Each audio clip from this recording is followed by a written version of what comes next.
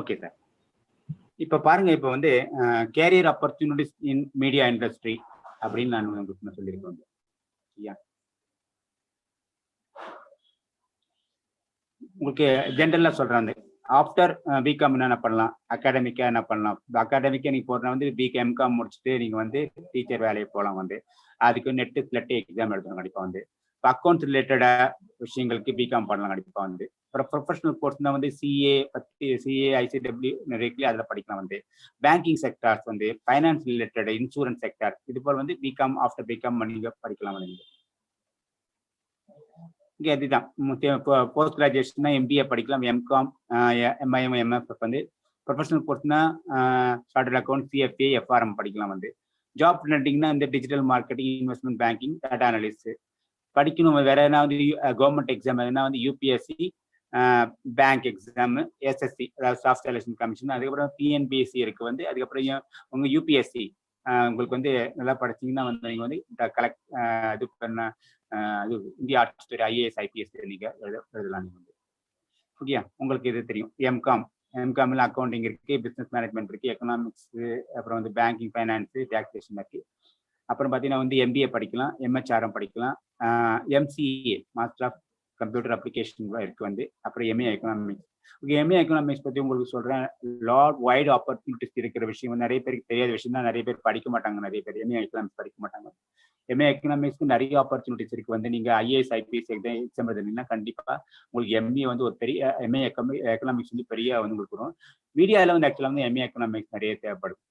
ஏன்னா வந்து media economics ரிலேட்டடா வந்து ஒரு நாலேஜ் உள்ளவங்க ஆக்சுவலாக வந்து ஒரு நல்ல பிஸ்னஸ் ரிப்போர்ட்டரோ அல்லது எக்கனாமிக் அனலைசரோ போகலாம் கண்டிப்பாக. நீங்க நிறைய பார்த்தீங்கன்னா, நீங்க டிவி அனலிஸ்ட்லாம் பார்த்தீங்கன்னா, டிவியில் பார்த்தீங்கன்னா ஜெயரஞ்சன், இப்போ நிறைய பேர் டாக்டர் படிச்சுமா இருக்காங்க. தே அனலைஸ், அவங்க எக்கனாமிக்ஸ் அவங்களாம் வந்து ஓகே. அது போல ஆப்பர்ச்சுனிட்டிஸ் வந்து நெக்ஸ்ட் பண்ணலாம். அடுத்த general subject MA social work, MA English படிக்கலாம், எம்ஏ சைக்காலஜி படிக்கலாம், எம்ஏ பிலாசபி இருக்கு.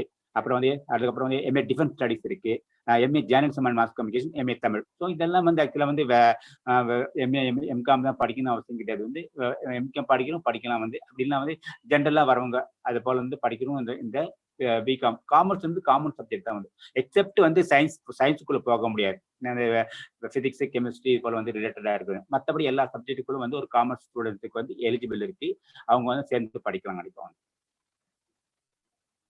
அப்போ உங்களுக்கு தெரியும் professional course, chartered account, CCFA, business accounting, taxation, company, CSA, labour management, law படிக்கலாம். பிகாம் படிச்சுட்டு லா நிறைய ஆப்பர்ச்சுனிட்டிஸ் இருக்கு. பிகாம் படிச்சுன்னா வந்து லா படிச்சுன்னா வச்சுக்கோ, அது ரிலேட்டடா இருக்கிற நிறைய இருக்கு. வந்து கம்பெனில இருந்து நீங்க வந்து ஆக்சுவலா வந்து உங்களுக்கு வந்து வேலை கிடைக்கும் வந்து உங்களுக்கு வந்து. அப்புறம் பிஎட் வந்து பிகாம் பிஎட் படிச்சீங்கன்னா வந்து உங்களுக்கு வந்து அந்த டீச்சிங் லைன்ல போறதுக்கு வாய்ப்புகள் இருக்கு கண்டிப்பாக. அப்புறம் காம்படிட்டிவ் எக்ஸாமினேஷன் தான் எழுதலாம் கண்டிப்பாக. உங்களுக்கு டிஎன்பிஎஸ்சிஎஸ் சொல்லலாம், group 1, group 2, group 3, group 4 4 exam வந்து எழுதலாம் கண்டிப்பாக. வந்து staff selection commission, central government job, okay. அது போல கிளரிக்கல் ஜாப் போல அடிஷ்னலாக ஜாப் கிடைக்கும். வந்து அப்புறம் ஆர்ஆர்பி, ரயில்வே ரெக்ரூட்மெண்ட் போர்டு, ரயில்வேல நிறைய வேலை இருக்கு. நீங்க பார்த்தீங்கன்னா நிறைய வேலை வந்து நிறைய இருக்குது. அப்புறம் பேங்க் ரெக்ரூட்மெண்ட், பேங்க் உங்களுக்கு பிஆர்பி தெரியும் கண்டிப்பா. வந்து அது கூட இப்போ இன்னைக்கு பிரைவேடேஷன் நிறைய இருக்கு, பிரைவேட் பேங்க்ல நிறைய ஜாப் இருக்கு. வந்து அப்புறம் UPSC, union public service commission, நம்ம சொன்னாலே ஐஏஎஸ், ஐபிஎஸ், ஐஎஃப்எஸ் போல கோர்ஸ்லாம் படிக்கிறதுக்கு வந்து இந்த காம்படிட்டிவ் எக்ஸாம் எழுதலாம் கண்டிப்பாக. ஆனா என்ன ஒண்ணுன்னா, இப்போ நான் சொல்ல இபிஎஸ்லாம் படிக்கலாம், பிஜி கண்டிப்பா படிச்சிருக்கணும். அப்பதான் வந்து ஒரு வெறும் டிகிரி லெவல், கிராஜுவேட் லெவல் இருந்தா அதுல வந்து நம்ம அதை அவ்வளோ சக்சஸ் பண்ண முடியாது. அதனால குறைந்தபட்சம் நம்ம வந்து பிஜியில் இருக்கிறது வந்து பெட்டர்னு நான் நினைக்கிறேன். வந்து அப்புறம் பிசினஸ் ஆப்பர்ச்சுனிட்டிஸ் உங்களுக்கு தெரியும். பிசினஸ் என்டர்பிரைஸ்ல எல்லா பிசினஸ் வேலை கிடைக்கும். வந்து account, taxation, sales executive, sales manager, marketing லெவலில் தெரியும். அப்புறம் finance, banks, insurance, corporate sectors, stock market, investment. இந்த பக்கம் போனீங்கன்னா வந்து உங்களுக்கு கோஆபரேட்டிவ் சொசைட்டிஸ்ல நிறைய வேலை கிடைக்கும். டெய்ரி இண்டஸ்ட்ரீஸ் இதெல்லாம் சொல்ற பிகாம் முடிச்சுட்டு ஆஃப்டர் பிகாம் வாய்ப்புகள். டிராவல் ஏஜென்சில கிடைக்கும். வந்து இன்னைக்கு டெக்ஸ்டைல் இண்டஸ்ட்ரியில, advertising, media industry, IT industry. நம்ம பின்னால மீடியா இண்டஸ்ட்ரி பத்தி பின்னால படிக்கலாம். அதை பத்தி நம்ம வந்து பார்க்க. இப்போ வந்து கம் டு தி பாயிண்ட், எங்களுடைய ஏரியாவுக்கு வந்துட்டு வந்து what are the media courses available in the in Tamil Nadu என்னென்ன கோர்ஸ்லாம் அவைலபிளாக இருக்கு, இன்னைக்கு என்னென்ன படிக்கலாம், அதை பற்றி நான் நீங்க சொல்ல போகிறேன். MA journalism and mass communication, அதுதான் ப்ராடான ஒரு சப்ஜெக்ட் வந்து. எம்ஏ ஜேர்னலிசம் போகலாம் வந்து எல்லாம் எனி இதில் எம்ஏ ஜேர்னலிசம் பிடிச்சுன்னா அதில் வந்து பிஆராக போகலாம் கண்டிப்பாக, பப்ளிகேஷன் ஆஃபீஸராக போகலாம், அடுத்து வந்து ஜேர்னலிஸ்டாக போகலாம் கண்டிப்பாக வந்து, அப்புறம் வந்து பத்திரிகையாளர், அப்புறம் வந்து ஃபோட்டோகிராஃபராக போகலாம், ஃபோட்டோ ஜேர்னலிஸ்டாக போகலாம் கண்டிப்பாக வந்து, நியூஸ் எடிட்டராக போகலாம். அதுபோல் எல்லா ஆப்பர்ச்சுனிட்டிஸ் இருக்கும். அடுத்த சப் குரூப் தான் வந்து எம்எஸ்சி எலக்ட்ரானிக் மீடியா, அப்புறம் வந்து எம்எஸ்சி விஷுவல் கம்யூனிகேஷன் சப்ஜெக்ட் இருக்கு, அப்புறம் MA public relation, MA media manage. இது ரெண்டே அவ்வளோ பெமிலியர் கிடையாது வந்து. ஆக்சுவலாக வந்து ஒரு குறிப்பிட்ட காலேஜில் மட்டும், சென்னையில் மட்டும்தான் வந்து எம்எஃப் வைஷ்ணவா காலேஜில் இருக்கு இல்லையா, அது வந்து விமன் காலேஜ். அந்த காலேஜ் மட்டும் தான் பப்ளிக் ரிலேஷன் மீடியா மேனேஜ்மெண்ட்ல வச்சிருக்காங்க. மற்றபடி எந்த காலேஜில் வந்து தனிப்பட்ட முறையில் நீங்கள் எம்ஏ ஜேர்னலிசம் படிச்சீங்கன்னா அதில் பப்ளிக் ரிலேஷன் வந்துடும். சில பேருக்கு நிறைய ஃபிலிம் கோர்ஸ் படிக்கணும் அப்படின்னு ஒரு ஆசை இருக்கு. கண்டிப்பாக நான் சினிமாவில் போகணும், நான் டைரக்டர் ஆகணும், நான் எடிட்டர் ஆகணும், அப்படின்லாம் வந்து நான் வந்து கேமராமேன் ஆகணும் அப்படின்னு நான் நினைப்பாங்க. இது அதில் படிக்கலாம். எம்எஸ்சி படிச்சாலும் நீங்க ஒர்க் போகலாம் கண்டிப்பா. சென்னையில வந்து டிஎஃப்டி சொல்லக்கூடிய ஃபிலிம் டெக்னாலஜின்னு கோர்ஸ் இருக்கு. ஆனா அந்த கோர்ஸ்ல எல்லா கோர்ஸும் மற்ற கோர்ஸ்ல எலிஜிபிள் கிடையாது. +2 மார்க் வச்சு தான் எடுப்பாங்க கண்டிப்பா வந்து. அது வந்து சயின்ஸ் படிச்சிருக்கணும் போது. காமர்ஸ் படிச்சவங்களுக்கு வந்து அது வாய்ப்புகள் இல்லை. ஏன்னா வந்து அதெல்லாம் இது இல்லையா, டெக்னாலஜி பேஸ்ட்லயா வந்து. அதனால வந்து உங்களுக்கு வந்து எடிட்டிங்கோ அல்லது வந்து உங்களுக்கு வந்து எடிட்டிங் பண்ணலாம். எடிட்டிங் வந்து உங்களுக்கு வந்து ஒன்றும் படிக்கலாம், எடிட்டிங் படிக்கலாம், ஃபிலிம் டைரக்ஷன் படிக்கலாம். மற்றபடி இந்த ப்ராசஸிங், மற்றபடி இதெல்லாம் வந்து உங்களுக்கு சவுண்ட் இன்ஜினியரிங், கேமராமேன்லாம் உங்களுக்கு வந்து சயின்ஸ் ஓரியன்ட் சப்ஜெக்ட் இருக்கும். அதனால வந்து படிக்கலாம் எல்லாரும். யாரும் இப்போ ஒன்று எம்ஏ விஸ்காம் படிச்சுட்டு நீங்கள் வந்து டைரக்ஷன் கோர்ஸ் நீங்கள் போகலாம், ஒன்றும் ப்ராப்ளம் இல்லை. Okay, these are the basic media course. MA journalism mass communication, MSc electronic media and MSc visual communication, MA public relation and MA media management. Okay, right. இப்போ என்னென்ன course எங்கெங்க இருக்கு, இது வந்து உங்களுக்கு யூஸ்ஃபுல்லான விஷயம் வந்து நீங்க வந்து நோட் பண்ணிக்கலாம். கண்டிப்பா வந்து எங்கெங்க படிக்கலாம் சார், சென்னையில படிக்கணுமா, வாங்க சென்னையில இருக்கு. யூனிவர்சிட்டி ஆஃப் மெட்ராஸ்ல வந்து உங்களுக்கு வந்து PG journalism mass communication course இருக்கு. அழகப்பா யூனிவர்சிட்டியில இருக்கு, பாரதியார் யூனிவர்சிட்டியில இருக்கு, மனோன்மணியம் சுந்தரனார் யூனிவர்சிட்டி திருநெல்வேலியில இந்த கோர்ஸ் இருக்கு, மதுரை காமராஜர் யூனிவர்சிட்டி மதுரையில் இருக்கு, Periyar university Salem university college இருக்கு, அங்க வந்து எம்ஏ ஜேர்னலிசம் மாஸ் கம்யூனிகேஷன் இருக்கு. அப்புறம் சென்ட்ரல் யூனிவர்சிட்டி திருவாரூர், இது ரொம்ப இப்போதைக்கு எக்ஸாம் எடுக்கும். சென்ட்ரல் யூனிவர்சிட்டி எக்ஸாம் வந்து ஒரு எக்ஸாம் எடுப்பாங்க, எக்ஸாம் அட்டன் பண்ணிட்டு நீங்க போய் ஜாயின் பண்ணலாம். விமனுக்கு வந்து மதர் தெரேசா யூனிவர்சிட்டி சென்னை கேம்பஸ்ல இருக்கு. யாராவது உங்களுக்கு வந்து எம்ஏ இதெல்லாம் ரொம்ப யாரும் சேரவே மாட்டாங்க, நிறைய பேர் வந்து தெரியாது, யாருக்கும் தெரியாது. அதனால நீங்க வந்து நான் பெரிய ஜேர்னலிஸ்ட் ஆகணும், நான் பெரிய ஆள் ஆகணும், அதை விமன் கேண்டிடேட் சொல்றேன். அவங்க வந்து மதர் தெரேசா யூனிவர்சிட்டி, இது வந்து ஆக்சுவலாக கேம்பஸ் வந்து கொடைக்கானல் கேம்பஸ் இருக்கு, சென்னை கேம்பஸ் 2 இருக்கு வந்து. அதுபோல பிரைவேட் காலேஜ் சத்யபாமா யூனிவர்சிட்டியில வந்து இருக்கு. இது ஃபீஸ் கொஞ்சம் அதிகம், கொஞ்சம் மற்றபடி ஃபீஸ் ஸ்ட்ரக்சர் பொறுத்த வரைக்கும் என்னன்னா வந்து ஒரு 10,000 to 25,000 வரைக்கும் போகும் அடிப்போம். மெட்ராஸ் யூனிவர்சிட்டியில் ரொம்ப கம்மி. அதாவது யூனிவர்சிட்டி பேஸ் வந்து கவர்மெண்ட் யூனிவர்சிட்டியில் பொறுத்த வரைக்கும் கொஞ்சம் ஃபீஸ் ரொம்ப ஸ்ட்ரக்சர் கம்மியாக இருக்கும். பிரைவேட் யூனிவர்சிட்டியில் கொஞ்சம் அதிகமாக இருக்கும். சரி, ஏன்னா வந்து கவர்மெண்ட் காலேஜில் இருக்கா, இருக்கு. பிஎஸ்சி ஆர்ட் காலேஜ் சயின்ஸ் கோயம்புத்தூர்ல வந்து எம்ஏ ஜேர்னலிசம் மாஸ் கம்யூனிகேஷன் இருக்கு. அப்புறம் ஜிஆர்டி காலேஜ் கோயம்புத்தூர்ல இருக்கு. அப்புறம் ரத்னம் காலேஜ் கோயம்புத்தூர்ல வந்து எம்ஏ ஜேர்னலிசம் இருக்கு. அப்புறம் வந்து சென்னைக்கு வாங்க, சென்னையில் Madras Christian college women college, Madras Christian college coed college. நீங்க வந்து ஆணும் சேரலாம், பெண்ணும் சேரலாம். Women Christian college only women, அங்கே எம்ஏ ஜேர்னலிசம் மாஸ் கம்யூனிகேஷன் இருக்கு. அப்புறம் எத்ராஜ் விமன் காலேஜ், இது நல்ல காலேஜ், எல்லாம் பார்த்தீங்கன்னா ஃபெமிலியர் காலேஜ் வந்து, அதுங்க வந்து எம்ஏ ஜேர்னலிசம் மாஸ் கம்யூனிகேஷன் இருக்கு. அப்புறம் Hindustan college of arts and science, இது ஒரு பிரைவேட் காலேஜ், இது கொஞ்சம் ஃபீஸ் ஸ்ட்ரக்சர் கொஞ்சம் அதிகம். அப்புறம் கவர்மெண்ட் ஆர்ட்ஸ் காலேஜ் போகணும், படிக்கணும், ரொம்ப எங்க ஏழ்மையா இருக்கிறோம், எங்களால் படிக்க முடியல, நான் வந்து இந்த போல வந்து government arts Thiruverumbur Trichy 22, okay, அந்த காலேஜில் வந்து உங்களுக்கு வந்து PG journalism MA journalism mass communication வந்து இருக்கு. நீங்க அங்க போய் படிக்கலாம். சரி சார், நெக்ஸ்ட் இன்னொரு கோர்ஸ் சொன்னேன், விஷுவல் கம்யூனிகேஷன். இது நிறைய பேருக்கு கொஞ்சம் ஃபெமிலியரா தெரியும். கேமரா யூஸ் பண்ணலாம், எடிட்டிங் பண்ணலாம், அப்புறம் டப்பிங் பண்றது. ஸோ வந்து எல்லாம் ப்ரொஃபஷனல் கோர்ஸ். ஏறக்குறைய வந்து ஃபிலிம் டெக்னாலஜில என்னென்ன கோர்ஸ் இருக்கோ அது எல்லாமே கண்டென்ட்லாம் ஃபுல்லாக இதில் இருக்கு. மதர் தெரேசா யூனிவர்சிட்டியில எம்எஸ்சி விஸ்காம் இருக்கு, எஸ்ஆர்எம் யூனிவர்சிட்டி சென்னையில் இருக்கு, சத்யபாமா யூனிவர்சிட்டி இருக்கு. இதெல்லாம் வந்து பொதுவாக பெரும்பாலும் வந்து பிரைவேட் காலேஜஸ் தான் எம்எஸ்சி விஸ்காம் வச்சிருப்பாங்க. அதில் இப்போ வந்து உங்களுக்கு வந்து காலேஜில் கவர்மெண்ட் காலேஜில் எங்கே இருக்கு, லைலா காலேஜில் இருக்கு. நிறைய பேருக்கு லைலா காலேஜில் படிக்கணும் விருப்பப்படுவாங்க நிறைய பேர். ஏன்னா அங்கே தான் ஃபர்ஸ்ட் டைம் வந்து இந்த விஸ்காம் ஆரம்பிச்சு தான் அவங்க பயோனியர் ஆஃப் விஷுவல் கம்யூனிகேஷன். அதனால வந்து நிறைய ஸ்டூடெண்ட்ஸ் அங்கே படிக்க ஆரம்பிச்சுடுவாங்க. இல்லை விமென்ல படிக்கணும்னா எம்எஃப் வைஷ்ணவா காலேஜ் சென்னையில் இருக்கு வந்து, அது கொஞ்சம் காலேஜ் கொஞ்சம் நல்ல காலேஜ், அதுவும் படிக்கலாம். அப்புறம் எஸ்ஆர்எம் ஆர்ட்ஸ் அண்ட் சயின்ஸ் காலேஜில் எம்எஸ்சி விஸ்காம் இருக்கு. அப்புறம் ஏஎம் ஜெயின் காலேஜ் சென்னை, அது வந்து உங்களுக்கு மீனம்பாக்கத்தில் இருக்கு, அங்கேயும் இருக்கு. சென்ட் தாமஸ் காலேஜ், இது வந்து ஆக்சுவலாக வந்து பார்த்தீங்கன்னா இதுவும் சென்னையில் இருக்க காலேஜ், இங்கேயும் இருக்கு. அப்புறம் வந்து கவர்மெண்ட் காலேஜில் பொறுத்த வரைக்கும் பார்த்தீங்கன்னா திருவிகா கவர்மெண்ட் ஆர்ட்ஸ் காலேஜ் திருவாரூர்ல இந்த படிப்பு இருக்கு. அப்புறம் கவர்மெண்ட் ஆர்ட்ஸ் காலேஜ் திருச்சி, மறுபடியும் சொன்னேன் இல்லையா, திருச்சியில வந்து உங்களுக்கு இந்த கோர்ஸ் இருக்கு கண்டிப்பா வந்து. அப்புறம் இந்துஸ்தான் காலேஜ் வந்து கோயம்புத்தூர்லயும் இந்த காலேஜ் இருக்கு. நீங்க வந்து பிஎஸ்சி விஸ்காம் படிக்கணும், நீங்க அங்க படிக்கலாம். பிஎஸ்சி விஸ்காம் வந்து யாரும் படிக்கலாம், சரிங்களா. இப்போ வந்து என்னன்னா வந்து உங்களுக்கு வந்து கமர்ஷியல் கோர்ஸ் ஆனதுனால வந்து பெரும்பாலும் யார் ஒன்னா எனி டிகிரி படிக்கிறதுக்கு, அதே போல MSc MA journalism mass comm any degree யார் ஒன்னா படிக்கலாம்.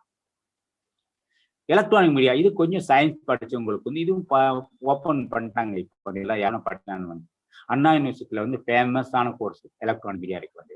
பெரியார் யூனிவர்சிட்டியில வந்து இன்டகிரேட்டட் கோர்ஸ் 5 இயர்ஸ் கோர்ஸ் இருக்கு. மதுரை காமராஜ் யூனிவர்சிட்டியில சொல்ல பத்தி சொல்லணும், நிறைய பேர் இந்த ஃபிலிம் படிக்கணும்னு ஆசைப்படுறாங்க இல்லையா, அந்த ஃபிலிம் படிக்கணும் யூனிவர்சிட்டி லெவல்ல. இது வந்து அதை வந்து டிஎஃப்டி என்பது பார்த்தீங்கன்னா டிப்ளமோ கோர்ஸ் வந்து. இது பொறுத்த வரைக்கும் என்னன்னா மதுரை காமராஜ் யூனிவர்சிட்டியில வந்து உங்களுக்கு வந்து ஃபுல் டைம் கோர்ஸ் வந்து உங்களுக்கு வந்து எம்எஸ்சி எலக்ட்ரானிக் மீடியா. அப்புறம் வந்து எம்ஏ ஜேர்னலிசம் மாஸ் கம்யூனிகேஷன் இருக்கு, எம்ஏ வந்து உங்களுக்கு வந்து எலக்ட்ரானிக் மீடியா ஒரு 2 கோர்ஸ் இருக்கு. சரி, வேற இந்த பிரைவேட் காலேஜஸ்ல வந்து இருக்கு. Saint Thomas college Chennai, actually இது விமன் காலேஜ். அப்புறம் Nehru college of arts and science கோயம்புத்தூர்ல எலக்ட்ரானிக் மீடியா இருக்கு, இங்க படிக்கலாம்.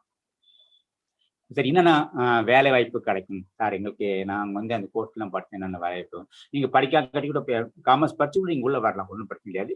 அது உங்களுக்கு வந்து மீடியா கோர்ஸ் படிச்சீங்கன்னா கொஞ்சம் உங்களுக்கு அதிகமான வந்து உங்களுக்கு வந்து கொஞ்சம் இன்ஃப்ளூயன்ஸ் இருக்கும். இப்போ வந்து உங்களுக்கு நிறைய கொஞ்சம் உங்களுக்கு ஆப்பர்ச்சுனிட்டிஸ், நிறைய வைட் ஆப்பர்ச்சுனிட்டிஸ் இருக்கும். இப்போ பிரிண்ட் மீடியா பொறுத்த வரைக்கும்னா பிரிண்ட் மீடியா நியூஸ் பேப்பரில் ஒர்க் பண்ணலாம், மேகசினில் ஒர்க் பண்ணலாம், ஜேர்னல்ஸில் ஒர்க் பண்ணலாம். இது கொஞ்சம் உங்களுக்கு யாராச்சும் தெரிஞ்ச ஆட்களாக இருந்தா, அதாவது உங்க இன்ஃபுளுன்ஸ் இருந்தா நீங்க மீடியாக்குள்ள ஈஸியா வந்து என்டர் பண்றதுக்கு வாய்ப்புகள் அதிகமா இருக்கும். Broadcast, all India radio, private FM பொறுத்த வரைக்கும் Doordarshan, private channel, entertainment channel இருக்கு, பிசினஸ் சேனல் இருக்கு, நியூஸ் சேனல் இருக்கு. So the lot of wide opportunities for all people. Commerce மட்டும் இல்லை, எல்லாருக்கும் வைட் ஆப்பர்ச்சுனிட்டி இருக்கு. ஒரு ஃபிலிம் ப்ரொடக்ஷன் பொறுத்த வரைக்கும் உங்களுக்கு வந்து உங்களுக்கு நடத்துகிறோம் வந்து ஏஜென்சி, அட்வர்டைசிங் ஏஜென்சியில் வந்து அட்வர்டைசிங் ஏஜென்சி தான் வந்து நல்ல வந்து உங்களுக்கு வந்து carrier opportunities advertise agency commerce நிறைய இருக்கு வந்து. ரெண்டாவது உங்களுக்கு வந்து அதிகமான சேலரி ஸ்ட்ரக்சர் வந்து எதுனா உங்களுக்கு ஆட் ஏஜென்சி பொறுத்த வரைக்கும். ஒரு காலத்தில் பார்த்தீங்கன்னா நான் சொல்றது ஒரு 20 இயர்ஸ் பேக்ல பார்த்தீங்கன்னா வந்து ஐஏஎஸ் ஐபிஎஸ் படிச்சவங்களோட வந்து ஆட் ஏஜென்சியில் ஒர்க் பண்றவங்களுக்கு அதிகமாக சேலரி வாங்கியிருந்தாங்க. அப்பவே வந்து சொல்றது 75,000 80,000 1 lakh வாங்கிங்க. அப்பயே மற்றவங்களுக்கு சேலரி ரொம்ப கம்மி. அந்த அளவுக்கு வைடு. என்ன வந்து அட்வர்டைசிங் ஏஜென்சின்னு பார்த்தீங்கன்னா ஒரு பெரிய வந்து உங்களுக்கு வந்து ஒரு ஒரு நல்ல ஜாப். அதனால இருப்பாங்க. அப்புறம் நியூ மீடியா பப்ளிகேஷன்ஸ் இருக்கு கண்டிப்பா.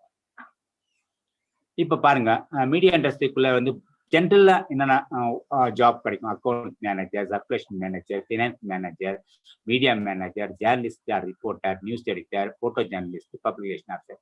ஸோ இது போல் வந்து வைடான ஒரு விஷயத்தை நம்ம வந்து கேரியர் ஆப்பர்ச்சுனிட்டிஸை நான் உங்களுக்கு ப்ரெசென்ட் பண்றேன். சரியா? இப்போ அடுத்து பார்த்தீங்கன்னா உங்களுக்கு வந்து பிரிண்ட் மீடியால என்னன்னா உங்களுக்கு ஆப்பர்ச்சுனிட்டிஸ் இருக்கு. பிரிண்ட் மீடியா என்ன அர்த்தம்? நியூஸ் பேப்பர் இருக்கு, மேக்சின்ஸ் இருக்கு, ஜேர்னல்ஸ் இருக்கு. இதுல வந்து என்னென்ன ஆப்பர்ச்சுனிட்டிஸ் இருக்கு? ஃபர்ஸ்ட் நியூஸ் ரிப்போர்ட்டரா போகலாம். நியூஸ் ரிப்போர்ட்டர் என்ன சார், நான் வீக்கம் படிச்சு நியூஸ் ரிப்போர்ட்டரா போகலாம், தாராளமா போகலாம்ப்பா. உங்க ஊர்ல பாத்தீங்கன்னா நிறைய சேனல்ஸ் நிறைய இருக்கு. அதாவது உங்களுக்கு கொஞ்சம் இப்ப இருக்கவே இருக்கு. அந்த காலத்துல வந்து கேமரா எல்லாம் ஹேண்டில் பண்ணிக்கலாம், அதெல்லாம் தேவையில்லை. உங்க கையில இருக்கு மொபைல் போன்லயே வச்சு கூட நீங்க வந்து ரெக்கார்ட் பண்ணி உங்க நியூஸை வந்து எந்த சேனல்ல நீங்க சேர்ந்துருக்கீங்களோ அந்த சேனலுக்கு அனுப்பலாம். வந்து நியூஸ் ரிப்போர்ட்டர். கரஸ்பாண்டன்ட் இல்லப்பா, அதெல்லாம் கரஸ்பாண்ட் ஒரு காலத்துல பாத்தீங்கன்னா அப்படி இவங்க தான் கரஸ்பாண்டா இருக்கும், அவங்களாம் கரஸ்பாண்டா இருக்கணும் அப்படிலாம் இருந்தது. இப்போ அப்படிலாம் இல்லை, யாரும் இருக்கு. உங்க நியூஸ் எழுத ஒரு 4 இடம் நியூஸை பார்த்தீங்கன்னா உங்களுக்கு தெரிஞ்சுக்கலாம் கண்டிப்பா. ஹவ் டு ரைட் நியூஸ் அப்படின்னு, எப்படி நியூஸ் எப்படி எழுதணும். உங்க ஊர்ல நீங்களே வந்து ஒரு ரிப்போர்ட்டர் ஆகலாம். ஏதாவது ஒரு பத்திரிகைக்கு ரிப்போர்ட்டரா நீங்களே வந்து ஆப்பர்ச்சுனிட்டி தெரியல. அல்லது வேற யாரும் உங்க ஊர்ல பாத்தீங்கன்னா பக்கத்துல யாராவது பெரிய டிஸ்ட்ரிக்ட் ஹெட் குவார்டர்ஸ் இருக்கு இல்லையா, பெரிய தலைநகரம் இருக்கு இல்லையா, அந்த தலைநகரத்துல பாத்தீங்கன்னா கண்டிப்பா வந்து இது போல ரிப்போர்ட்டர்ஸ்லாம் இருப்பாங்க. அவங்களோட நீங்க சேர்ந்து இங்க சேர்ந்தலாம். பிசினஸ் ரைட்டர், பிசினஸ் நியூஸ்லாம் இருக்கும் வந்து உங்களுக்கு வந்து. இப்போ பார்த்தீங்கன்னா கோயம்புத்தூர், சேலம் பார்த்தீங்கன்னா அதிகமான பிசினஸ் ஏரியா வந்து. அந்த பிசினஸ் ரைட் அப்லாம் வந்து பண்றதுக்கு ஆப்பர்ச்சுனிட்டி. காலம் ரைட்டர், எடிட்டர், சப் எடிட்டர். இது கொஞ்சம் ஜேர்னலிசம் படிச்சிருக்கேன்ப்பா, போய் சொல்லக்கூடாது. ஜேர்னலிசம் படிச்சீங்கன்னா உங்களுக்கு வந்து இந்த எடிட்டர், சப் எடிட்டர் வந்து. அதனால ஜேர்னலிஸ்ட் படிச்சவங்க தான் வந்து சப் எடிட்டரா இருக்காங்களா அப்படியும் கூட இல்லை. இது வந்து எக்ஸ்பீரியன்ஸ், உங்களுடைய அனுபவ ரீதியாக உங்களுக்கு வந்து படிச்சீங்கன்னா என்ட்ரி லெவலில் சொல்கிறேன். லெவலில் நீங்கள் வந்து கொஞ்சம் மீடியா கோர்ஸ் படிச்சிருந்தீங்கன்னா வந்து உங்களுக்கு சப் எடிட்டர் எடிட்டர் ஆகணும். டெஸ்க் ஜாப் போகிறோம். நீங்கள் வீட்டை விட்டு எங்கேயும் வெளியில எங்கேயும் போக வேண்டிய அவசியம் இல்லை. நியூஸை வந்து எடிட் பண்ணிட்டு போகணும் கண்டிப்பாக. இது பேர். அப்புறம் ஃபோட்டோ ஜேர்னலிஸ்ட், இது ரொம்ப ரொம்ப இன்ட்ரெஸ்டிங்கான ஒரு ஏரியா. வந்து உங்களுக்கு கேமரா தெரியணும். கேமரா தெரியணும் போய் அதுக்கு வந்து விஸ்காம் படிக்கணும் அவசியம் கிடையாது. நீங்கள் வந்து ஒரு கேமரா ஒர்க் பண்ணுறாங்களா அவங்களோட சேர்ந்து நீங்கள் வந்து ஒரே ஒரு கேமரா நீங்களே கையில் வாங்கிட்டு நீங்கள் ஆப்ரேட் பண்ணீங்கன்னா 2 நாள் 3 நாள் நீங்கள் வந்து ஆக்சுவலாக வந்து உங்களுக்கு வந்து அந்த ஃபோட்டோ எடுக்க கற்றுக்கலாம். அப்படியே வந்து நீங்கள் ஜேர்னலிஸ்ட் நடத்துனா என்ன ஃபோட்டோ எடுக்கணும் அதுக்குன்னு சில குறிப்பிட்ட விஷயங்கள் இருக்கும். அதை மட்டும் நீங்கள் தெரிஞ்சிங்கன்னா நீங்கள் ஃபோட்டோ ஜேர்னலிஸ்டாக நீங்கள் ஆகுது. இப்போ நியூஸ் பேப்பர் டிசைனர், இன்னைக்கு பார்த்தீங்கன்னா நிறைய பேர் வந்து காமர்ஸ் படித்தவங்க ஸ்டூடெண்ட்ஸ் நிறைய பேர் வந்து எல்லாம் டிசைன் பண்ண தெரியும். ஒரு கோரல் ட்ரா தெரியும், ஃபோட்டோஷாப் தெரியும், எல்லாமே தெரியும். ஏன்னா இன்னைக்கு வந்து எல்லாமே வந்து உங்களுக்கு ஃப்ரெண்ட்லி சாஃப்ட்வேர் ஆயிடுச்சு. வந்து ஒரு காலத்தில் இவங்க தான் படிக்கணும் அவங்க தான் படிக்கணும் அதெல்லாம் கிடையாது. அதெல்லாம் வந்து நம்ம வெளியே வந்தாச்சு. யார் யாருக்கு இன்ட்ரெஸ்ட் இருக்கோ படிக்கலாம். பார்ட் டைமாக கூட பண்ணலாம். ஈவினிங் டைம் கூட நீங்கள் வந்து ஆக்சுவலாக வந்து ஏதாவது கோர்ஸ் இருந்தால் படிச்சுட்டு நீங்கள் வந்து இந்த நியூஸ் பேப்பர் டிசைனராக நீங்கள் போகலாம். நினைப்போம். சர்க்குலேஷன் மேனேஜர், இது பொதுவாக வந்து உங்களுக்கு பிரிண்ட் மீடியா இண்டஸ்ட்ரியில் வந்து முக்கியமாக சர்க்குலேஷன் மேனேஜர். சர்க்குலேஷன் போது வருது எல்லாம் போகுது கணக்கு போகிறது வந்து யாருக்கு என்ன பேப்பர் அனுப்பும். இது பொதுவாக காமர்ஸ் படிச்சவங்களுக்கு இந்த ஜாப்பு கண்டிப்பாக பிரத்யேகமான ஜாப்பு. ஃபைனான்ஸ் மேனேஜர், ஒரு கம்பெனினா ஒரு இண்டஸ்ட்ரினா கண்டிப்பாக ஃபைனான்ஸ் செக்ஷன் தனியாக இருக்கு இல்லையா. வந்து நிதி ஒதுக்கீடு எப்படி பண்ணுறது, எவ்வளோ வரவு செலவு திட்டம் எல்லாம் பண்ணுறது அதெல்லாம் பார்க்கறது ஃபைனான்ஸ் மேனேஜர். ஸோ இதெல்லாம் வந்து உங்களுக்கு வந்து பிரிண்ட் மீடியா இண்டஸ்ட்ரியில் வந்து ஒரு ஜாப்பாக படிச்சோட இருக்கு. அப்புறம் டெலிவிஷன் அண்ட் மீடியா இண்டஸ்ட்ரி வந்து உங்கள் டெலிவிஷனும் உங்களுக்கு தெரியும். டெய்லி எதாவது டிவி பார்க்குறீங்க, எக்கச்சக்கமான சேனல்.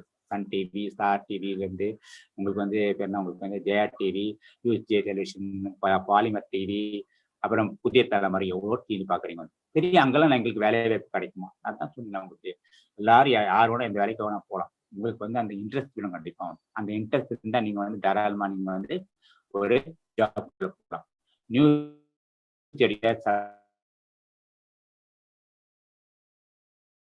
படித்தேன் அங்கேயும் அதே தான். அந்த 2 ஒன்று தான் சார். நியூஸ் ஒன்று தான். ஆனால் வந்து பிரிண்ட் மீடியாவில் எழுதுறதுக்கும் இதில் வந்து உங்களுக்கு வந்து டெலிவிஷன் எழுதுறதுக்கும் பெரிய வித்தியாசங்கள் இருக்கு. அது ஒரு உங்க டெஸ்கிரைப் பண்ணுங்க கண்டிப்பாக. இதை பொறுத்த வரைக்கும் தப்பல வந்து நியூஸ் எழுத ஒரு ப்ரோக்ராம் எக்ஸிக்யூட்டிவ், ப்ரோக்ராம் ப்ரொடியூசர், அதாவது ஒரு நிகழ்ச்சி தயாரிப்பாளர் இதுக்கு இருக்காங்க. அப்புறம் நியூஸ் ஆங்கர்னா உங்களுக்கு தெரியும். வந்து நியூஸ் வாசிக்கிறவங்க. கேமராமேன், அப்புறம் விஷுவல் எடிட்டர் பண்ணுங்க. இப்போ உங்களுக்கு சொன்ன இல்லையா, எடிட்டிங் பண்ணுறதுக்கு வந்து விஸ்காம் தான் படிக்கணும் அவசியம் கிடையாது. என்ன படிக்கணும் நீங்கள் கூட வந்து எடிட்டிங்கில் இன்ட்ரெஸ்ட் இருந்தால் நீங்கள் பண்ணணும். நிறைய பேர் எங்கள் ஸ்டூடெண்ட்ஸ் நிறைய பேர் வந்து எம்எஸ்சி படிக்கும்போது பார்த்தீங்கன்னா வந்து காமர்ஸ் ஸ்டூடெண்ட்டாக வந்து பார்த்தீங்கன்னா பயங்கரமாக ப்ரில்லியண்டாக இருப்பாங்க கண்டிப்பாக. ஏன்னா அவங்க வந்து நிறைய எடிட்டிங்ல நாலேஜ் நிறைய கிராப் பண்ணி நிறைய பேர் ஒர்க் பண்ணுவாங்க கிடைக்கும். அப்புறம் ப்ரொடக்ஷன் மேனேஜர், அப்புறம் ஃபைனான்ஸ் ஆக்சுவலாக ஒரு இண்டஸ்ட்ரினா அது உள்ள இருக்கும். அந்த ஜாப்லாம் நீங்கள் எடுத்துக்கிட்டோம்.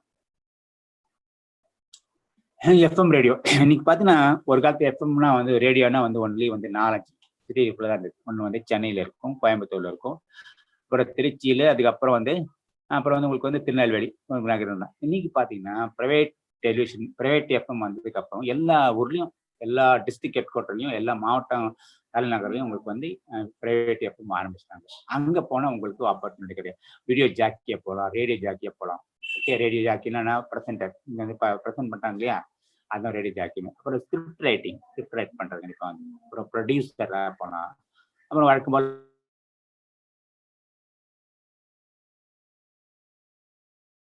டிபார்ட்மெண்ட் அட்வர்டைஸ்மெண்ட் கேரி பண்றது உங்களுக்கு வந்து நிறைய விஷயங்கள் கண்டிப்பா வந்து அக்கௌண்ட்ஸ் அட்வர்டைசிங் மேனேஜரை நம்ம வந்து போகணும். அப்புறம் இந்த அட்வர்டைசிங் ஏஜென்சினா இதுதான் நமக்கு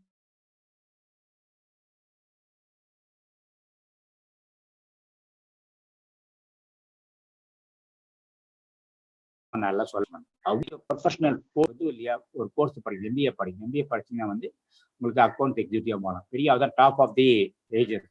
அவர் எப்படி வந்து ஒரு 1.5 லட்சம் 2 லட்சம் ரூபாய் அந்த அக்கௌண்ட் எக்ஸிக்யூட்டிவ் படிக்கிறதுக்கு எம்பிஏ கண்டிப்பாக நீங்கள் படிச்சாகணும் கண்டிப்பாக வந்து.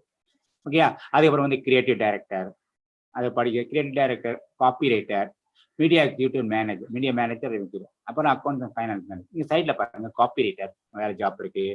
அப்புறம் வந்து மார்க்கெட்டிங் எக்ஸிக்யூட்டிவ் ஜாப் இருக்குது அட்வர்டைசிங் ஏஜென்சியில் வந்து. அப்புறம் வந்து senior graphic designer, graphic web designer, அப்புறம் வந்து கிளைண்ட் எக்ஸிக்யூட்டிவ், முக்கியமான கிளைண்ட் எக்ஸிக்யூட்டிவ்.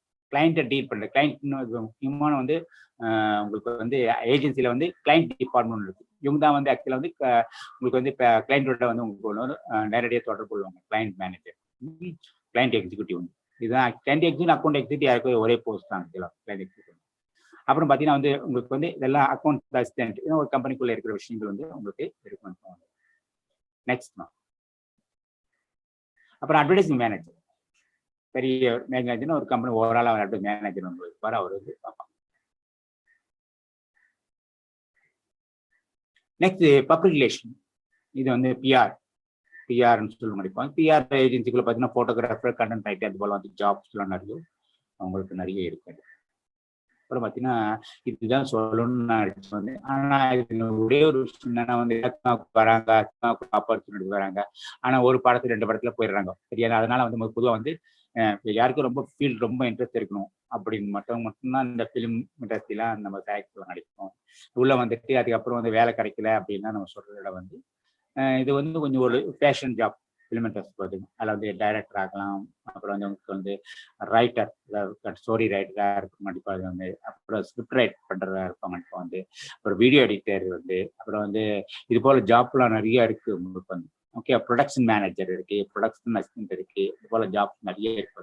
ஓகே, இதெல்லாம் போகலாம். கேரியர் இம்ப்ளிமெண்டேஷன் நிறைய ஒயிட் ஜாப் கிடைக்கும். ஆனால் எல்லாருக்கும் சாத்தியப்படுமா என்பது நம்ம வந்து தவறான வழியில் நம்ம வந்து மாணவருக்கு சொன்னோம். ஃபிலிம் இண்டஸ்ட்ரி சேர்த்து செலக்ட் பண்ணும்போது பார்த்து செலக்ட் பண்ணணும். ஏன்னா எவ்வளோ பேர் டைரக்டராக இருந்தாலும் 4 படம் 5 படத்தில் எல்லாரும் பாலச்சந்திரன் ஆகிட முடியாது, எல்லாம் பாரத் ராஜா ஆகிட முடியாது. எல்லாருக்கும் தொடர்ந்து வாய்ப்புகளும் கிடைக்காது. ஒரு சிலருக்கு மட்டும்தான் வந்து இந்த வாய்ப்புகள் கிடைக்கும். மற்றவங்களாம் பார்த்தீங்கன்னா ஒரு 2 படம் 3 படம் போயிடுவாங்க நடிப்பாங்க. அதுக்கப்புறம் அவங்க என்ன பண்றாங்க ஏது பண்றாங்க நமக்கே தெரியாது. அதனால இந்த ஃபிலிம் இண்டஸ்ட்ரியை செலக்ட் பண்ணும்போது மட்டும் நம்ம கொஞ்சம் உஷாரா நம்ம வந்து நம்ம செலக்ட். அட்வர்டைசிங் ஏஜென்சி நம்மளுடைய உயிர் இல்லையா, நமக்கு எல்லாம் தெரியும் கண்டிப்பா வந்து. அதே போல வந்து உங்களுக்கு வந்து ஃபிலிம் டிவி பார்த்தாலும் இந்த டிவில அந்த டிவில இந்த டிவி மாறி மாறி போயிட்டு நடிப்பாங்க. பிரிண்ட் மீடியம் அதே போல நிறைய ஆப்பர்ச்சுனிட்டி, வைட் ஆப்பர்ச்சுனிட்டி. இந்த ஃபிலிம் பொறுத்த வரைக்கும் என்னன்னா கொஞ்சம் ஏற்கனவே பார்த்தீங்கன்னா இன்னைக்கு எவ்வளவு தள்ளாட்டம் இருக்குன்னு தெரியும். சரிப்பா. இப்போ அடுத்து வந்து பார்த்தீங்கன்னா வந்து பப்ளிகேஷன் முன்னாடி சொன்னாங்க. அப்புறம் இந்த நியூ மீடியா இண்டஸ்ட்ரி இன்னைக்கு தான் வைட் ஆப்பர்ச்சுனிட்டிஸ் தான் இருக்கும். இப்போ அதனால நாங்கள் என்ன பண்ணுறோம், ஜெர்னலிசம், மாஸ் கம்யூனிகேஷனோ அல்லது எலக்ட்ரானிக் மீடியாலோ இந்த நியூ மீடியா வந்து ஒரு பெரிய அடிஷ்னல் ஒரு சப்ஜெக்ட் சேர்த்துக்கிட்டோம் சோசியல் மீடியா பற்றி. அதனால இன்னைக்கு வந்து நிறைய பேர் படிக்கிறவங்க நிறைய வந்து சோசியல் மீடியாக்குள்ள நிறைய போகிறாங்க. ஓகேவா? இன்னைக்கு வந்து பார்த்தீங்கன்னா வந்து உங்களுக்கு இந்த டிஜிட்டல் மார்க்கெட்டிங் இருக்கு. கண்டிப்பாக வந்து டிஜிட்டல் மார்க்கெட்டிங், அப்புறம் இந்த content developer, graphic designer, web developer. So வந்து இது போல நல்ல ஆப்பர்ச்சுனிட்டிஸ் நிறைய இருக்கும். ஓகே, இது மூலமா நீங்க வந்து நியூ மீடியா இண்டஸ்ட்ரிக்குள்ள நீங்க நிறைய வாய்ப்புகள், டிஜிட்டல் மீடியா மார்க்கெட்டிங், அப்புறம் பார்த்தீங்கன்னா உங்களுக்கு ஃபேஸ்புக்கு, இன்ஸ்டாகிராமு, லிங்க்டின், யூடியூப் இதெல்லாம் பார்த்தீங்கன்னா வந்து உங்களுக்கு வந்து ஒரு மீடியா விஷயம். இது மூலமா நிறைய பேர் சம்பாதிக்கிறாங்க. யூடியூப் மூலமா நிறைய பேர் வந்து ஜாப் பண்ணிட்டு இருக்கு நடிப்போம். So these are the media industry. உங்களுக்கு நான் ஒரு அவுட்லைனாக கொடுத்துருக்கேன். நான் வந்து இந்த உங்களுக்கு ஓரளவு உங்களுக்கு புரிஞ்சிருக்குன்னு நான் நினைக்கிறேன். உங்கள் அவுட்லைன் உங்களுக்கு புரிஞ்சிருக்குன்னு நினைக்கிறேன்.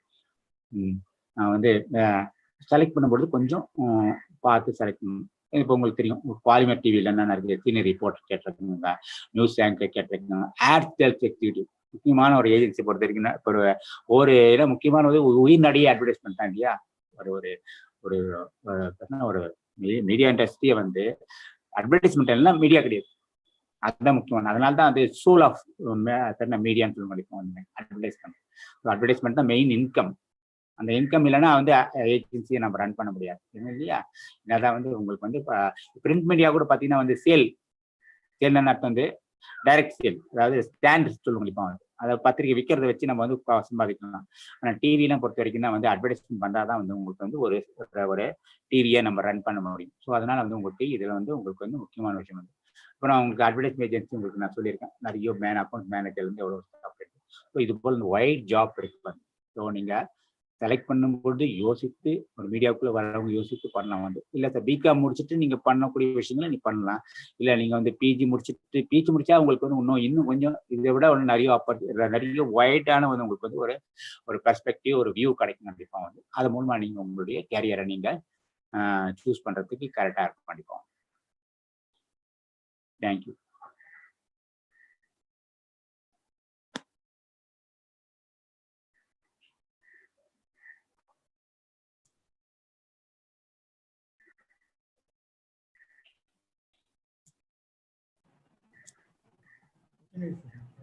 Thank you, sir. Thank you, ma.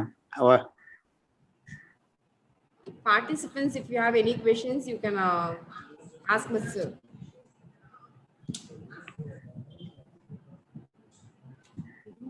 நான் எல்லாருக்கும் நல்லா புரிஞ்சிருக்குன்னு நினைக்கிறேன்.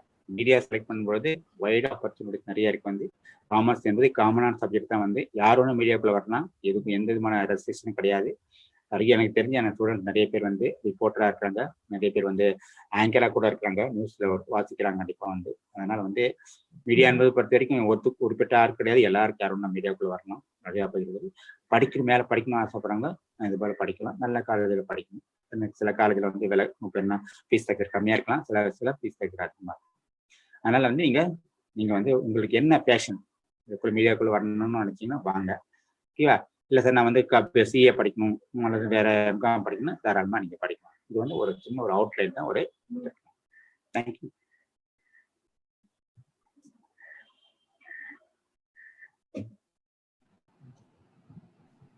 Thank you very much, sir, for sharing your deep insights in the career opportunity for students.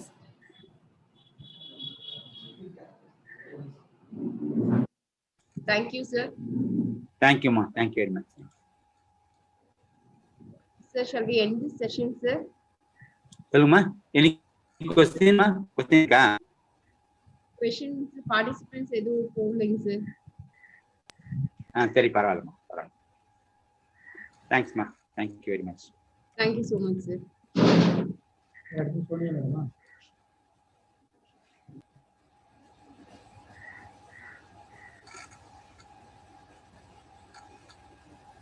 குட்டிமா, leave.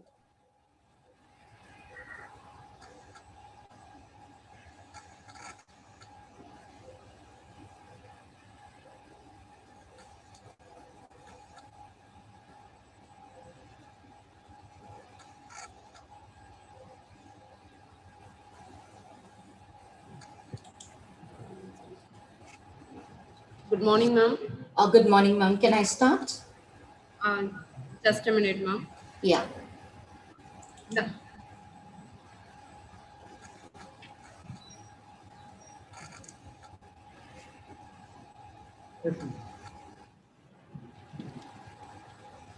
Now I take pleasure in inviting our eminent professor, Dr. K. Sonia, Associate Professor and at St. Francis College, Bangalore.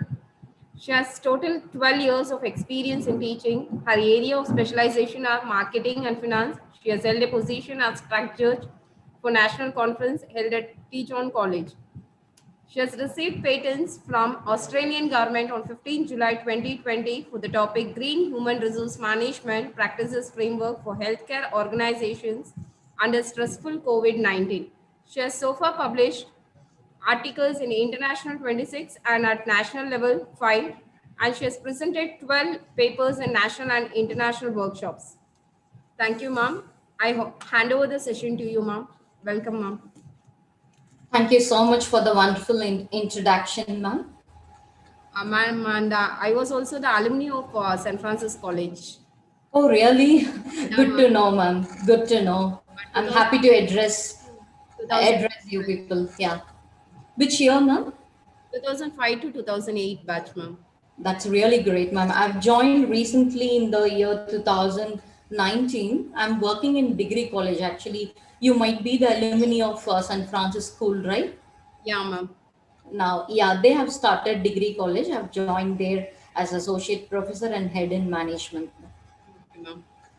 Nice meeting you, ma'am. Shall I proceed? Yeah, ma'am. Okay. Good morning, ladies and gentlemen. It is indeed a pleasure to be addressing this morning to academicians and students from various colleges and universities across different state and country. I'm Dr. Sonia, Associate Professor and Head, Department of Management, St. Francis College, Bangalore. Takes privilege to speak on the topic digital entrepreneurship. It can often seem like teenagers are using technology and the internet for a large part of the day. It is hard to know where the line falls between safe regarding use and overuse of technology. Understanding teenagers and technology can seem a little overwhelming. It sometimes seems like teenagers lives revolve around their phones and technology. From the internet and social media, no phones, apps, games, televisions, and other types of technology. And technology is increasing, becoming an essential part of our lives. I'm very happy to address the youngsters like you with the most trending topic, digital entrepreneurship. Without wasting our time, let us get into the topic. So, next slide, please. Entrepreneur. Yes, entrepreneur. So, entrepreneur is not a new term to discuss today. I'm not here to share any standard definitions or meaning for entrepreneur. I'm just going to talk about the lives of entrepreneur and how these people are struggling to become a successful entrepreneur in their life. And life of an entrepreneur is very tough, and they often hit by a roadblock. Like it or not, building your own empire from scratch takes every bit of your heart, soul, blood, and sweat. When it comes to business and implementation, no amount of knowledge is ever enough. While you have your own set of expertise, as an entrepreneur, you need to stay update of your environment. The business world is changing every minute, and old companies are getting displaced with a new one taking the charge.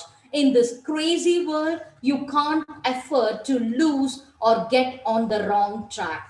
And rejection happens to everyone, and it hurts so badly, it creates incredible feelings of insecurity and can make you to give up. It is very important for entrepreneurs to embrace rejection and see it as the stepping stone on the way to success. You just imagine you all are youngsters. One day or other day, you have a big plan to start a business. And as I told you before, the world is full of technology. And if you're not technologically updated, then you are nowhere in the business market. That is the point what I'm trying to tell. And the youngsters like you are not ready to accept the rejections. No, I'm going to share the few success stories of well-known entrepreneurs so that you guys will get motivated to know the life and lifestyle of every entrepreneurs you see in your day-to-day life. And it is more than being a business owner, it is perspective and a lifestyle. So you just imagine being an employee, taking a salary at every month is not a big deal.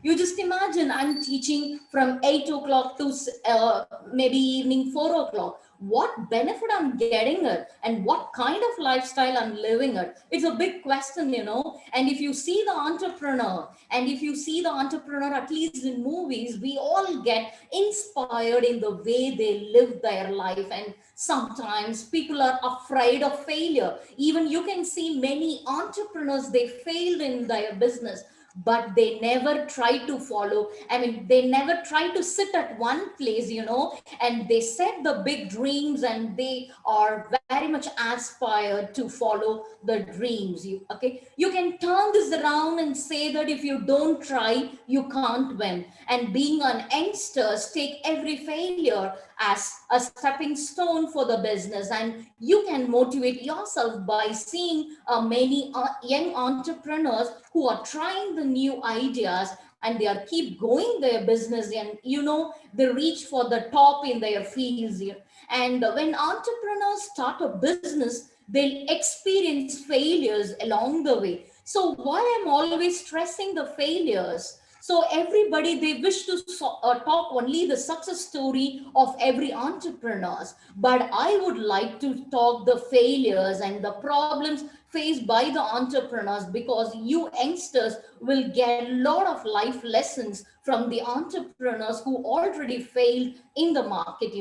And the key is to stay motivated and keep trying your dreams. Whatever dream you set for yourself, please keep trying it. And the experience along the way will teach lessons and lead you guys in a different directions.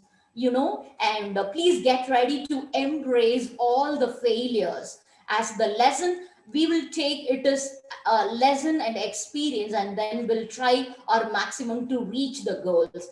And the road to entrepreneurship is often filled with the unexpected roadblocks, and you could see a lot of dead ends. That is not your dead ends. So it is your turn. And I mean, if you see, I'm going to show you the entrepreneurs who are taking a lot of risk in order to prove themselves in the market. And you could see a lot of sleepless nights, their plans that they don't work out, and sometimes the funding that doesn't come through, and the customers that never materialize. And it can be so challenging, to launch every new business in the current challenging environment. So, and I just wanted to start my talk with the story of the famous company called PayPal. And you all know PayPal is a very famous digital wallet, and majority of us are using the PayPal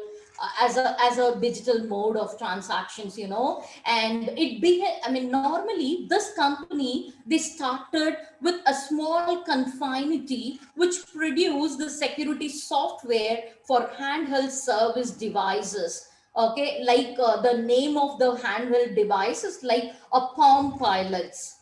Okay, and if you address, or if you see the articles related to the talk given by PayPal's co-founders, he was explained very clearly that the original business model wasn't terribly successful.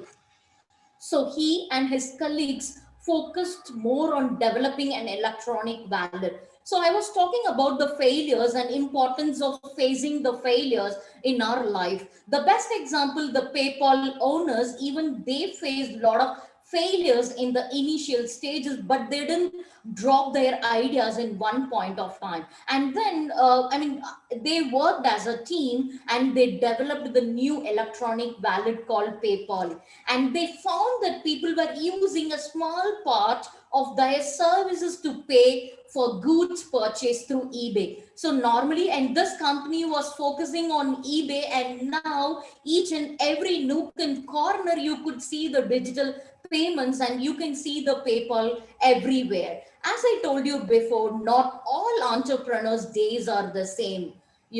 Everybody's perspective of how they utilize their day is very important. You just imagine. So youngsters like you, if we give a technology in hand, majority of the youngsters are wasting the time in misusing the technology. Touch your heart and tell me how many of you are using the technology in a right way. So, at least right from today, please make sure to use the technology in a right way to mold your life and mold your entire community.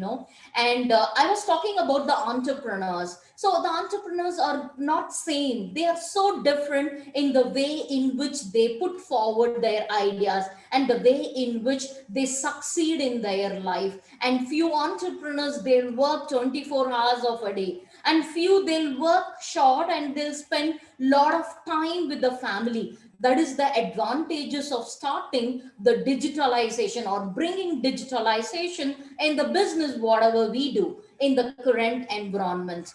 And yes, and here you can see the successful entrepreneurs.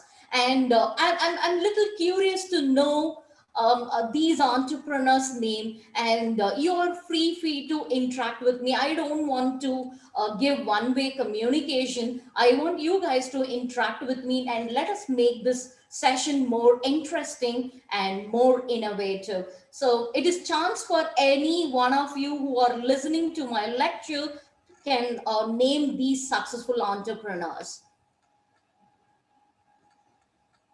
Can anyone wish to speak about it? Anyone. If you know any one entrepreneurs, you can unmute yourself and you can speak it. If I'm not wrong, students also there in the crowd. Am I correct? Ma'am? Ma'am, am I, am I audible? Audible, madam. Okay, I think students can, whether students can able to interact with me, or shall I go ahead, sir? They are not able to, I think. Am I correct, sir? Wait, madam. Is there any possibility for them to interact with me, sir? If not, please don't take risk. Amazon Let me know. founder. Wow, very good. Yes, absolutely. Who is he? Amazon founder. So who is the first person or second person? First person. First person. He? Just think and tell me, guys.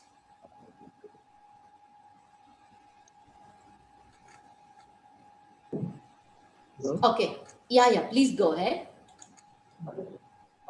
Okay, I really appreciate, and yes, one is Jeff Bezos.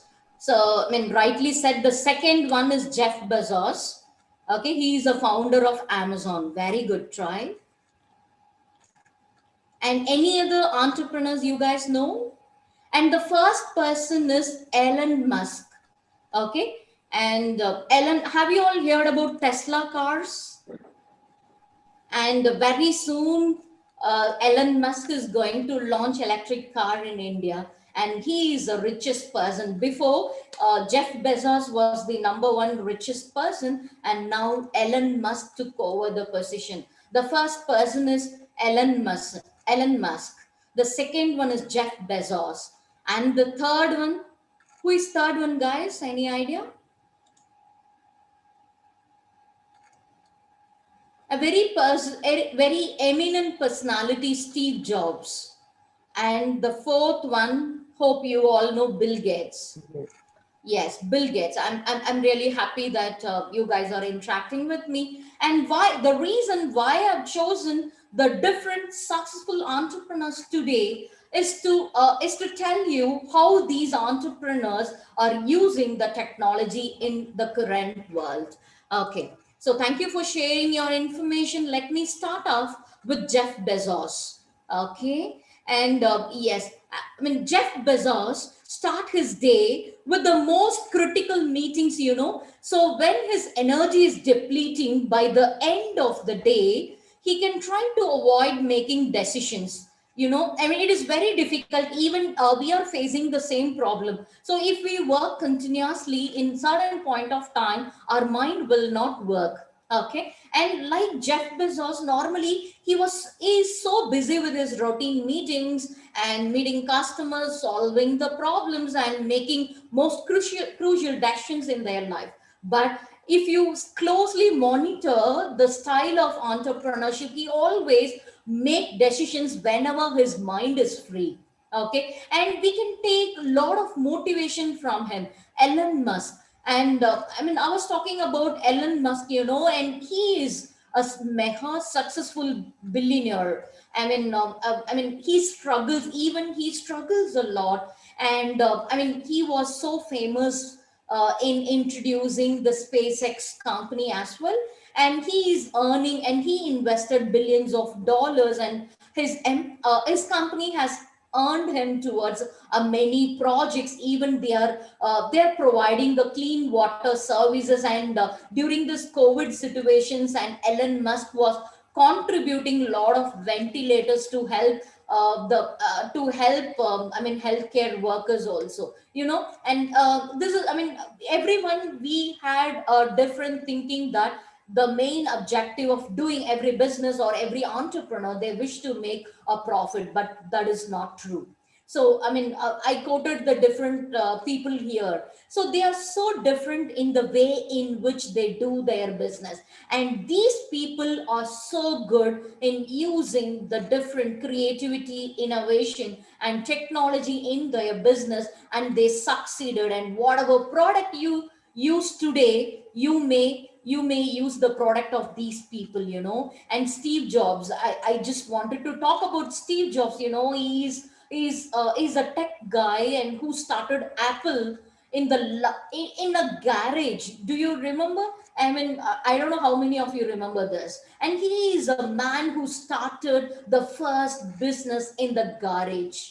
and grew it to the dominant tablet, smartphone, and the computer company, and it's today. And now you just imagine, he is a man who made the lower income group of people also to buy the Apple iPhone. You just imagine. And very recently he was launching, not he, the company, Apple company was launching the most cheapest iPhone, and SE. You can get it with 40,000 and 12 mini with around 60,000. And it is dream of every middle class people like us to hold Apple mobile phone. It is possible only with the help of digitalization.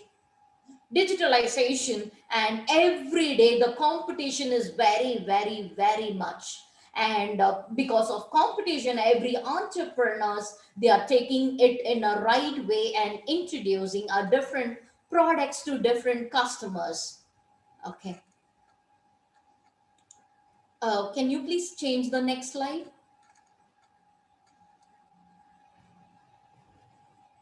Yes, you have a funny codes, and I mean, we guys love to see the memes. Okay, we love to read memes and we love to create memes. And see, you have a meme in front of you. Entrepreneur. If I pronounce the word entrepreneur, what my spouse think I do, and what my friends I do, and what society thinks I do, and what politicians think I do, and what I do, and see the last picture. What I feels like I do. You just imagine, entrepreneur is not an easy thing to take up. It is a bold decision. And people may think that you are wearing the rich outfits and you have BMW car, Audi car around you. You have so many secretaries around you. Okay, people will think or perceive entrepreneur in a different way. But actually the life of entrepreneur is like beggar. And every day we need to face a lot of problems and lot of struggles. And whether it is a profit or loss, it will affect the entrepreneur completely. So I should work as a beggar to gain a position in the society. But this meme is quite funny, but this is the reality of every entrepreneur's life and the lifestyle what they are holding it. Can you please change the next slide?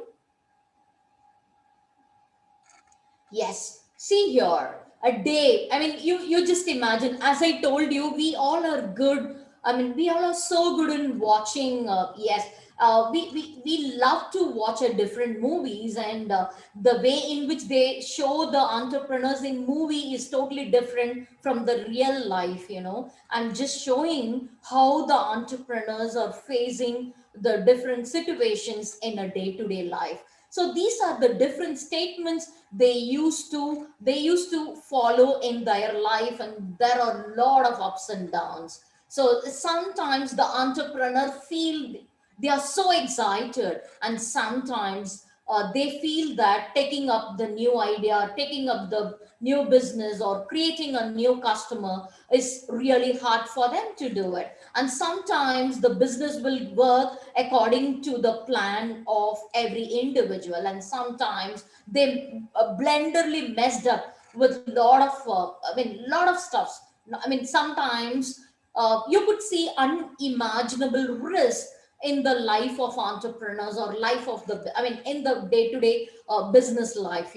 And sometimes they'll take it as a good, and sometimes they felt so bad for the mistake in making the decisions, and sometimes they'll take every single step as a opportunity to, and they'll cross all the threats, and they'll do business in a way, in a multiple way. This is a life. I mean, these stuffs is not there in the textbooks. I'm not here to talk whatever there in the textbook or whatever there in other stuffs. You just let us have a live interaction so that you guys will not feel bored to listen to the conversation what I'm doing today. This is the life of entrepreneur. Next slide, please. Yes, suppose after your graduation, if you have any aim to start a business, please don't waste your time. Grab each and every single opportunity. And suppose if You will never be successful if you keep partying every week. And we love to hang over with our friends, but have a proper balance over your lifestyle, what you're living with, the ambition, whatever you have. Don't party every week. At least once in a while, just hang out with your friend, just chill out, go to movie, watch movies, your favorite movie, just hang over the place where you wish to go with your friends or family or with loved ones. And next, don't stop wasting your money. Suppose if you like to like to invest in the business, please don't think that it is a waste of money. The money what you invest today will help you to grow in a multiple angle in future. We cannot predict the future. Analyze carefully and invest your money, and then keep chasing every trend. It is very, very important. And today you must know how the YouTubers are working, and YouTube is trending very today, Instagram, and nobody is following the traditional way of doing business. Suppose after your graduation, if you wish to start any business, it is very important for every single student to analyze the current trends in the market and challenge yourself. And you can do anything, and please try to compare yourself with the people who already succeeded in your life, and don't compare yourself with the people who are poor or who are failed in their life. So this way we are lacking. Being a student, always you compare. Suppose if one student is taking leave, you will compare with the student who are not regular to the class, and you will come and argue with the teacher. So one student is taking leave, why should I attend all the classes? That is not a point. It is a basic mentality of every student to compare with the people who are not good in their life. Please try to change that attitude. Suppose if you want to become a digital entrepreneur, please try to chase each and every trends and start comparing yourself with the people who already succeeded in your life, and just inspired with the people who are running business in an effective way in the modern society. And don't be lazy, and we Indians are so lazy. That's the reason many entrepreneurs succeeded in India. This is a sad fact I'm putting forward in front of you guys. And we Indians are very, very lazy. That's the reason the online business is more successful, and the digital business is more successful. And don't be lazy in terms of doing business, or in terms of fixing up your goals or fixing up the objective after your graduation. Just concentrate on what you're supposed to do. Okay, next slide. Internet entrepreneur. And I'm going to talk about the digital entrepreneurs before, and I would like to say, or I just like I like to throw some insight on the concept internet entrepreneur. As I told you before, internet entrepreneurs are very trending. And let me tell you the meaning of internet entrepreneurs, and then you guys can see the example for internet entrepreneurs in India today. Internet entrepreneurs, they are the individuals who are familiar with the culture and the technology. So technology of the internet, are able to apply their knowledge to sell products or services via internet. And in general, these entrepreneurs exploit world wide web. And every time, you just imagine, touch your heart and tell me, the teachers are replaced by Google. Suppose if you know any concept, you're not rushing behind the teachers, or you're not running behind the professors to explain the concept. So immediately you're opening the Google and you're finding answers on your own. That is the success of internet these days, and everything you'll get in internet. Okay, the portion of the internet where users post, and you can see a lot of posts or text or images or videos or whatever it may be in the internet. So internet entrepreneurs are the entrepreneurs who already succeeded in the world by using a different internet services. Maybe they are so good in launching the products, or they are so good in posting their stories in Instagram or Facebook or any social medias and Twitter. And these days, people, they like to, I mean, the customer like us, they like to buy the products after experiencing it. At least once we need to experience whether the product gives the value for the money what you spent in the market. So these are, I mean, this is a small explanation to internet entrepreneurs. And here you go, the memes. Again, I love to see, I was browsing the meaning of internet entrepreneurs. I'm glad to get this meme again. So internet entrepreneur, what my friends think I do. And next one is when my mom thinks I do, what society thinks I do, and other, I mean, yeah. And this is the actual fact, you know. And people, I mean, normally they think that if we do some business, people will think that so we are earning multi-billions in the business whatever we do in the internet. But actually, some YouTubers or our influencers are gaining more profit, but still many are trying to make profits. I'm going to share the next slide, please, the examples again. So I'm going to show you the list of internet entrepreneurs who are successful in the market today. Next slide, please. Yeah. So you guys know, and I mean, I think you guys no need of any introduction to these three person or famous personalities. The first one is Mark and Facebook, and you hope you know he's a co-founder of Facebook. And you just imagine even the grandma in the village know what Facebook is actually. Correct. So he is a best example for internet entrepreneur. The next one is Larry Page. Hope you know Larry Page. He is a co-founder of Google. I was talking about the Google Sundar Pichai and Larry Page. They are the best example for internet entrepreneurs. The next one is I mean, he is another the famous person, you know, Binny Bansal. Binny Bansal, he is a co-founder of Flipkart. And these three, so many internet entrepreneurs are there. I don't have time to explain each and every successful entrepreneurs. And coming to these people, they are revolving the entire world. And whatever product you use, and that profit will go to the packets of these three people in the current modern world. Hope you guys will agree whatever I say. Okay, if there is any difference of opinion anytime, you guys can unmute and speak to me. Next slide, please.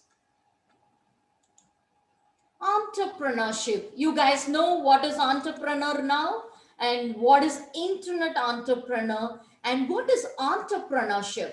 So what is entrepreneurship? I'm not going to give any standard definition or meaning. So let us see how entrepreneurship used in the day-to-day life, you know. And the entrepreneurship is the ability and the zeal to start up. And suppose if I have money, I should have guts to start any company, and I should organize and manage a new business venture along with the associated business to make profit. And it is very much important for me to understand the current modern world. And I should, whatever strategy I should use, I mean, I should prioritize the financial gain. And sometimes making a financial gain is the biggest tension for many entrepreneurs. But in the last century, if you see the economic performance and innovation success of countries has increased day by day only because of the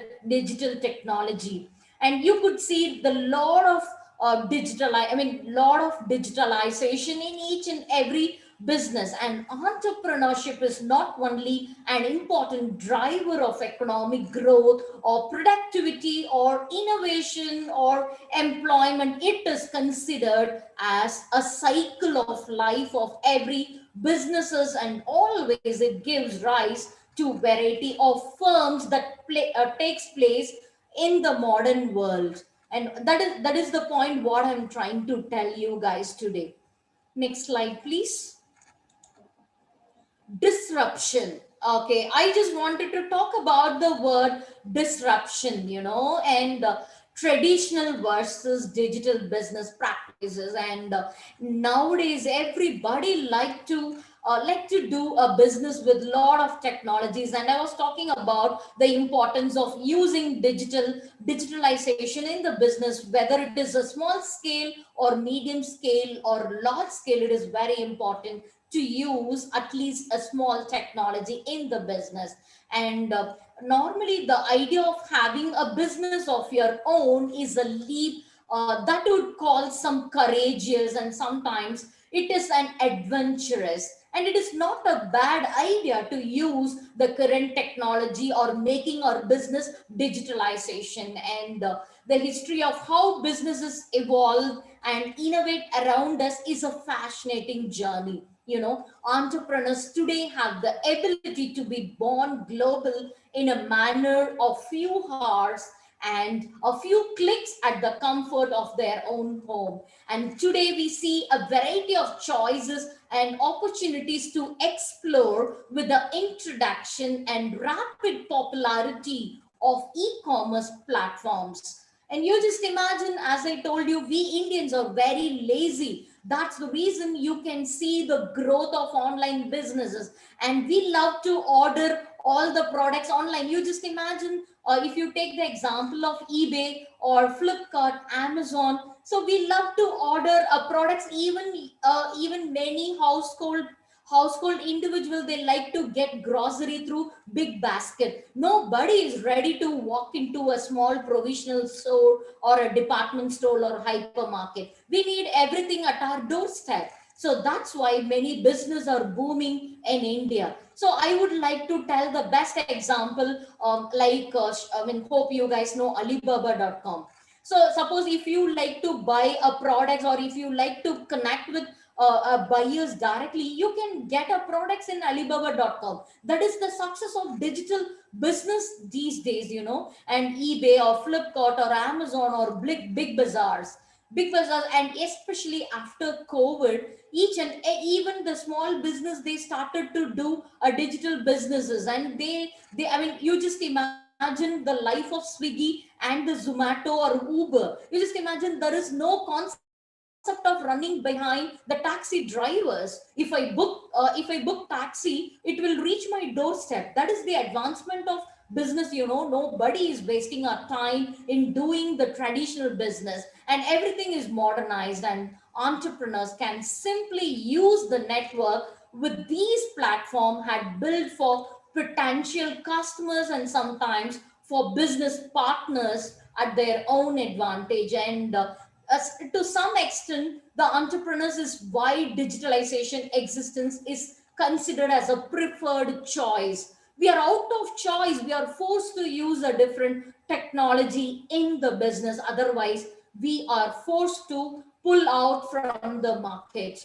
And the competition is very wide. That is, I just wanted to talk about the funny facts about the digital life. You will not imagine it is happening in our life. It is like day-to-day examples. I'm not going to give any corporate example for this digital life what we are living at. Next slide, please.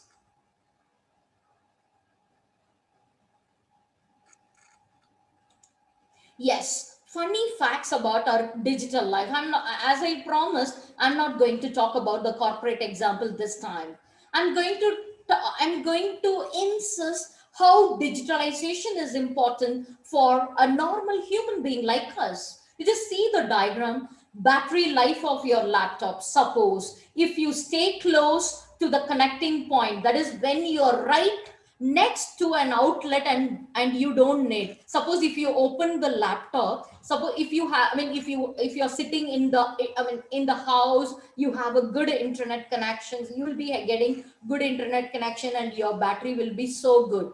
And once you start moving, suppose we youngsters, we love to watch movie online. So that's the reason, I was talking about the importance of digitalization in the business. Again, whenever we talk about the movie after this pandemic, you guys could see the so many latest movies in Netflix, Amazon, Hotstar. These are very trending, you know, and nobody is wasting our time, or we are not wasting our money to walk to the theaters. Apart from Master movie, if you take Master movie, so it is a super duper hit both in Amazon as well as in the theaters. And I mean, the collection is more, and it is one of the important strategy what they used to release the movie both in theaters as well as in Amazon Prime, because people started to watch movies in Amazon Prime, you know. And even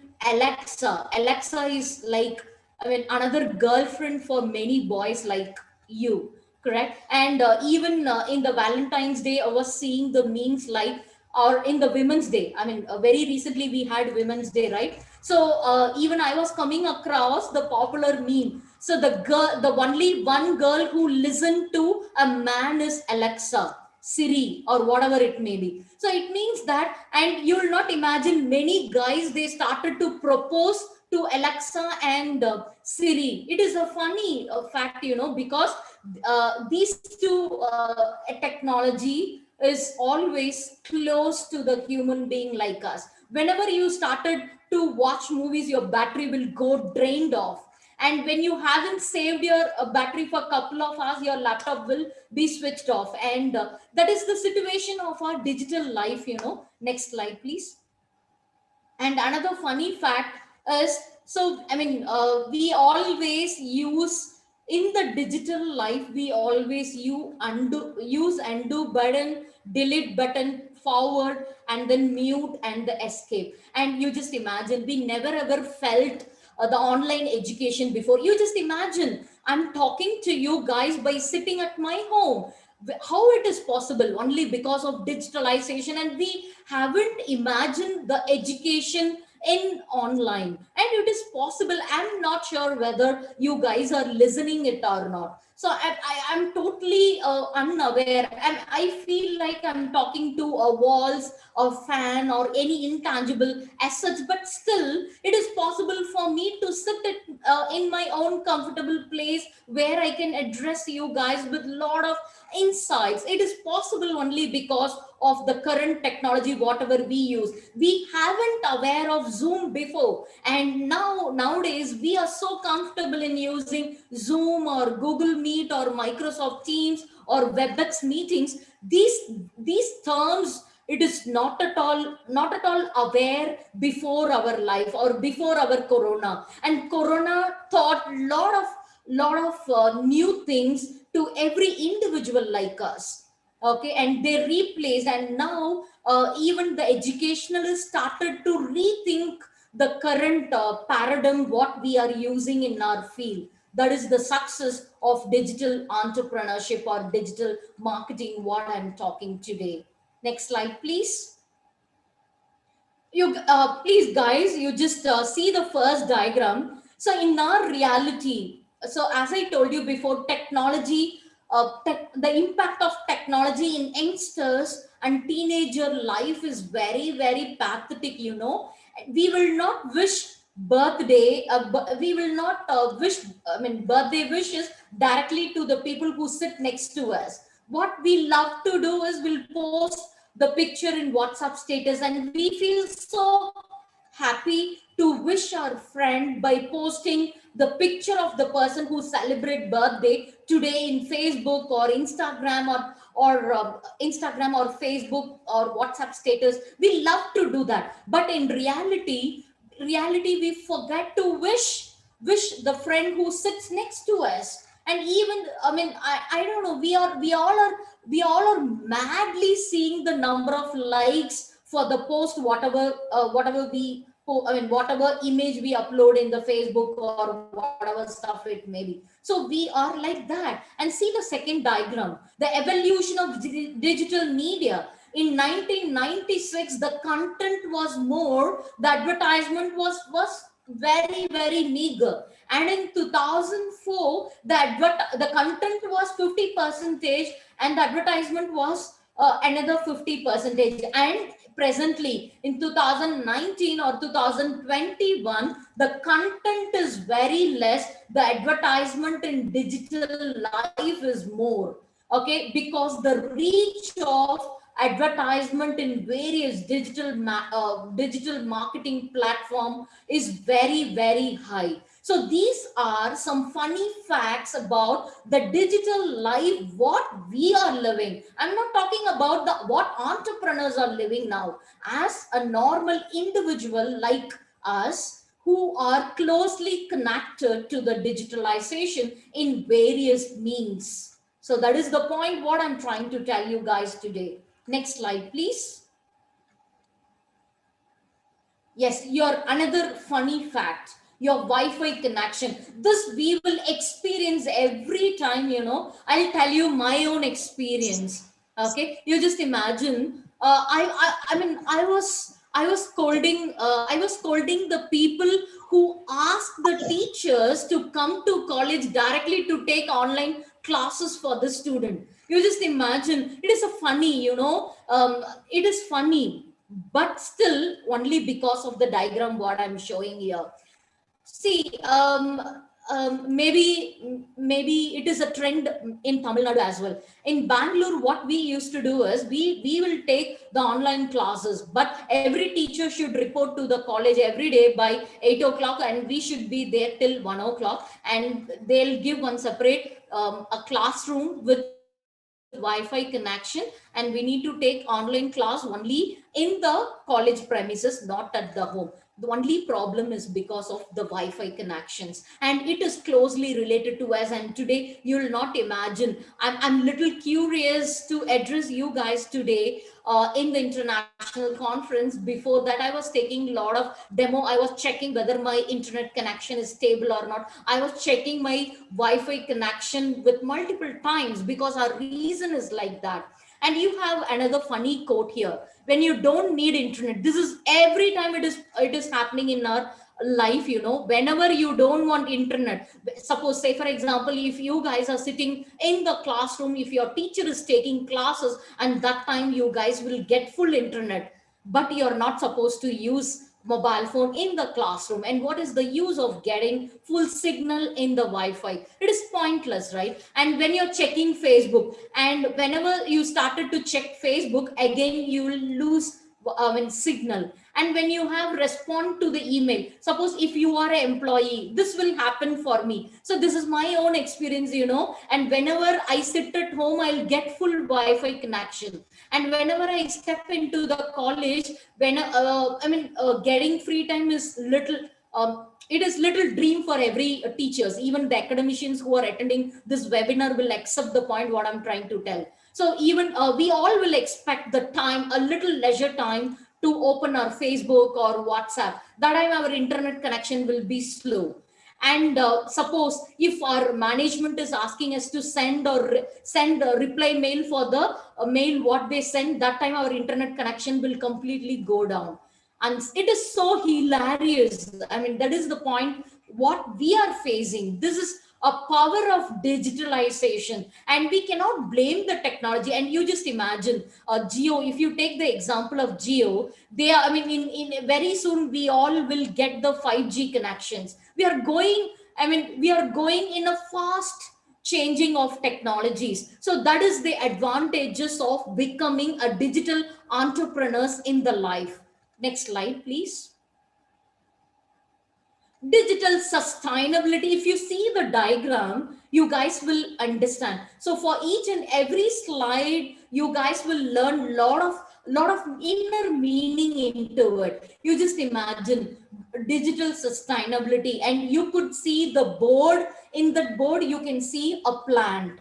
Okay, so it means what I'm trying to tell with this slide is, so whatever technology you use in the current world should not harm the environment. So suppose if you do any business, you must produce the product which is economically friendly. And economically friendly means the biodegradable products to the society. So that is nothing but the digital sustainability. I'm not going to go in depth about the digital this one. And please go to the next slide. digital entrepreneurship. Now you guys, you're entering into the digital entrepreneurship. So, and you'll be getting a lot of insights in the topic digital entrepreneurship. Look around you. You see many digital entrepreneurs walking around with their smartphones on them and working from their laptops. And in recent years, digital technology has taken over our lives. The digital entrepreneurs have adopted the digital lifestyle fully, as you can see on social media channels. And many have set up several online businesses and run from their phone and laptop. And I observe not just startups that receive incubator or angel fund or series of funding in digital enterprises. Ordinary people like you and me can also start the digital business in the modern world, and who are making a good living from nothing more than their laptops and other digital services. It is possible if you have laptop, if you have good ability to speak, if you have good internet connection, everything is possible in this current world. Don't waste your time in starting the traditional business and you just imagine YouTubers. I'm going to talk about YouTubers little later. Please pay attention. I believe I'm not boring you guys, and I request the management to give little more time for me to address to your students if I'm not wrong. Yeah. Can I proceed? Ma'am, are you there? Are you able to hear me, ma'am? Can I take little more extra time to address the audience? Can anyone respond me, please? Yes, ma'am. Ma'am, what is the time slot allowed for the next speaker, ma'am? Next speaker, 11:30, ma'am. 11:30. Till 11:30, can I take over the session, ma'am? Just a minute, ma'am. Yeah.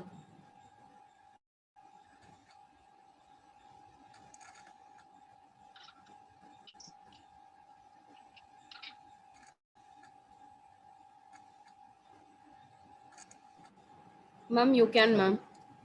Thank you so much, ma'am. Thank you. Let me rush up. I just wanted to talk a lot of informations about it, but I'll promise I'll make sure to complete by 11:30. If I'm continuing, please anytime you guys can stop me and let me wind up my speech. Sure, Thank you ma'am. so much, ma'am. Thank you so much for the time. Okay, let me speak fast.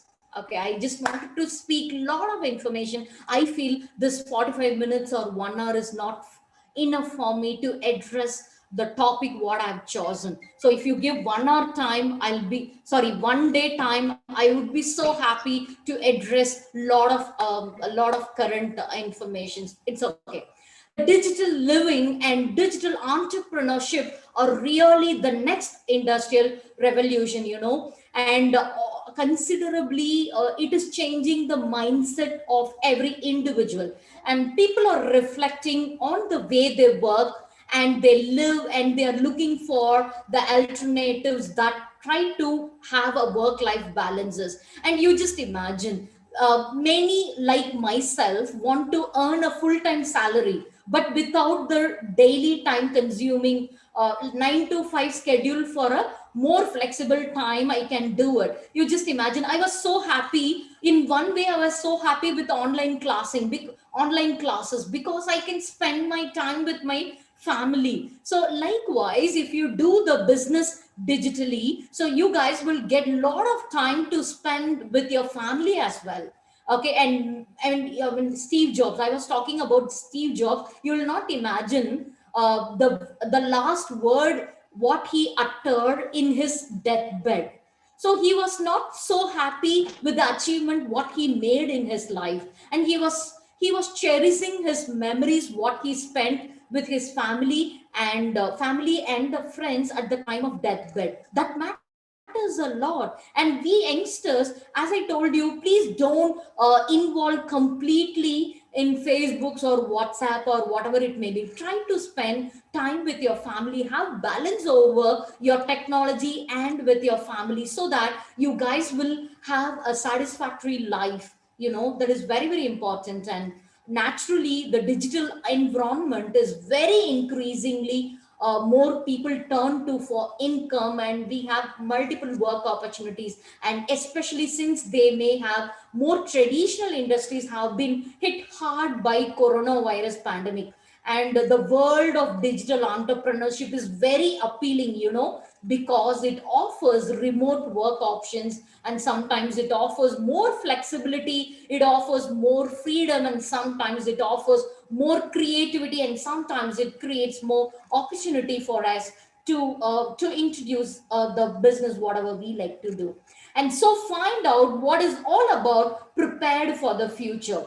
Digital entrepreneurship is broadly defined as creating a new ventures and transforming existing businesses by developing novel digital technologies. And it is very important to develop the novel digital technologies that benefit the entire community.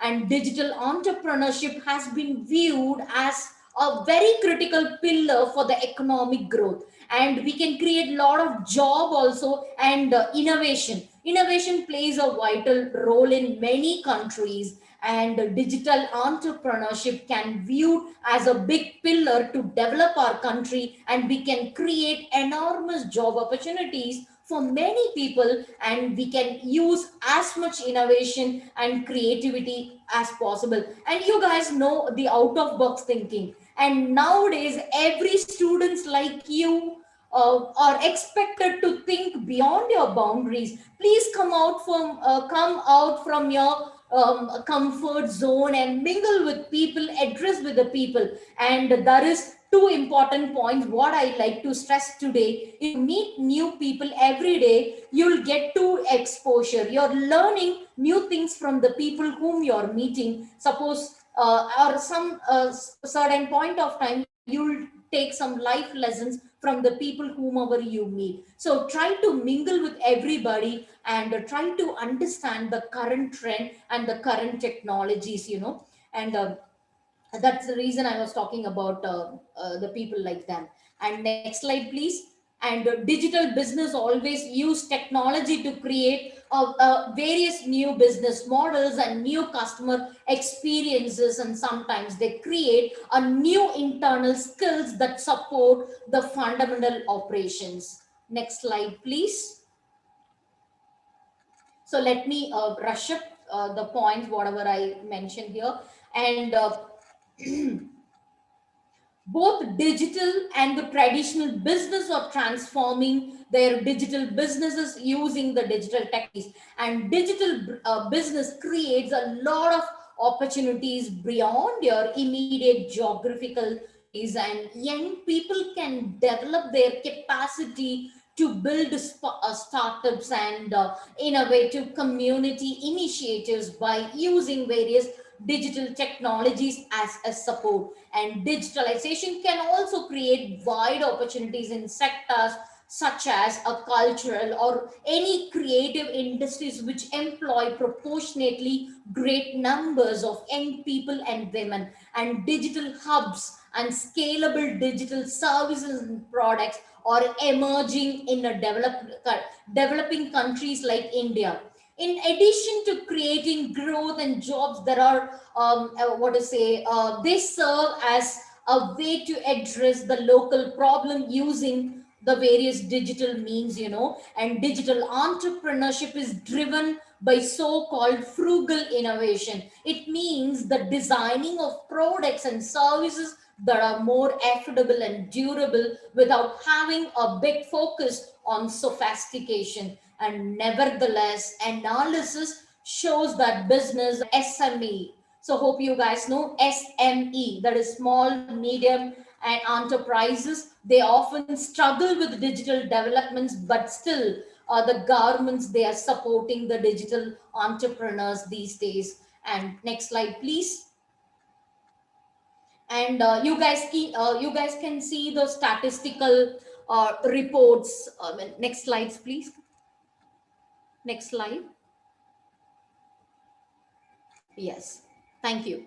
yeah, digital entrepreneurship and the pandemic view. I'm going to talk about how this pandemic hits many entrepreneurs to start a business. And before that, I would like to talk about YouTubers. YouTubers are the best example for digital entrepreneurs, and social media. And hope you guys know social media is the platform that everyone is hooked to. And gone are the days when people used to spend their leisure time playing cards, games, or chit chatting and other human interactions you could see in social media. And now it is social media that is running the world. Out of so many applications that people love to use, YouTube is one of the most trending ones who like to start the digital entrepreneurship. All thanks. I really appreciate and congratulate the current YouTubers in India who create content that is worth spending time on it. You just imagine during this pandemic, we are so affected, and especially we are psychologically affected. And YouTube is the only way where we can relax our mind. And you could see a lot of blogs. I mean, I'm just going to talk about four top YouTubers in India, and then we'll talk about the famous YouTubers in Tamil Nadu.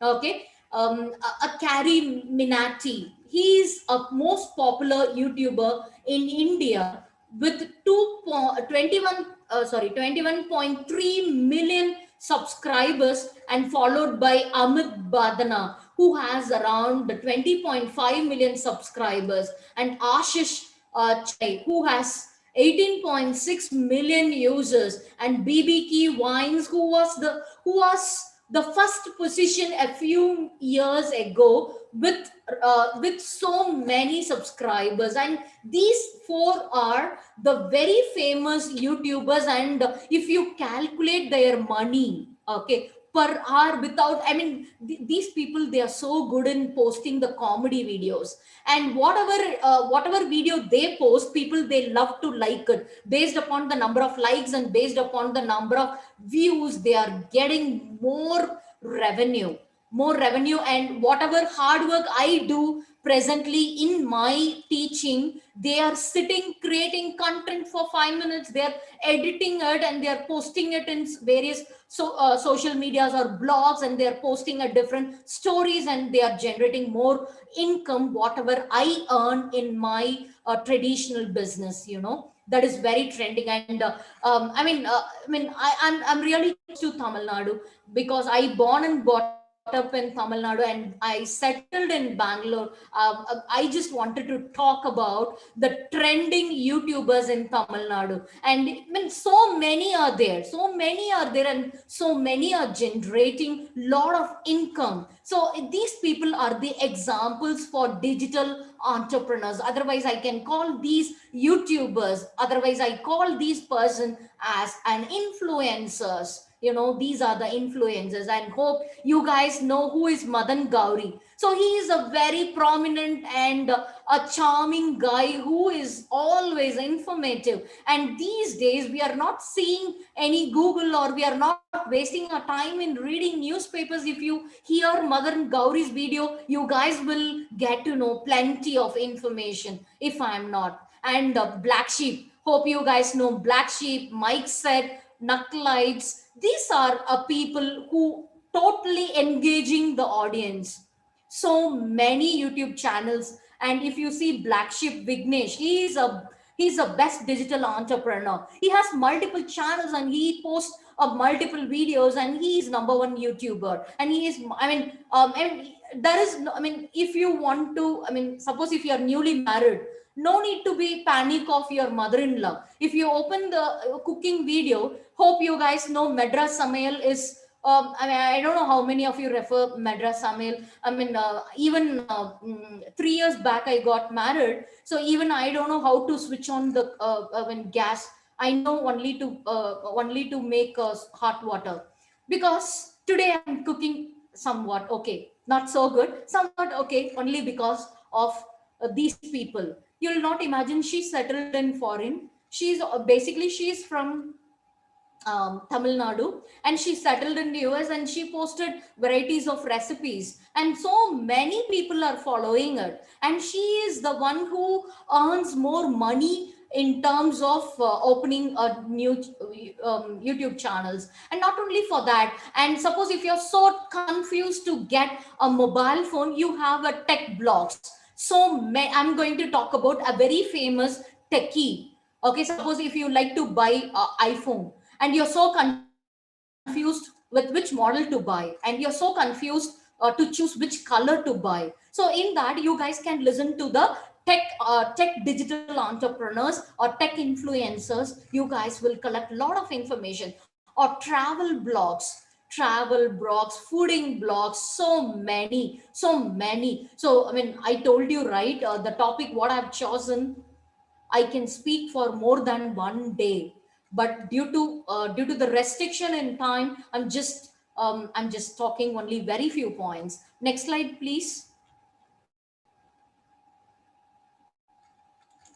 Next slide, please.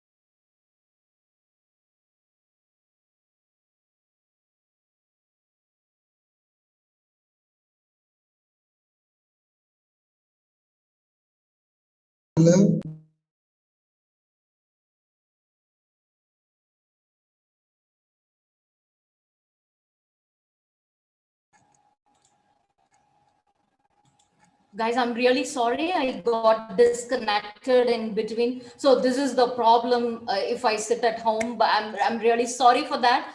Okay, let me continue. Mind blowing things AI can already do it. I think I'm not boring you guys. Am I boring you guys? Will you able to follow my lecture? Okay, I believe this is the problem. I cannot hear S from you people or no from you people. So I assume that you guys are able to follow me.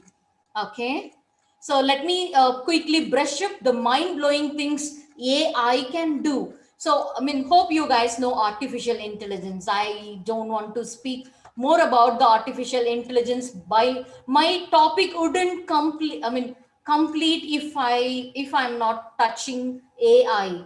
So I'm going to talk about the mind-blowing things artificial intelligence can already today. Okay, by now, most of us aware of artificial intelligence.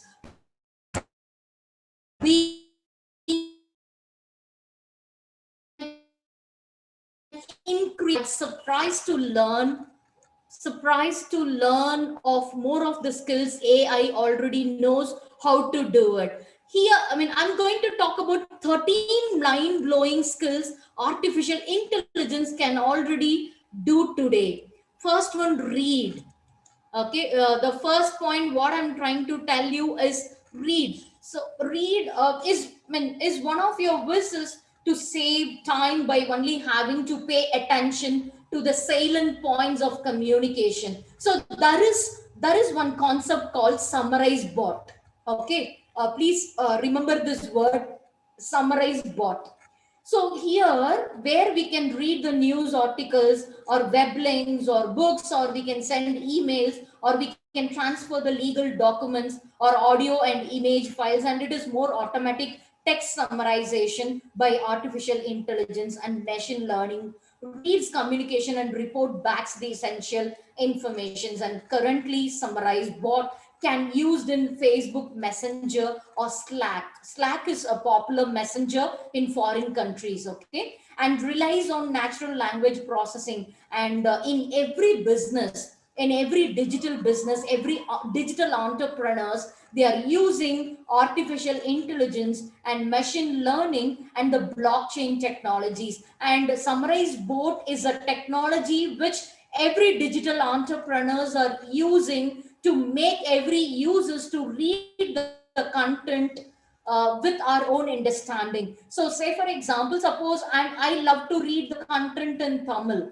So easily I can translate the content whatever there in different languages into Tamil by using Summarize Bot. So likewise, and if you take an example of write, would you believe that along with professional journalists, news organizations such as the New York Times, I don't know, you guys may aware of the very famous newspapers, okay, in other foreign countries, the New York Times or Washington Post or Reuters, and they more rely on artificial intelligence to write the newspapers.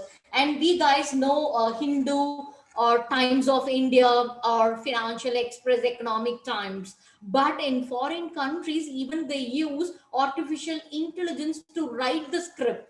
They'll feed information about the news, and the system itself will write on their own, and this is quite interesting. It is one of the trending digital entrepreneurship. Suppose even you can be a freelancer by using AI, and you can do project with different companies by sitting at your home after your graduation. If you're not getting a job, please don't worry about it. Learn artificial intelligence, learn machine language, and learn all possible technologies. And within four walls, with the help of computer, with the help of internet, we can make a business, and even we will become a multi-millionaires like Elon Musk. I was talking about Elon Musk or Mark or Larry Page or Sundar Pichai or Jeff Bezos or whomever it may be, right? And I forgot to talk about the giant Sam Walton. Sam Walton is, hope you know, he is a founder of Walmart. So Walmart is a company.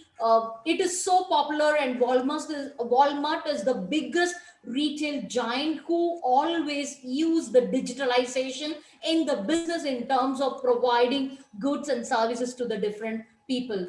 So like we can read it, we can see it, we can hear and understand, we can speak, we can smell it, touch it, move it, understand emotions, and we can play games also, debate, and we can create and we can read our own mind. So we can see next slide please. Digital transformation success stories. I'm just going to name the companies who are so good in transforming from traditional business to the digital transformation. Next slide please.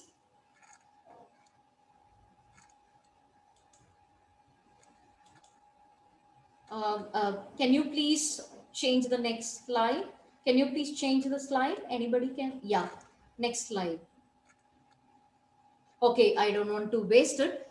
Okay, digital transformation success stories. If you take Subway, I don't know how many of you are aware of Subway. Subway is a company in India. Yeah. Please hold on. The same slide. So I'm going to talk about, or I'm going to give an example of companies who are so successful in the digital transformation from the traditional to the modern thing. Subway, hope you guys know Subway, and Walmart, and Domino's. We love to eat pizza, Domino's, and then IKEA. So these four companies, I love to speak about it. And these companies are so popular in terms of using the digital transformation from the traditional business to the modern business. Okay, the rise of digital entrepreneurship. So you can see, I mean, the first thing is, suppose if you like to start a digital business, please choose a Nike market. So Nike market is in the sense, create a group of people for your business. That is Nike market. The tips what I'm going to give you is, suppose if you start any digital business or if you like to become a digital entrepreneur, please make sure to choose a niche market or create a niche market for your business and develop a business plan which always suits the requirement of the current world, and try to monetize all the things. Okay. And next slide, please. Next slide. Next slide, please switch over. Next slide.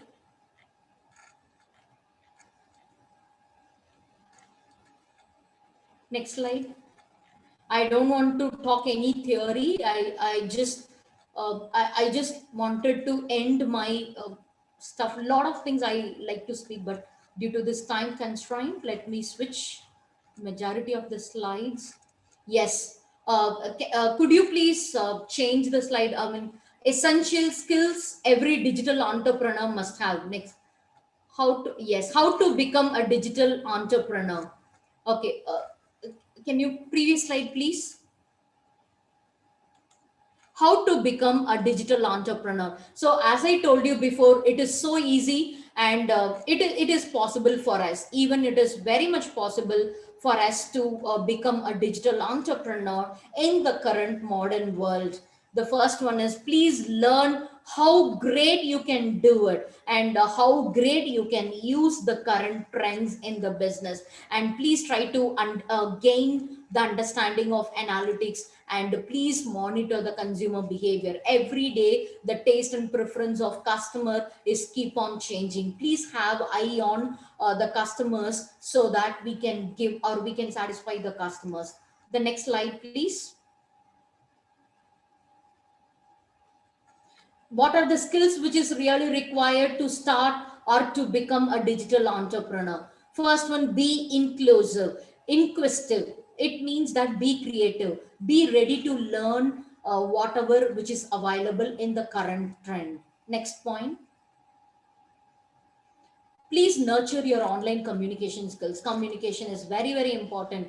And please don't hesitate to speak in English. I'm not insisting everybody to speak in English, but if you want to, if you want to succeed in the digital world, it is mandatory for you guys to enhance your communication skills. I'm stressing you guys to develop both your written communication as well as the oral communication. Please stand in front of mirror and try to speak whatever you can, and we can change our vocabulary or we can change our talking style only with the practice. Okay, suppose if you want to start any digital business, it is mandatory for you to have at least a very basic communication skills. Next slide. Be adaptive. It is very, very important. Come out from your comfort zone. Don't stick with one particular place, and don't tell that I can't do it. I can't do it. I'm not able to do it. Please forget about forget about it.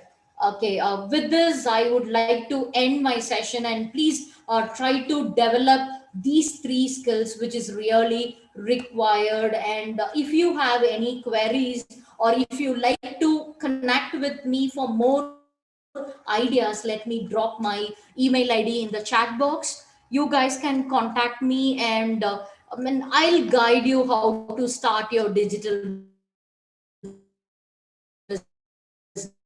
business as well. Okay, and I request to share my official ID to the participants, and if they like to connect with me anytime, you guys can connect with me.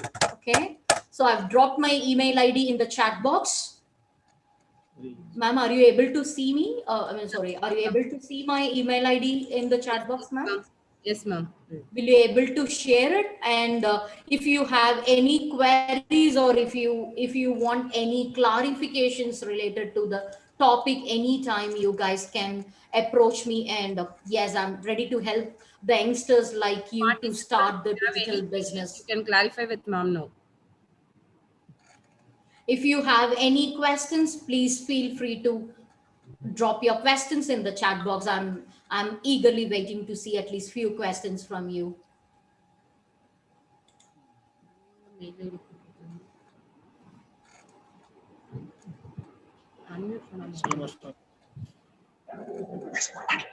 morning. Hi, very good morning. Yeah, very good morning, guys. Yeah, please go ahead, Mike. Can able to hear you? I want to ask one more question, ma'am. Um, I'm really sorry. Your voice is breaking. I'm not able to hear the question what you're asking me. Could you please? Yeah, it's better. Can you please drop your question in the chat box so that I can able to read without any? Okay, I ma'am. mean, yeah. How do we start a digital entrepreneur in rural area? Very good. That's really a good question. I appreciate your stuff. As I told you before, every rural people also started to use Paytm and the Google Pay, if I'm not wrong. Am I correct? And every rural people, yes, every rural people, and even a boy who is running a small provisional store in rural area is using Google Pay. Am I correct? Yes.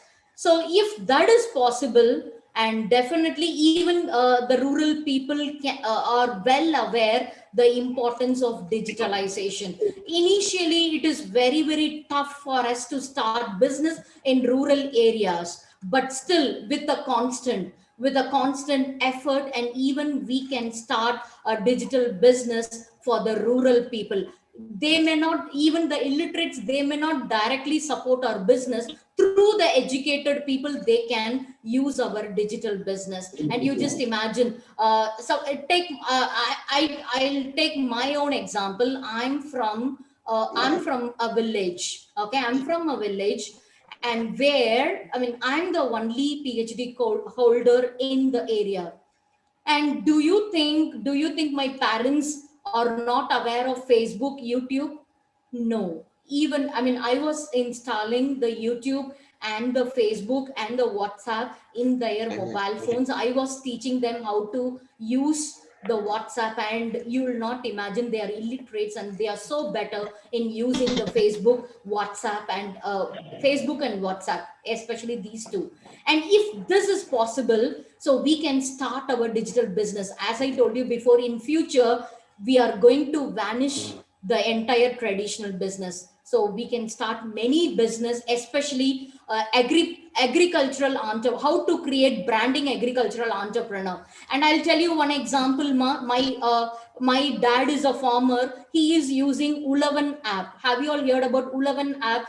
And he is illiterate, but he can able to use the Ulavan app. That is the success of digital entrepreneurship. And Ulavan app, in that Ulavan app, one agriculturalist or one farmer can able to identify the subsidies what I can get for the different business from the government. Even I can, there are a lot of modernized way in a different mobile based applications, and definitely that support. You will not imagine, even the illiterates, with the help of literates, they started to browse which is the best tractor to buy, so which is the best tool to buy it. Everywhere it is possible, and even that's the reason, and many farmers can closely attach with the digital entrepreneurship with the help of many corporates. Okay, you can see many agents, they are getting the products directly from the market, from the farmer, and they are exporting to different countries. It is possible only because of the digitalization. Yes, it is possible to create awareness among the farmers by bringing digital strategies in their business. The best example what I could say is Ulavan app. Okay, any other questions? Thanks, ma'am. Thank you, guys. I hope I wouldn't waste time of many participants. So I think I did justice for the management and the coordinators. And thank you very much for inviting me to talk about digital entrepreneurship in this conference. I would like to thank the entire conference team for organizing an excellent conference topics, and also I would like to place my special gratitude to Mr. Bhopalan. He is a coordinator of this conference and who invited me, and he kept lot of confidence on me. And I'm telling you a fact, I'm not a good friend of Bhupalan. I don't know why he had so much trust on me, and he was invited, and then he was invited, and I accepted his invitation. And I promised in future, if you guys required any insights or any help, on behalf of St. Francis College, I would like to help the college as well as the wonderful team, the principal, ma'am, Bhupalan sir, everybody. And speaking in this conference was a wonderful experience. And the level and diversity of discussion were outstanding. I appreciate the entire team once again. Thank you so much for the wonderful opportunity. Thank you, audience, for your patience listening. See you all. Have a great day ahead. Thank you.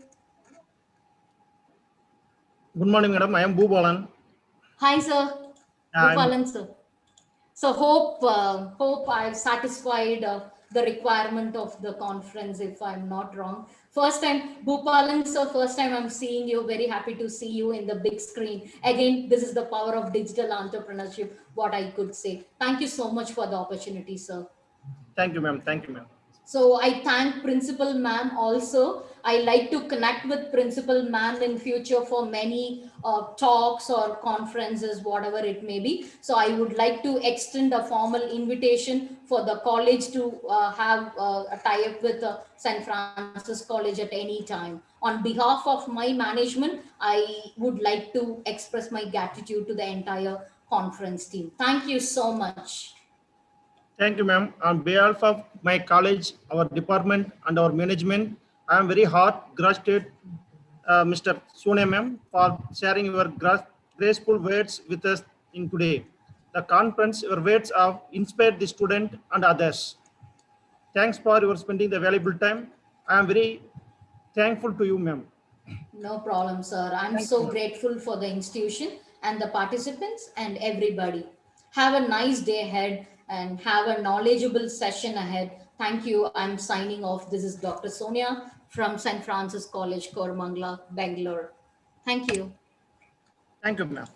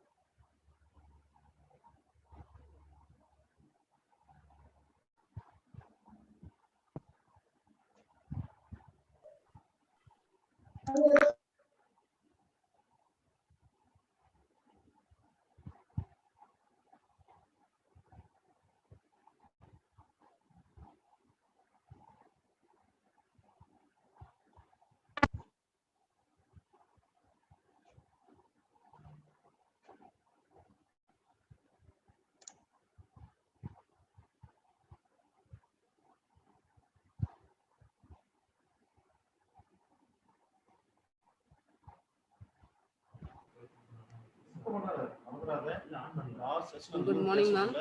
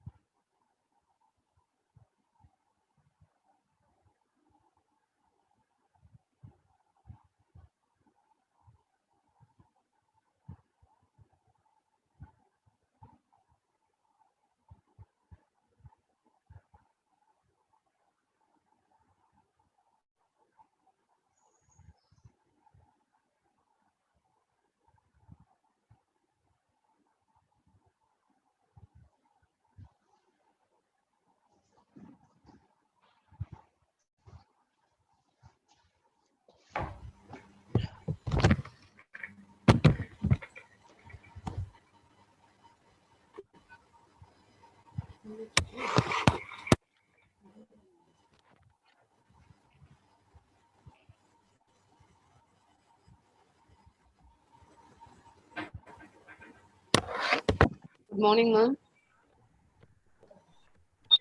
Good morning. Ma'am, shall we start the session, ma'am? Yes, ma'am.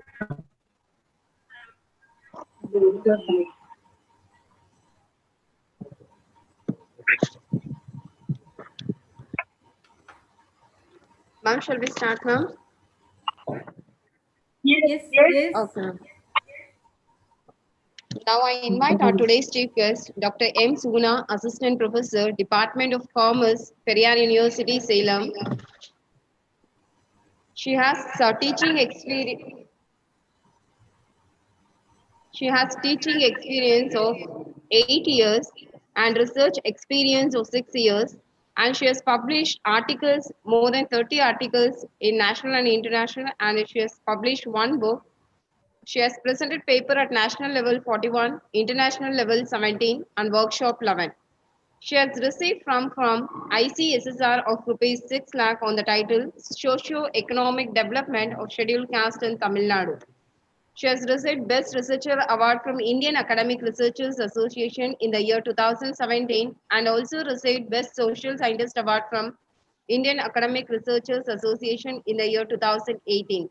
She has rendered her service not only in the field of education but also in NSS and YRC. I welcome you, ma'am. Ma'am, you can take over the session, ma'am. Okay.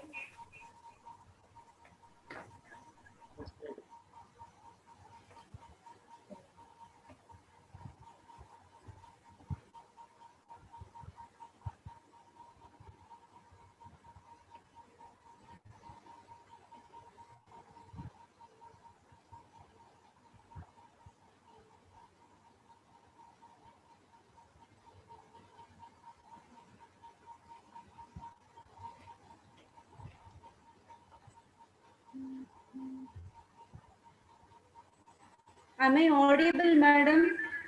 Yes, ma'am. Am I audible? Yes, ma'am. Okay. Thank you so much for your nice introduction about me. I think I'm not clear from your side. Anything problem your side, ma'am? உங்க mobile பக்கம் இருக்குன்னு நினைக்கிறோம்.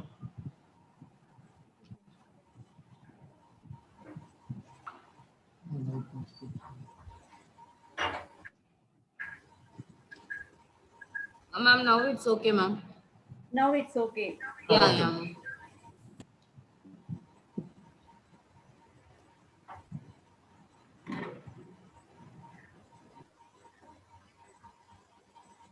PPT share.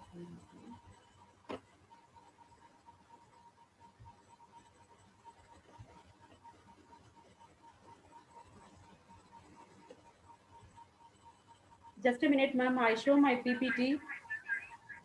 Okay, ma'am.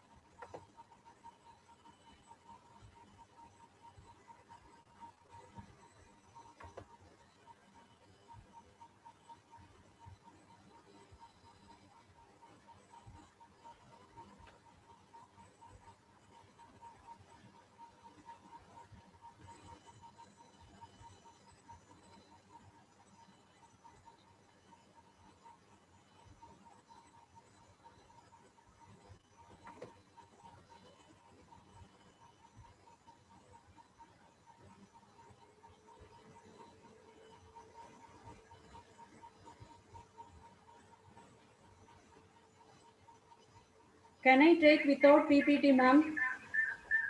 Because time is going on. Okay, ma'am, no problem. Okay, sir. Try to show the PPT. Most respectable correspondent, management of the institutions, respectable principal and head of the department, faculty members, and participants from this college and other colleges and universities across the country and foreign delegates Good morning, Hello, one ma'am. and all. Gathering in this virtual Sorry for international interruption, ma'am. titled Innovative Entrepreneurs and Smart Economy. This is an excellent platform to sharing knowledge on innovative entrepreneurs and the smart economy. Ma'am, I think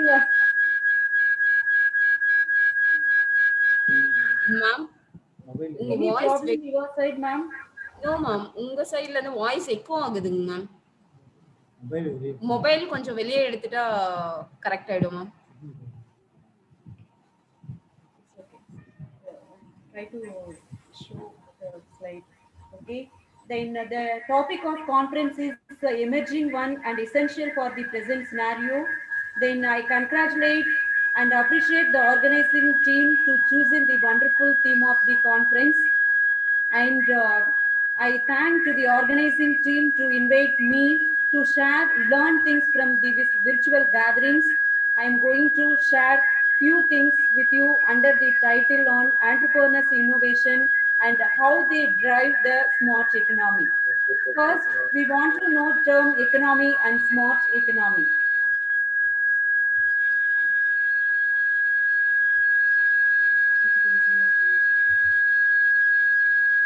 Ma'am, are you visible, ma'am? Ma'am, உங்க voice still echo அடிக்குதுங்க ma'am. பயங்கர disturbance மொபைலே இருக்கு. எதுவுமே கிடையாது. நாங்க எல்லாமே இல்லாம தான் வச்சிருக்கோம். மொபைல் இல்லாம இப்போ ஓகே மேம். இப்போ ஓகே. மொபைல் கிடையாது, வெறும் லேப்டாப் மட்டும்தான் மேம் இங்க இருக்கு.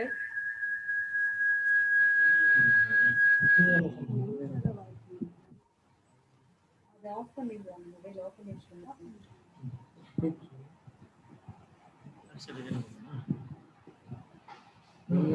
Ma'am audible now? மேம் ஆடிபிளா இருக்கு மேம், பட் ஸ்டில் டிஸ்டர்பன்ஸ் இருந்துட்டே இருக்கு மேம். எதனாலன்னு தெரியலங்களே. ஏன்னா மொபைல் இங்க எதுவும் கிடையாது, எல்லாத்தையும் நான் ரிமூவ் பண்ணிட்டேன். இங்க இருக்கிற மொபைல் எதுவும் நீங்க பேசும்போது எக்கோ அடிக்குதுங்க மேம். அப்படிங்களா?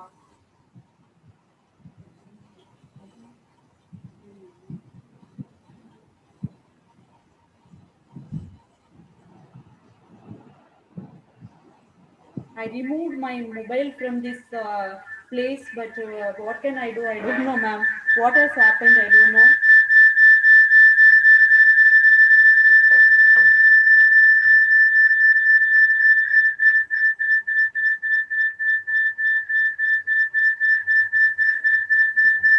Mic problem. அத பேசும்போது மட்டும் ஹெட்ஃபோன் யூஸ் பண்ணி பேச சொல்லுங்க மேம். ஹெட்ஃபோன் யூஸ் பண்ணி ட்ரை பண்ண முடியுமா ma'am? Headphone.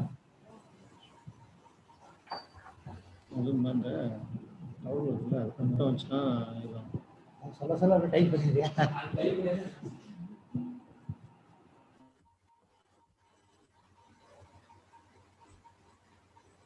Are you visible the PPT, ma'am? No ma'am.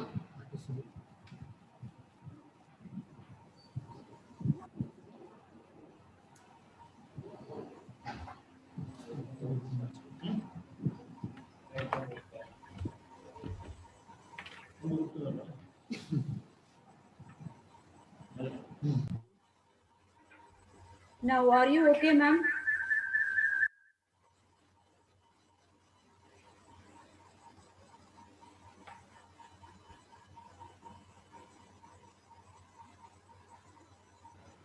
Ma'am? Ma'am still அந்த ப்ராப்ளம் இருக்கு மேம்.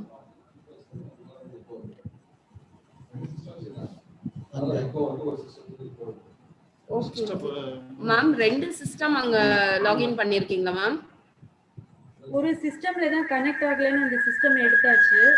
மேம் அப்போ அந்த சிஸ்டம் ரிமூவ் பண்ணிடலாமா மேம் அந்த இடத்துல இருந்து? Okay, no problem at all. நான் எடுத்துருங்க.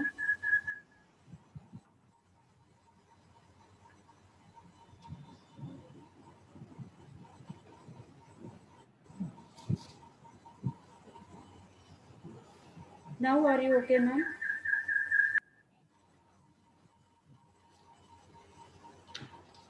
மேம் இப்போ பேசுங்க ma'am. Are you okay? No ma'am.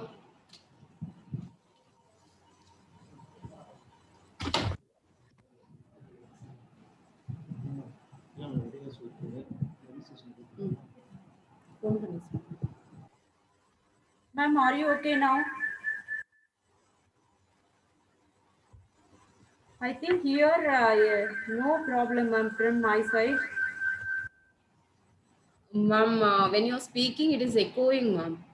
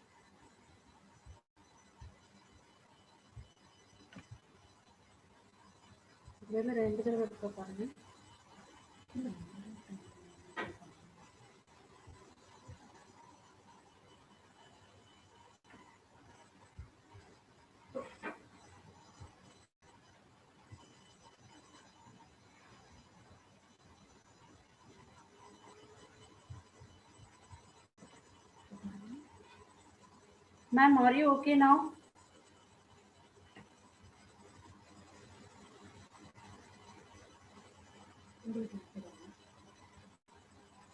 Ma'am, are you okay now? Ma'am, just attend the call, ma'am. Call attend பண்ணுங்க, ma'am. Are you okay now, ma'am?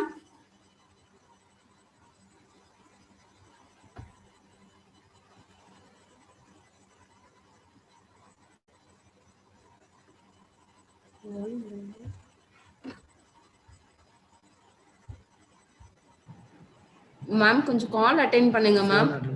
Phone attend பண்ணுங்க. இப்போ ஓகேவாங்களா?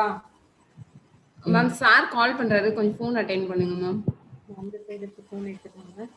Ma'am இப்போ எதுவும் echo கேட்கல, கண்டினியூ பண்ணலாம் இல்லைங்களா? மேடம் லைட்டா echo வருது மேடம். எக்கோ வருதாப்பா? நீங்க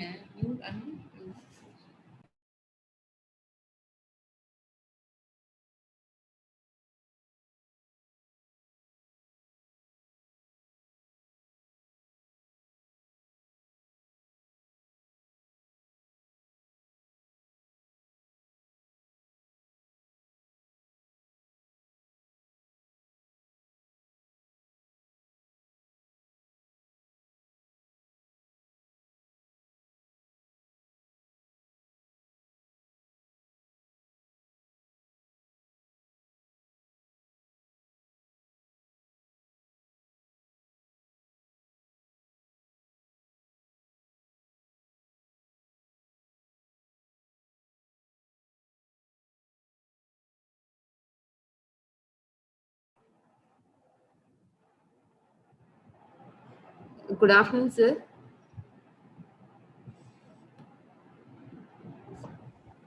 Bharat sir, can you handle the session, sir? Yes, I can. Thank you. Okay, sir. Very good afternoon, sir.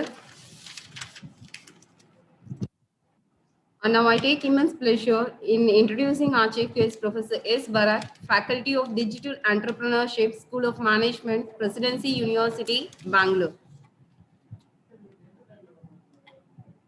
He is an industrial engineer who later went on to complete his master's and PhD from USA. He has total work experience of 22 years, of which 13 years was in industry as a manager, operations for 3 multinational companies. The products included cell tower antennas, swimming pool pumps and equipments and turbines, and also has worked as a business analyst for IT major in US. For the last 9 years, he entered into academics and teaches subjects like digital entrepreneurship, product planning and control, operations management, total quality management, international business for both UG and PG students. Prior to joining Presidency University, he has worked with Ramaiah Institute of Technology, Bangalore. I welcome you, sir. Thank you. Thank you, madam. Am I audible? Yes, sir. Yes, thank you. Thank you for giving an invitation for me to be part of this two-day international conference on entrepreneurship, innovation, and smart economy. So once again, I thank the management of SVM for giving me this opportunity, and also the coordinators who are in charge for this.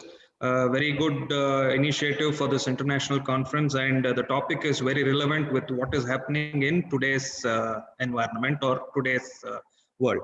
So I'd not like to waste much of time, and I would be going straight away into my topic, which is value engineering and design thinking.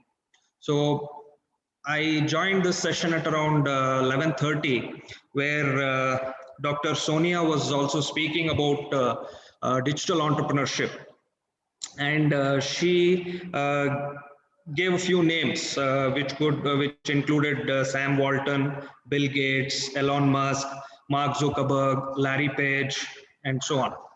So my question to the students who are part of this particular seminar now: what is it that made these individuals unique, or what is it that made these individuals distinct from other business entrepreneurs? See, no doubt they are all entrepreneurs, correct? But what is it that made these individuals distinct or something unique? What was the reason for that? The audience, can you answer?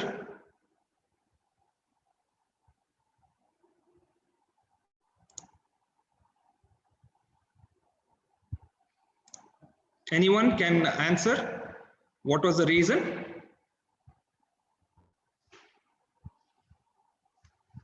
Can you go back to the previous slide, madam? Yeah, thank you. So anyone can answer what is the reason for these guys to have come up with unique products and accepted by customers? Okay, so basically, if you look into all these individuals whose names were put across, these individuals have added value to a customer. Okay, so what do I mean by value? Value naka, it is a different perception for different customers. Okay, so yanakku value might be cost. For another person, value might be price. For another person, value might be quality. For another person, value might be something else.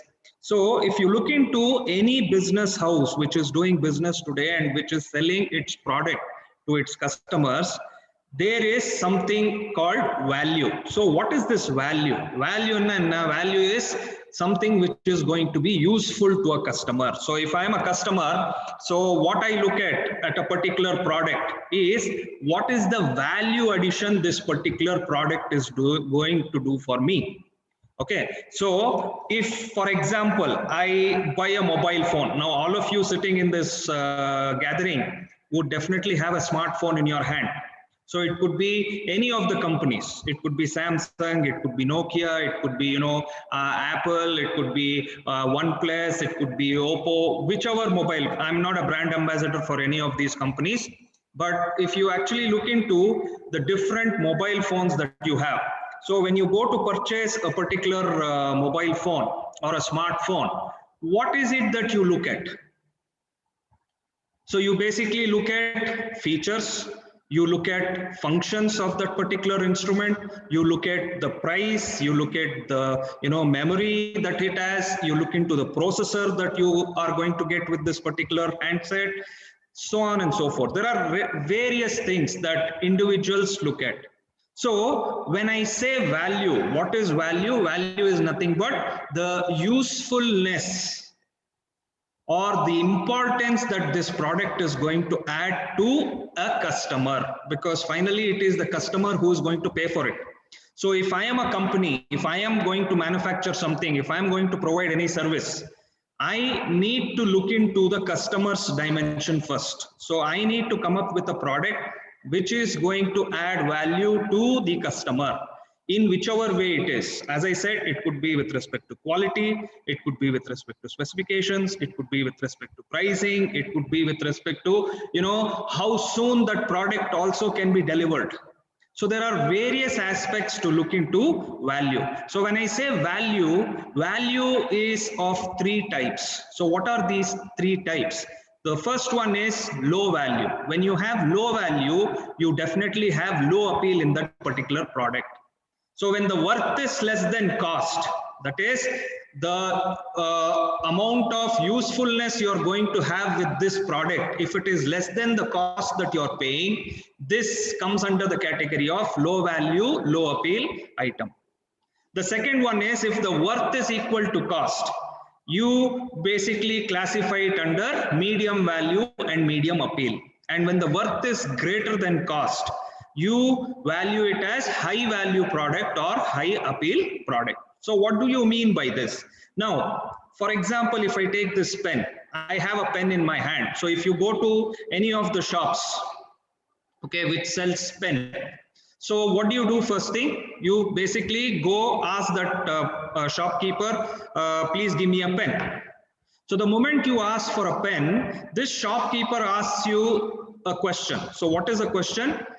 How much money pen do you want? Want a 5 rupee pen? Do you want a 10 rupee pen? Do you want a 100 rupee pen? Or do you want a 1000 rupee pen? Or do you want a 1 lakh rupee pen? You have pens available in various ranges. So when you go to the shop, the shopkeeper asks you what type of pen you want. That is the pricing of the pen. So if you say, I want a 5 rupee pen, yes, a 5 rupee pen is available. Or if you say a 10 rupee pen, yes, a 10 rupee pen is available. Or if you say a 1 lakh rupee pen, yes, a 1 lakh rupee pen is available.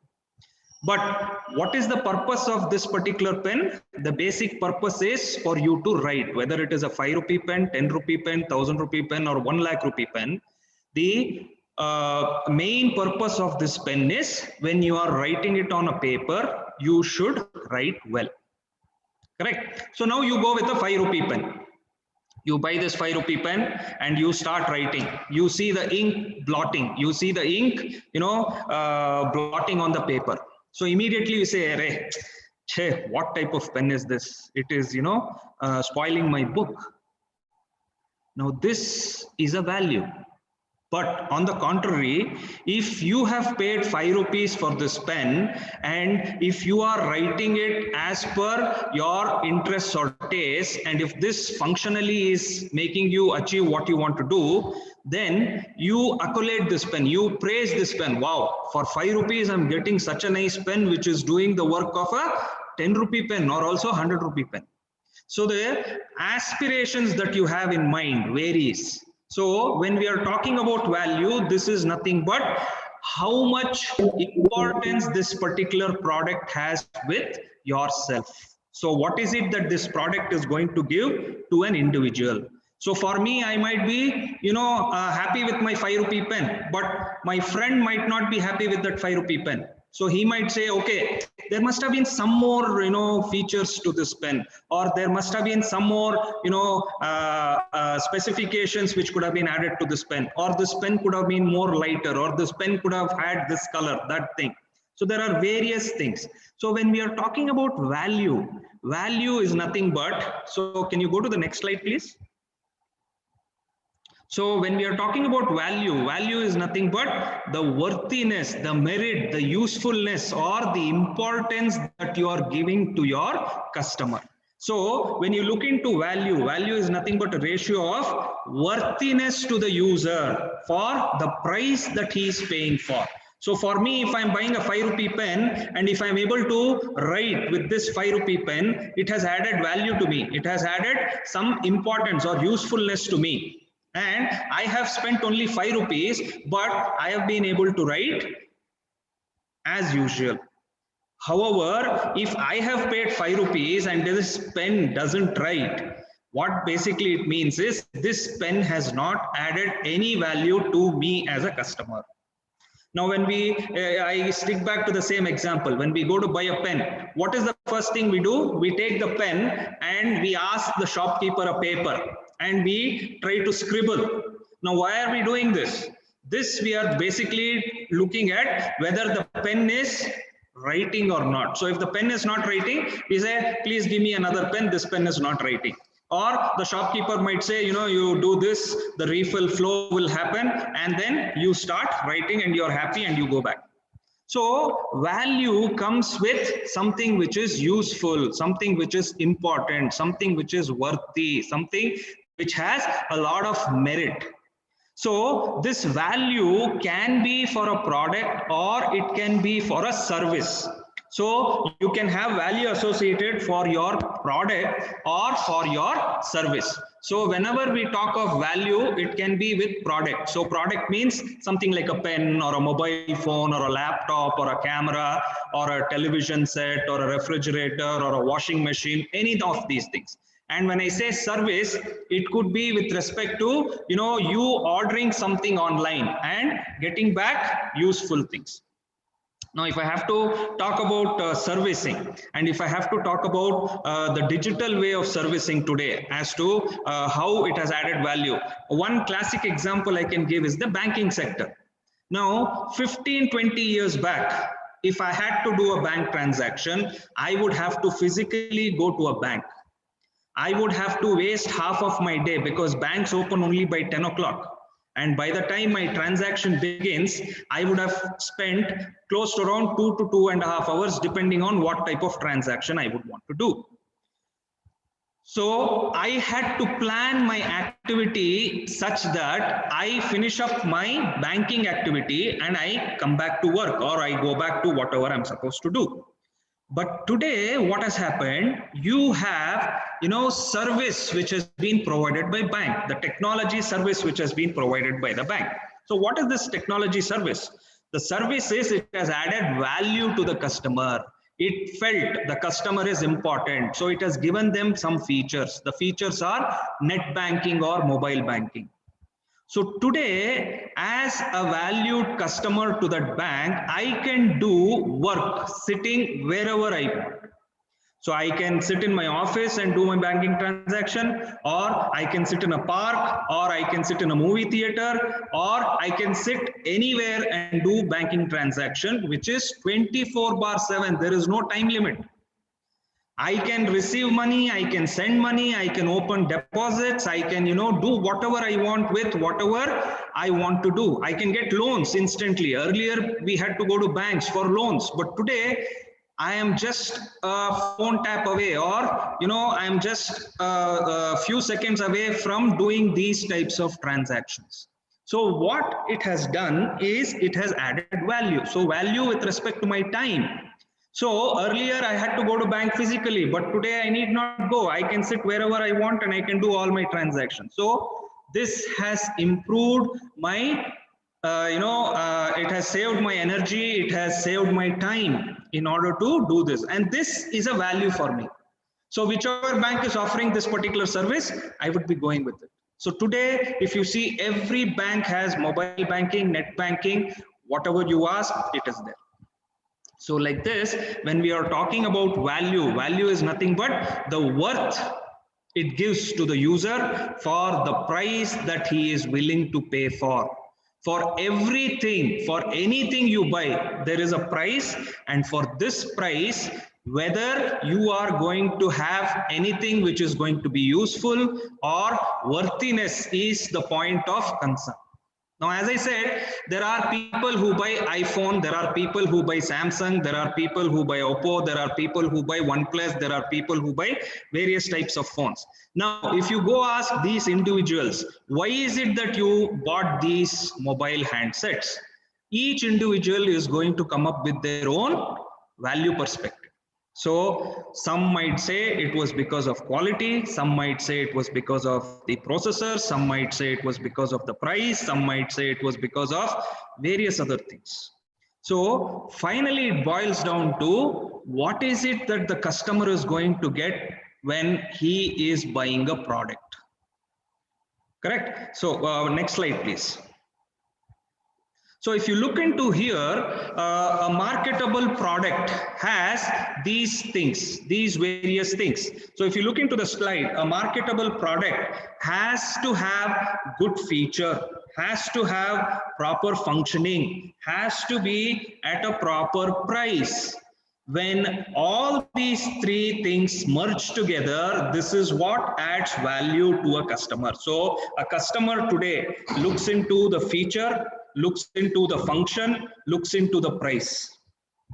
And in today's competitive scenario, these three are very, very important. Now, if you see for any business, there are various competitors who are there. If I take a pen, there are at least 10 pen manufacturers.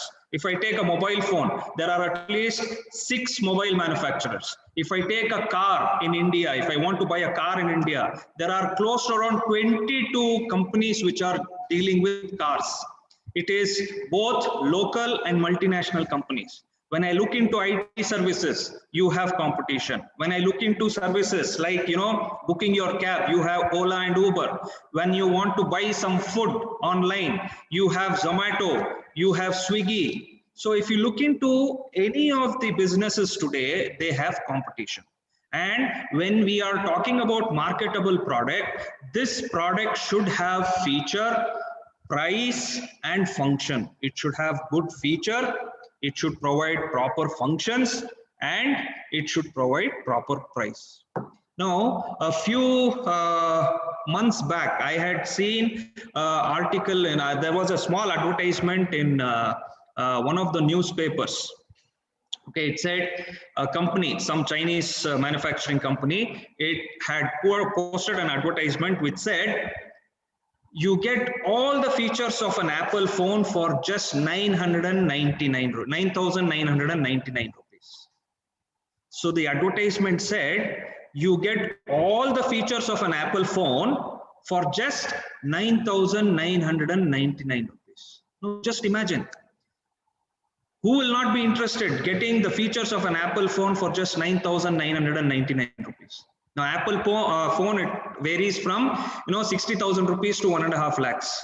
Now, if some company is telling it is going to give you the same features of what is there in Apple phone for just 9,999 rupees, it definitely makes me feel willing to go and check that product. Why not? When I'm paying 50,000 rupees less, why not I go for it? Why? Because the manufacturer is claiming he's giving the features of Apple, he's giving the functions of Apple, and the price is only 9,999. So instantly what happens for a customer? There is this value which has been created.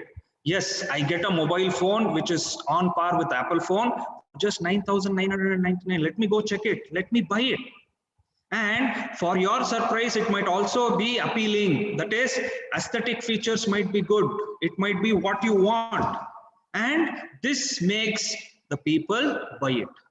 Now, after that, you start using, you find some problem. That is the secondary part of it.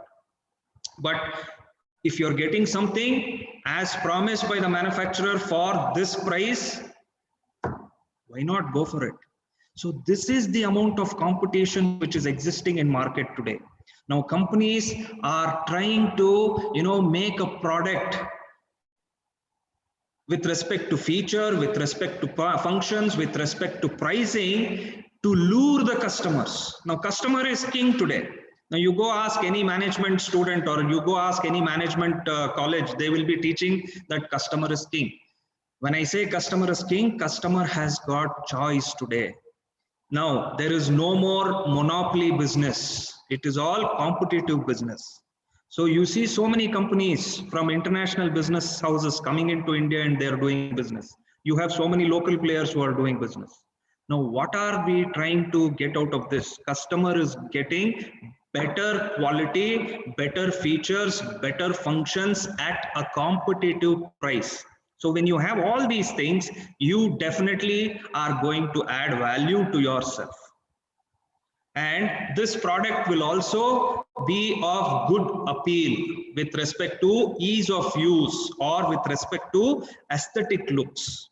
So when we are talking about value engineering and design thinking, so what we are basically trying to understand here is our product, how are we going to make it value addition to the customer, and what are the things that are required to design it in such a way that it is going to attract customers, it is going to have an appeal on the customer, it is going to make the customer think, it is going to make the customer compare.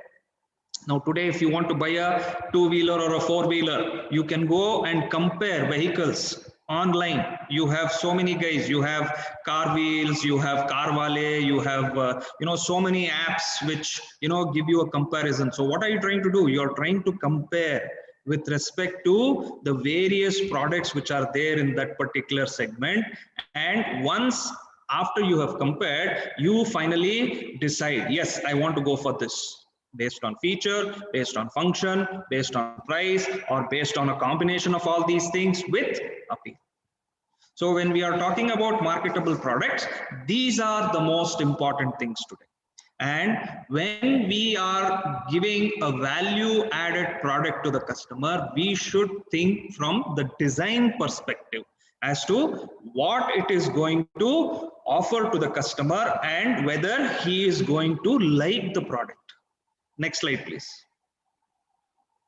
So if we look into the two segments, one, if the user is a person, then the product is a domestic product. That is whatever is for domestic consumption. And when the user is a machine, then the product is an industrial product. So domestic product could be anything that you use. It could be your paper, pencil, pen, rubber. It could be your washing machine. It could be your fans. It could be your television sets. It could be whatever you use. So if the user is a person, then it is called a domestic product. And if the user is a machine, that is whatever we make in industries with respect to using of machines. It could be CNC machines, lathe machines, boring machines, milling machines, drilling machines. So all these things, if we are taking help of machines to make a product, then it becomes an industrial product. Next slide, please. So when we are looking into the domestic product aspect, there are 5 things that we have to look upon with respect to value. So what are the 5 things? Appeal, price, quality, societal importance, and usability. So if I'm going to buy a product today, which is going to be of domestic purpose, what I'm going to see is I will be looking into the price, I'll be looking into quality, I'll be looking into the societal importance that this particular product is offering, I'll be looking into the usability, and I will also be looking into the appeal. Appeal is what you look, price is what you're going to pay, quality is what are the things that they have used, the materials that they have used, whether it is of high quality material, whether it is of low quality material. So you'll be looking into the quality. So when you go buy, say for example, a shirt or a chudidar, the first thing you want is a cotton material. So what do? You just touch the fabric and see. Now, why do you touch this? This is basically you are checking at the quality. So if the shopkeeper has said this is cotton, you want to double check. So you will, touch it and feel the quality of this material. Then the usability, how useful is it going to be for me? Whether it is going to be of one-time use or whether it's going to be of multiple years of use. So there are various aspects when we are talking about domestic product. So you look into the usability, you look into the societal benefits that it is going to add value to the customer. We look into the quality perspective, we look into the pricing aspect, and we look into the appeal aspect. So when we are talking about value when it comes to domestic product, it is basically a ratio of usability plus quality plus appeal plus environmental friendliness divided by the price the user is willing to pay. This is with respect to domestic product. But when we go into an industrial product, next slide please. So when you go into the industrial product, you have something missing. What is that missing? The appeal factor. You basically would not be, buying a machinery based on its appeal. No, you are basically buying it for making a product. You are basically buying it for seeing to it that you are in line with your production requirements. You are in line with your throughput requirements. You are in line with your productivity aspects. That is giving the efficiency and effectiveness.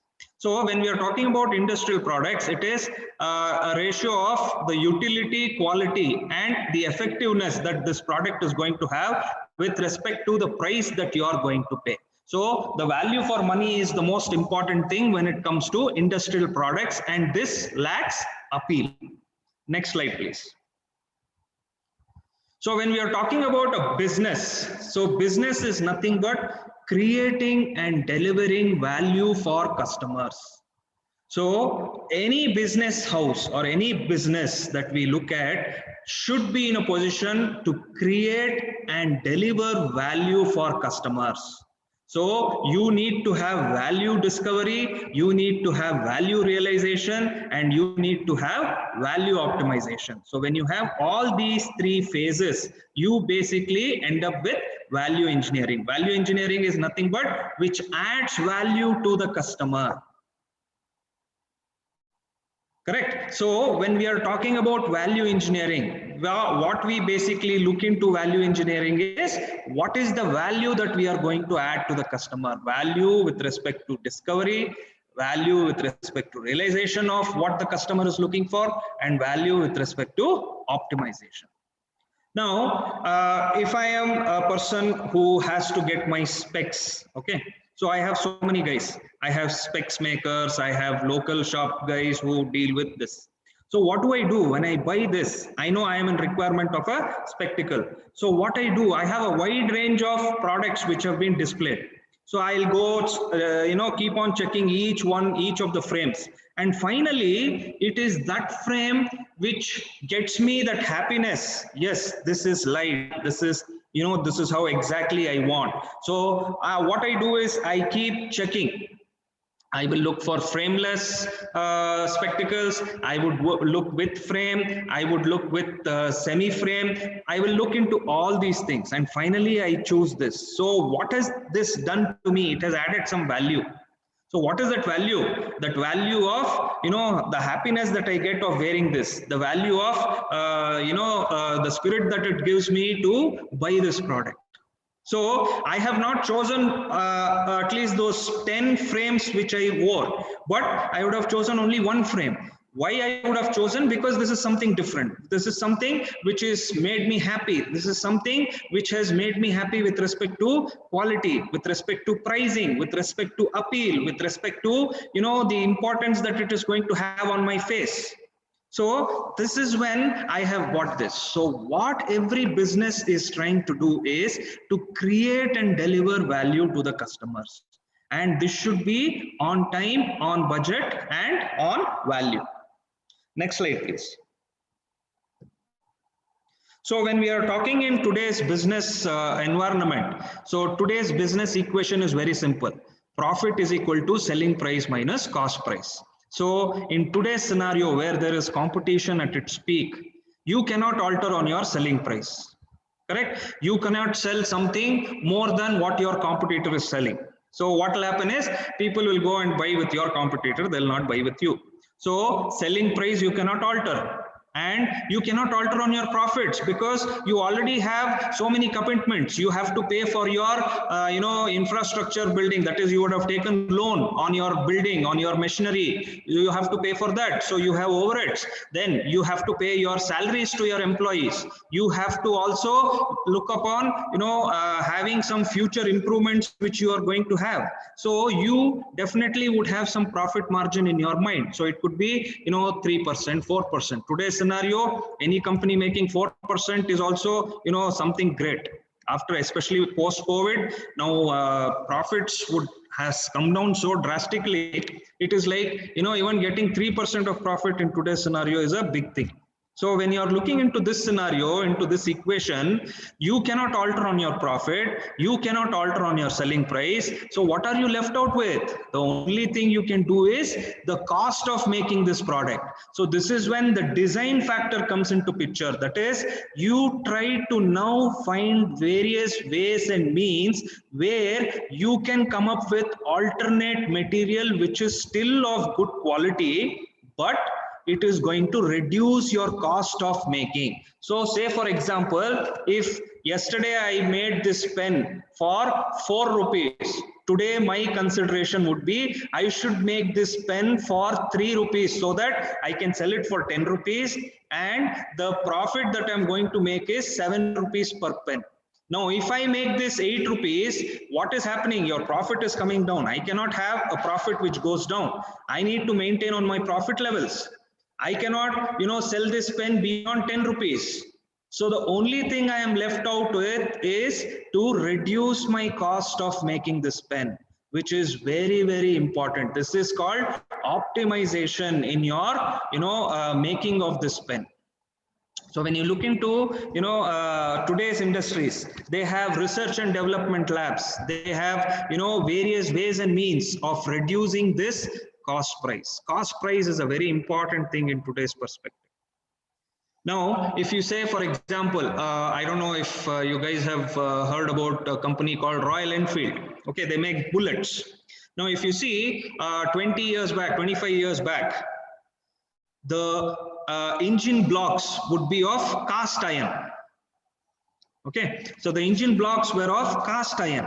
Now, what was happening is to make this cast block, it takes time. So 20 years back, if you wanted to buy a bullet, they probably would have told you, come back after 6 months. And you would have asked them, why 6 months? They say, see, if you want to buy it, come back after 6 months, because the time of making this particular vehicle is going to be immense. The time it takes to make it itself is very immense. So you come back after 6 months. So customer didn't have any choice that time. So if you wanted to buy a bullet, you went after 6 months, you bought it. This is one aspect. The second aspect was the making of the bullet itself. So as I told you, the engine blocks were made of casted bodies, cast iron. Okay. So what it was adding to is the weight of the vehicle itself, and the weight of the vehicle would increase, and also there were associated with other things like your mileage. The more weight you have on your vehicle, the mileage reduces. It is very heavy. So in Indian roads, puncture aitana, what you have to do is you have to push them, and it's bulky. You need to have some strength, real strength to push them at those times. So what Royal Enfield came up was with a design thinking aspect to reduce their cost price. What did they do? Now, if you go and check any of the Enfield engines, they are made of aluminum blocks. Now, aluminum is lightweight material. It is lightweight, and also it takes lesser time to process aluminum engine blocks as compared to cast blocks, because cast blocks, you have to melt the metal, then pour it into a template, and then you have to wait for the template to cool down, and then you would be doing the machining part, whereas aluminum takes less time.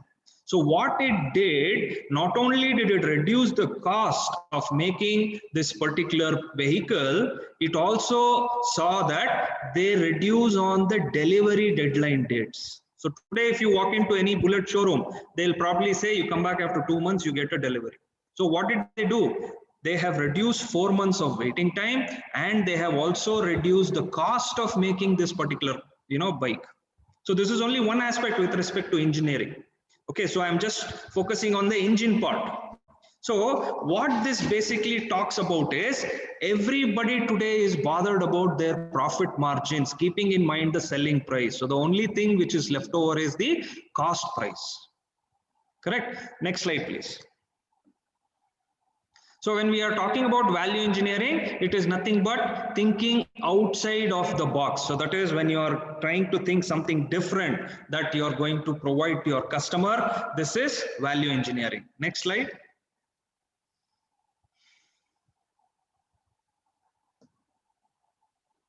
Next slide, please. Yes.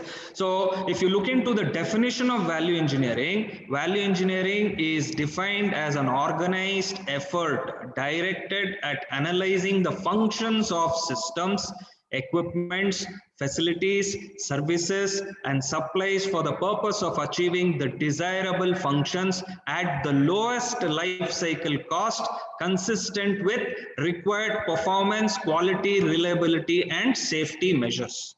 So it is basically done at the design stage. So value engineering is done at the design stage. That is when you are designing a product. See, the first step of any product to come out is the idea generation. So you get an idea. The moment you get an idea, what you do is you put it on paper. So when you put it on paper, you are drawing a sketch. So once you have drawn this sketch, the next thing that you're going to do is you are going to add dimensions, you are going to add features, you are going to add functional aspects to this particular product, which is going to add value to your customers. So value engineering, when we are talking, basically comes in the design stage, and this is a system which gives you a performance related aspect, quality, reliability, and safety.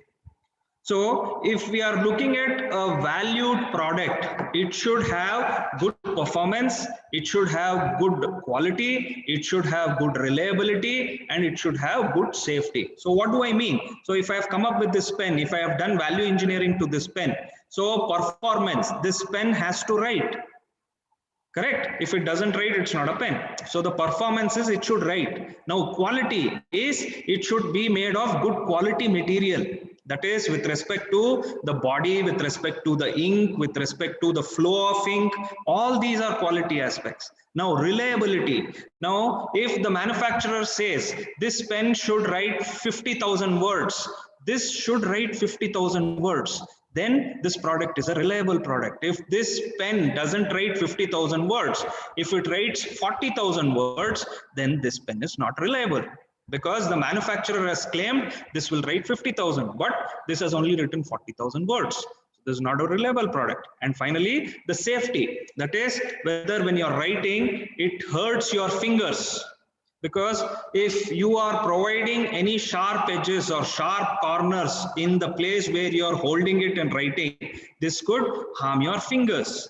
So you need to look into the performance aspect, the quality aspect, the reliability aspect, as well as the safety aspects. And when we are looking into these, this basically comes in the design phase. Next slide, please.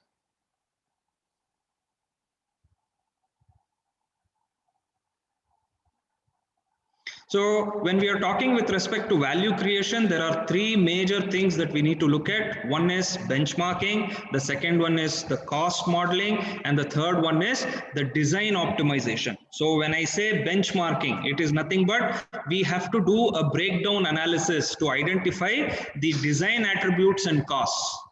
Okay, so when I am saying looking into the cost modeling, we need to look into the cost drivers and alternatives. That is how much I am going to incur with respect to cost. It could be with respect to tooling. It could be with respect to processing, that is machining of the job. It could be with respect to, supply chain logistics, that is moving my material from one place to another. Or it could also be with my supplier quotes.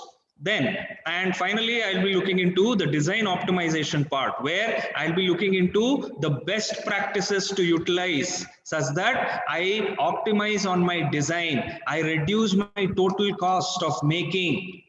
So I would be coming up with a lot of design optimization in order to reduce my cost of making, in order to give the best of the designs, which has good appeal. So all these things are part of, my benchmarking, cost modeling, and design optimization. So these are the things which add value creation with respect to a product. Next slide, please.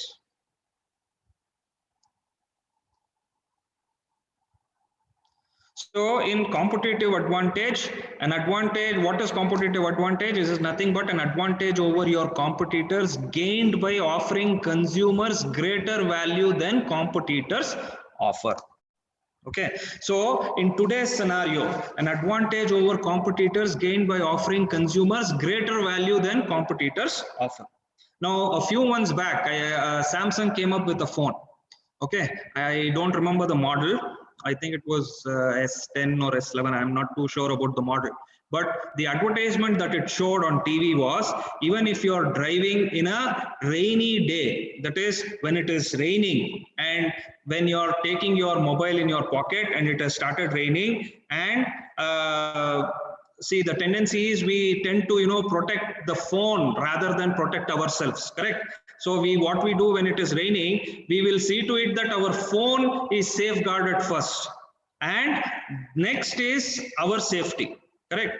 So we put that into a plastic cover, double plastic cover, and we will make sure that the phone is safer. But Samsung came up with a model where it said, even if you get drenched in rain, nothing is going to happen to this phone. So what did it tell? It said basically that it's offering something to the customer where the customer can buy this product and start using this product. So this is something of a competitive advantage which Samsung had. So likewise, there are many other brands which come up with such offerings. The last way, 2-3 weeks back, there was a mobile phone which was launched. It said you take a picture in dark without flash, you get the best quality picture. Now, what is this competitive advantage? Now, I don't go out of my house after 8 o'clock. I don't want to take pictures, in dark. Okay, but there are people who want to do that. Now, this mobile manufacturer has given that particular option where there need not be any flashlight to take a picture. Even if it is a pitch dark night, you will get, something which is going to be useful for you. So this is what is competitive advantage. Next slide, please. So design thinking is thinking for customers. That is, you basically are trying to add value. So you think from the customer's perspective. So you basically design something keeping in mind customers. So you feel the pulse of customers and you design a product keeping in mind the customers. So finally, it is the customer who is going to buy the product. So what you as a designer should do is think from the customer's perspective, customer's angle. And when you do this, you are going to come up with a good product. Next slide, please. So this slide basically talks about many aspire to be successful. Like I told you, what is the difference between Elon Musk and Mahindra? What is the difference between Mark Zuckerberg or Larry Page or Steve Jobs? All these, see, they are any other businessman, but what is the differentiating thing is many aspire to be successful, but it is only few who become successful. Why? Because they understand value and they provide value service to their customers. And once you understand a customer, when you have a deeper understanding of what a customer thinks, what he wants, how he wants, when he wants, these aspects are going to become a critical factor between a successful businessman and a businessman. So a successful businessman always thinks future, always thinks about customer. What is it that the customer wants? Now, for example, Apple phone, I come back to this. Even though I am not a great Apple fan, I don't own any of Apple devices, but my wife does. She is crazy about Apple, but I am not crazy about Apple. So what happens is Apple year on year comes out with a particular model, 2 models every year, and they come out every year. Now, if you see in newspapers or TV things, people go sleep on road the previous night and they want to get it first. Now, this is the craze that Apple has set with its customers. Apple has made sure it has created this value entity among customers. So what they say is whenever there is a new product launch, by default, it is going to add some value to the customer. The customer is willing to go sleep on road the previous day of launch. They will go sleep on road. And these guys are not, some small guys. These are all, rich guys. They don't mind going and sleeping on road to get the first handset. I have seen my own friends who have this pride. The moment they buy this, they put it on WhatsApp group. They say, yes, I have bought this phone first. So it's a pride. Now, I always ask my wife, what is it that adds value to you? She says, it's the pride factor. I own an Apple. It's a brand by itself. When people see me with this phone, I feel pride. I am proud of this particular handset. And of course, it might be adding some functional aspects to her, which I'm not too sure. But for me, a mobile phone is something where I can make calls, receive calls, and use internet for, my applications. So every individual has got various reasons. And for example, Apple has succeeded in creating this value proposition. That is, whenever they come out with a product, it is dead sure that they have added some value. Next slide, please. Next slide. This is not of much importance. Next slide.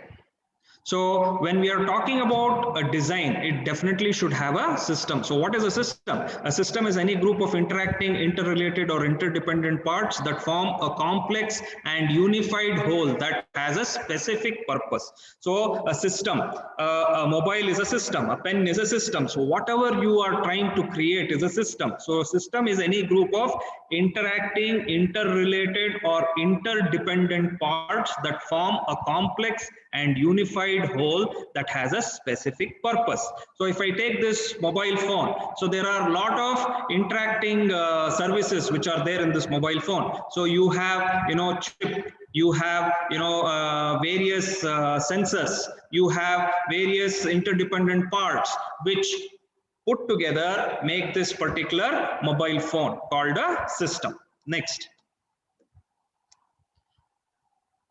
Okay, so system again, now you cannot, divide a cow into two halves and say, I have two smaller cows. You cannot do that. So the moment you cut the cow dies and, you don't get two products. So likewise, when we are doing integrative thinking, it is required to solve complex problems. So understanding the causal loops of all subsystems is very, very important when we are coming out with a system. Next slide, please. Next slide. So when we are talking about design thinking, it is a method of designing products and services that are based on two things. One, what people need and want, and the second one is what people like and dislike. So when you are coming up with a design, these are the two major aspects that you should look at. What are the two major aspects? One is what people need and want. That is, you should understand the pulse of the customer. What is he wanting? What is his needs? This is one aspect. The second aspect, what people like and dislike. So in a product, what do they like? What do they dislike? What do they need? What do they want? There is a difference between need and want. A need will become want only if the product is good. Correct? And people would have liking or dislike towards that particular product. Now, I have many times questioned my wife. She has a stack of, around close to around 60, 70 saris. She never wears saris. It's only on occasions. Now I asked her, why is it that you buy so many saris? Is it the need or want? She says, you stupid fellow, you don't understand anything. You don't understand what women want. I said, okay, fine. So if you basically see, she buys it from this shop and she puts it in her almirah. One-time use. And sorry if there are any ladies here, no offenses, but they don't use it again and again. Every function they would want something new. So what is it? Is it the need or the want? So this basically might be a want and not a need.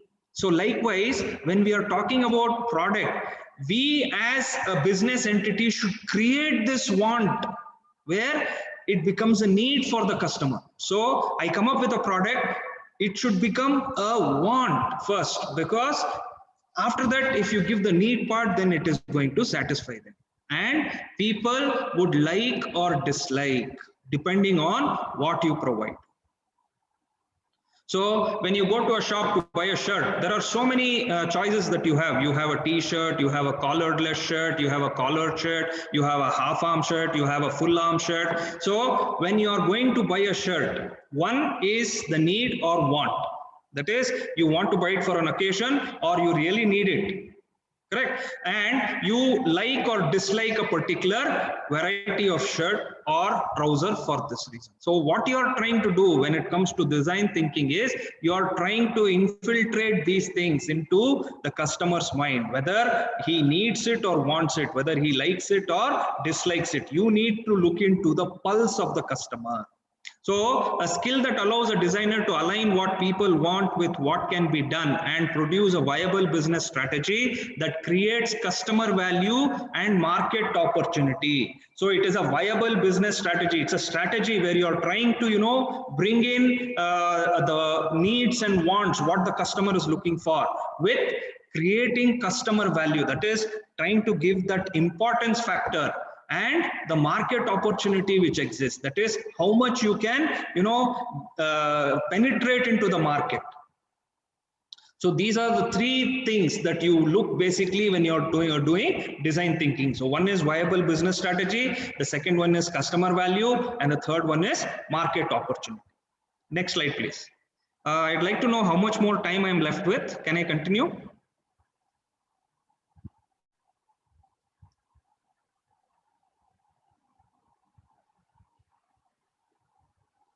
Okay, so the next one is the design thinking mindset. So there are 5 things that you need to look at when you're doing design thinking.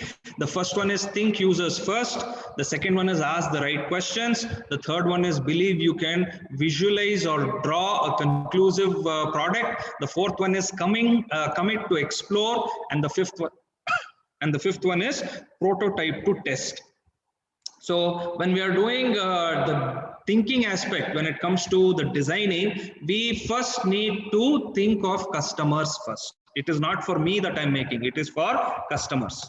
If I'm making something for me, I will only be liking it. I will not be, seeing to it that it is being liked by people. So first and foremost, I need to think about the customers. Then I need to ask the right questions. So when we are making a product, we should make sure that who is going to be the end user. We have to keep that end user in mind. Now, a few days back, I was browsing through Amazon, and there was this one particular watch. So this watch is for old age people. So what this watch does is, this is an alarm watch. At time of distress, whenever there is some emergency which is required, so this particular watch, what it does is, the elderly person has to just press a button, and the moment he presses a button, this particular emergency call goes to 5 different mobile numbers which have been put in that particular watch. So during emergency, say for example, old age people, they go to bathrooms, they trip and fall, or when they are walking, they might get some, attack with respect to their breathing conditions, or they might be very diabetic and suddenly they might collapse. So during these emergency situations, if the customer presses the button, instantly 5 messages go. Okay, so instantly 5 messages go, and what happens is those people whose numbers have been put get their message immediately, and they also can get to know the location of this particular person.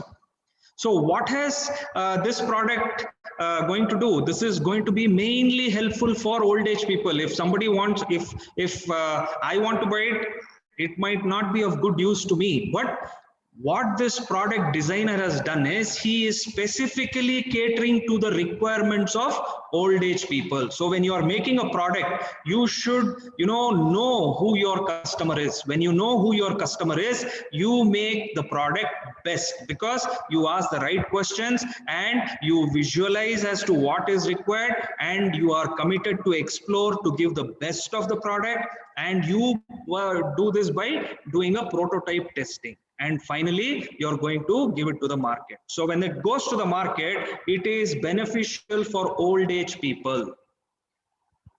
So old age people would be happy with this design mindset that you have come up with a product. Next slide, please. So I'll just take few more minutes. Next slide, please.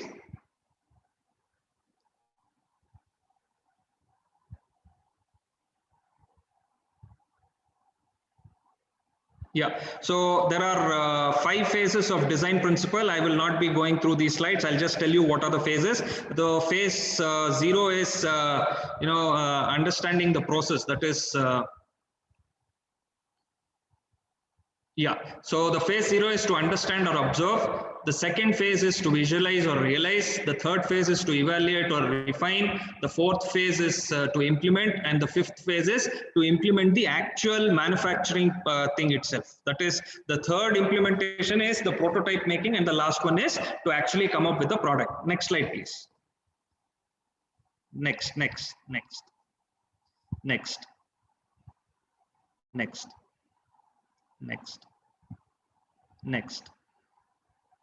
Okay, so there are 5 steps of design thinking. The first one is empathy, the second one is define, the third one is ideate, the fourth one is prototype, and the fifth one is to test. Now, what is empathy? Empathy is nothing but understanding what people are looking for, understanding what the customer's pulse is, understanding what the customer wants. This is empathy.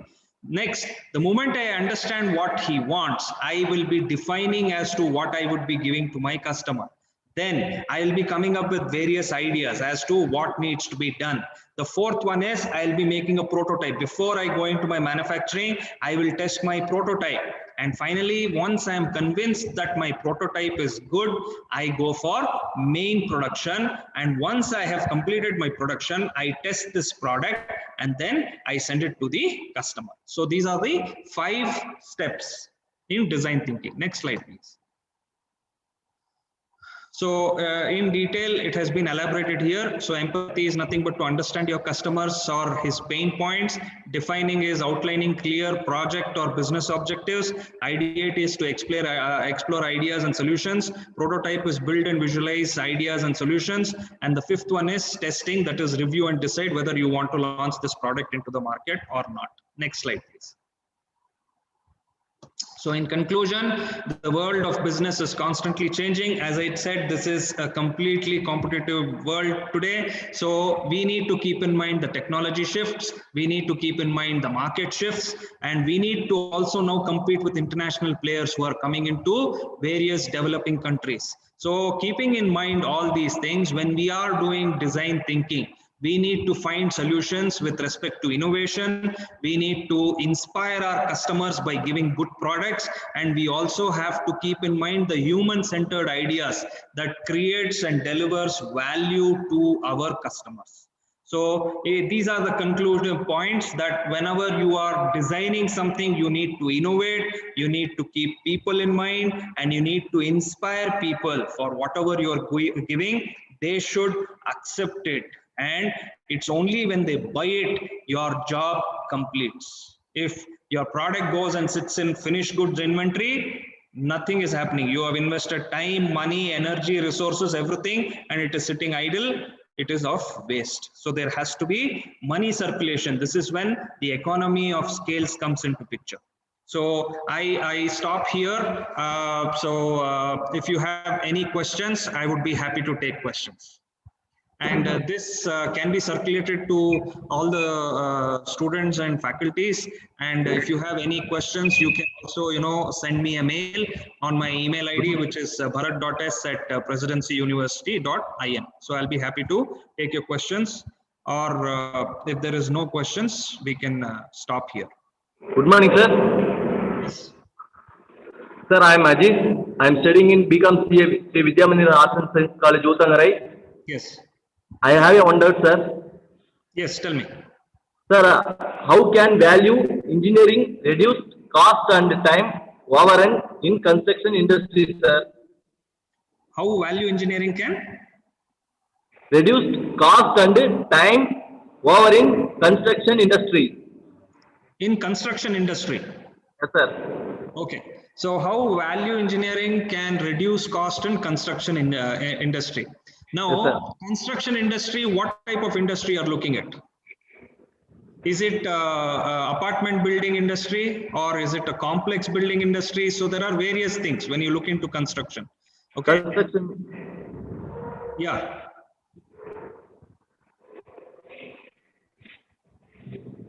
No, what type of, you mean house construction, correct?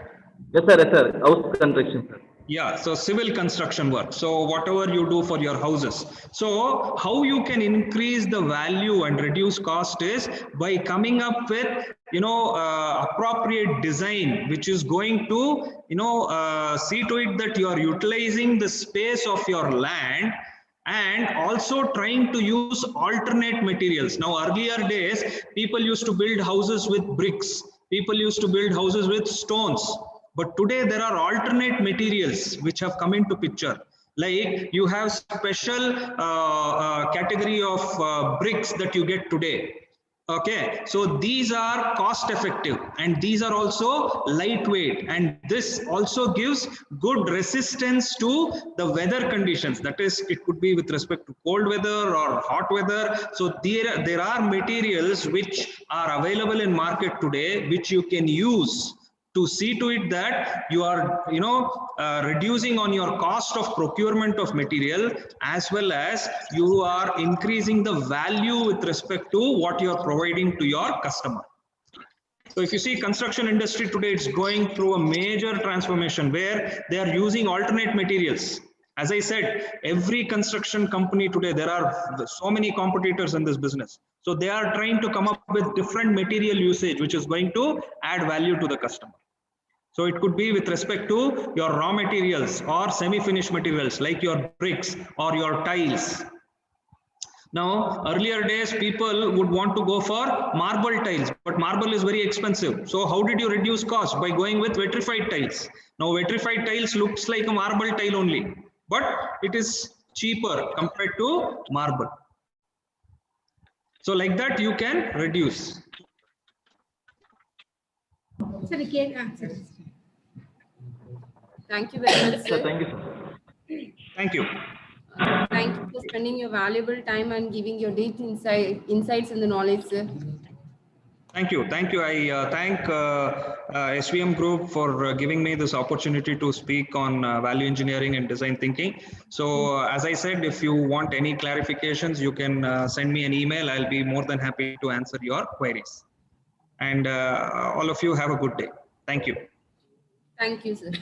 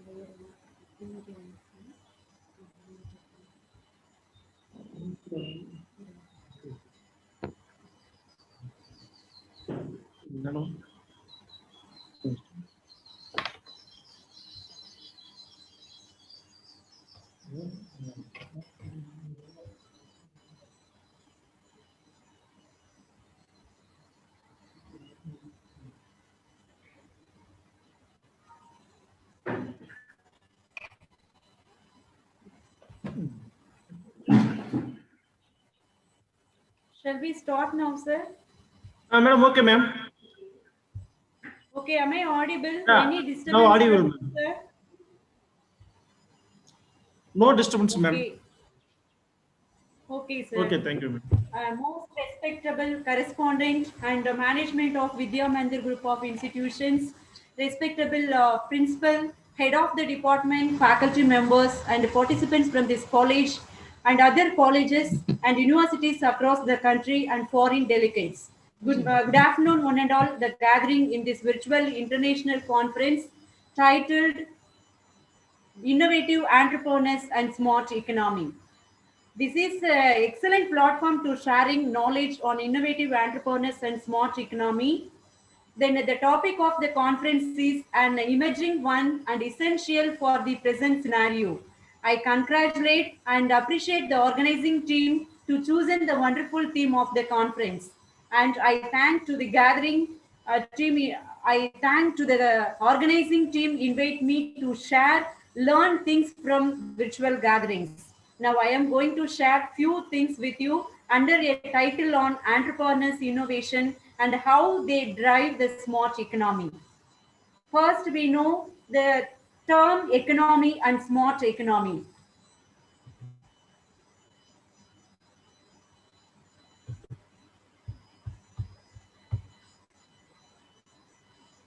Are you visible, sir?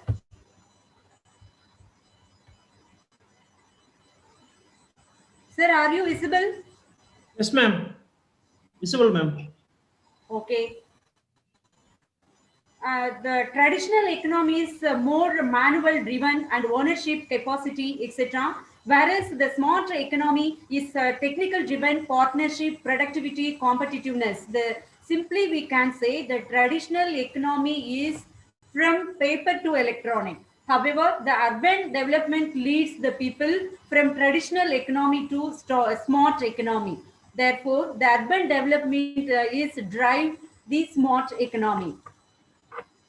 This term smart economy is becoming more popular and scientific and globalization era. Smart economy is main base of urban development in a smart community. The smart communities are entrepreneurship, productivity, then competitiveness. These are three closely related with other collectively functions or organization in the urban. Naturally, the urban organization promotes new entrepreneurial initiatives and increase of competitiveness and high productivity in communities with the aim of improving quality of life. Here, we want to see first of all what is smart economy. Simply say, smart economy is an economy which basis of urban development and using smart money and smart payment tools to modify the classical way for an economic system to operate. Therefore, this smart economy focusing the urban development and applying of advanced technology and using smart money and smart payment tools in the people's life, particularly to enrich the cities into smarter cities. In smart cities, introduction of new technologies and using advanced technologies quite common. While we look at the urban development, there are n number of developments we can see, like construction of new roads and flyovers, airports, establishment of government, regional offices, RBI regional offices, railway regions, research centers, bank zones, regional and international trade centers, etc. We known in India, well known in India, Bhopal, Bhubaneswar, Pune, Jaipur, Surat, Ludhiana, Kochi, Ahmedabad are converted as a smart cities and established various advanced facilities by the National Smart Cities Mission. The National Smart Cities Mission is an urban renewal and retrofitting program by the Government of India with an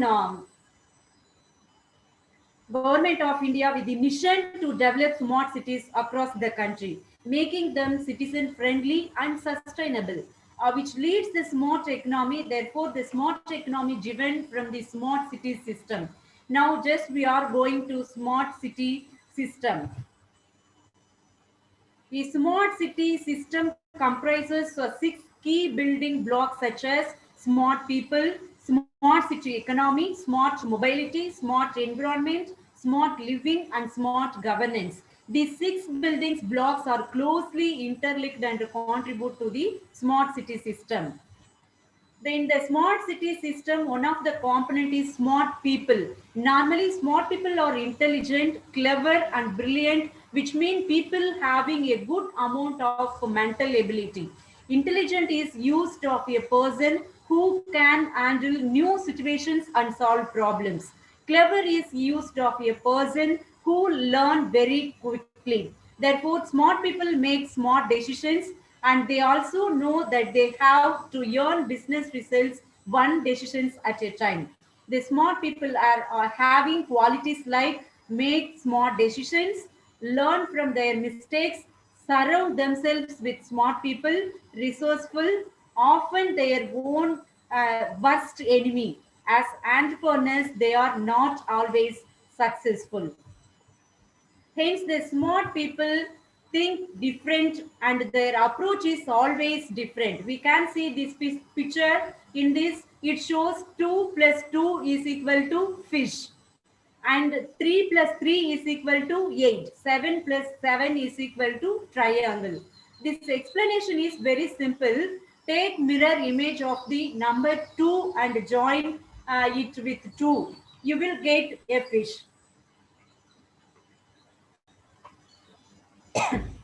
And take a mirror image of 3 and join it with the number 3 and you will get 8. Take mirror image of 7 and join it with number 7 and you will get triangle. It shows the different approaches of smart people, or it is the innovation of smart people, or it is different thinking of smart people. In the same way, urban people are applying technologies that drive smart economy.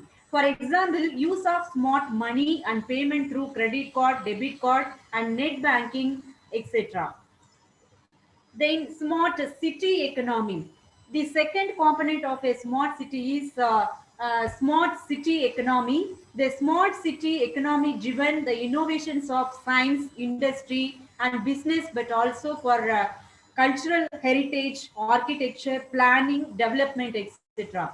Then it is highly values creatively and welcomes new ideas and enlightened entrepreneurial leadership by offering diverse economic opportunities. For example, smart cities are connected with proper roads, internet connectivity, junctions, GPRs, surveillance, a tracking system, apartments, etc. are created for usage of people and connected with satellite. Then smart mobility. The next component of city is smart mobility. The mobility of people are not only that of vehicle will advocate walkability and cycling. And the smart mobility, vibrant streets at no additional cost, effectively manages vehicular and pedestrian traffic, and the small mobility balanced transport options and mass rapid transit system such as metro rail, light metro, monorail, or a sky train for high-speed mobility. Integrated high mobility system link the residential areas, workplaces, recreational areas, and transport nodes, example bus, railway station, and airport. A smart city will practice high density living such that the benefit of high speed mobility is uniformly available. For example, in smart cities, vehicles are connected with Wi-Fi. Hence, the smart mobility is being one of the smart economy. The entire world where the different kinds of smart devices are continuously working to make inhabitants live more comfortable. Smart environment aims to satisfy the experience of individuals from every environment by replacing the hazards work, physical labor, and repetitive. The other component of city system is smart environment. The smart environment provides people to live with and protects the nature, attractive and has a strong sense of place that is rooted in its natural settings. The value is natural heritage, unique natural resources, biodiversity and environment. The smart environment conserves and preserves the ecological system in the city region and embraces and sustains biodiversity in the city region. Smart environment efficiency and effectively manages its natural resource base and keeps green city and clean city. Smart environment provides adequate and accessible public green spaces. For example, green, we can say green city and eco-friendly. So smart environment is a big component in smart economy. Then smart living. Smart living is a trend encompassing advancement that give people the opportunity to benefit from new ways of living. It involves original and innovative solutions aimed at making life more efficient, more controllable, economical, and productive, integrated, and sustainable. Smart living is another one of the component of smart economy. Smart living consists of strong and shared values, records and celebrate local history, culture, and nature, vibrant downtown, 24 hours and 7 days a week, provide necessary safety and security to women, children, and senior citizens. Improves the urban way of life, builds natural and cultural assets to build a good quality of life. Therefore, smart living leads people to smart economy. Then smart governance. Smart governance is about using technology to facilitate and support better planning and decision making. It is about improving democratic. Smart governance deals practice accountability, responsiveness, and transparency, and out in its governance uses big data, spatial decision support system and related geospatial technologies in urban and city regional governance. Constantly innovates e-governance for benefit of all its residents, constantly improves its ability to deliver public services efficiently and effectively.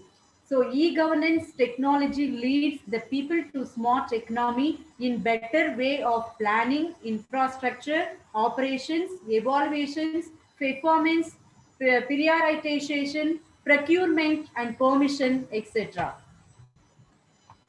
Then when we sum up the smart city system where smart people are 21st century, education, inclusive society, embrace creativity, smart economy or entrepreneurship and innovation, local and global in connectedness. Smart mobility is mixed model, prioritized and non-motorized options, integrated ICT. Then smart environment is green building, green energy, green urban planning. So smart government is enabling supply and demand side policy, then transparency and open data, ICT and e-government. And in case of smart living is healthy, safe, culturally vibrant, happy. Then the smart city is leads smart economy in a full-fledged manner, and the smart economy is driven by entrepreneurs innovations. Then an innovative entrepreneurs here. First, we want to know how entrepreneurs innovations drive the smart economy. An innovative entrepreneur is a person who discovers totally new things An innovative owner is a person who creates innovative products and services. An innovative entrepreneur is a person who innovates the business process in his business.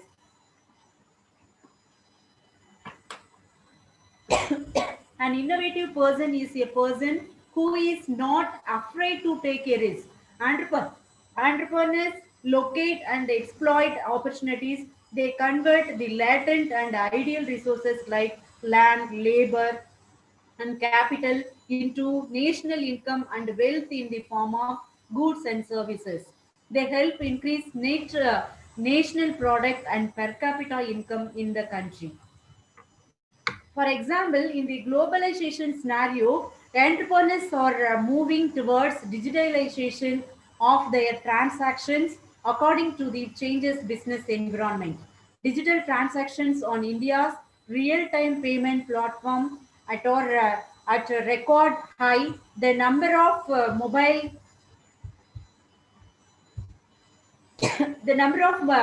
money accounts in India rose from 73 per thousand adults in 2015 to 1,265 in 2019. According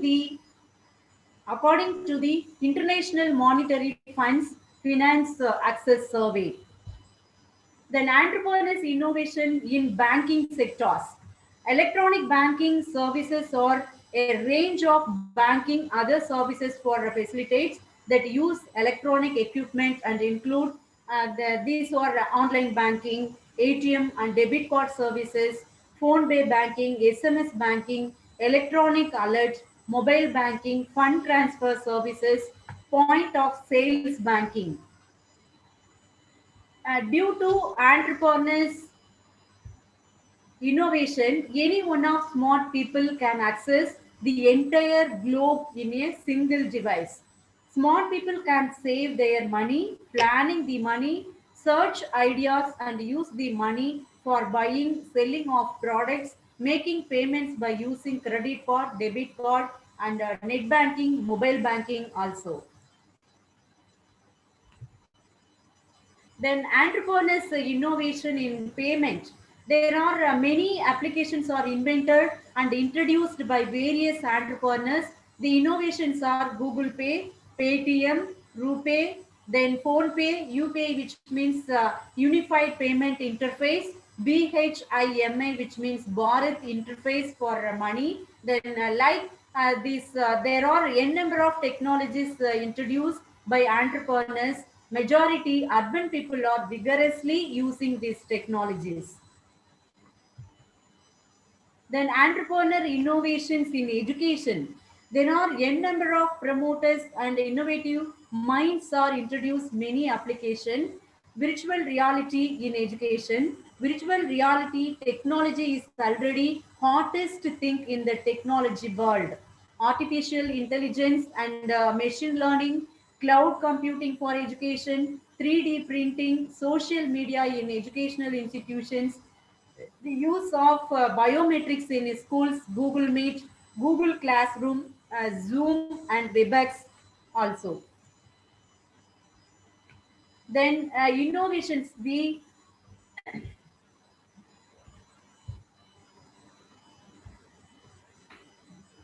Bombay Stock Exchange and the National Stock Exchange has remained in the lead of modernization of India's capital and financial markets, and its pioneering effort include being the first national anonymous electronic limit order book exchange to trade securities in India, and mobile apps for transaction of shares applying of shares. Then the Indian government aggressive plan to build 100 smart cities in India, driven by the Ministry of Urban Development. The project is said to attract investment about $1.2 billion. This is said to help cities and build holistic development plans with provisions for zero emissions and zero wastage. All this and more will be shaped through numerous innovations that include the following: innovation transport, mobility options to power and road network that spans 47 lakh kilometers. This includes provisions to launch metro rail projects in smart cities along with alternate sources of transportation. For instance, the development of 200 budget-friendly airports in Tier 2 and Tier 3 cities. What then? Waterway ropeway mobility. About 2,000 kilometers of rivers are said to be converted into waterways. Similarly, Mumbai will witness ropeway transport will connect the east and west side of the city.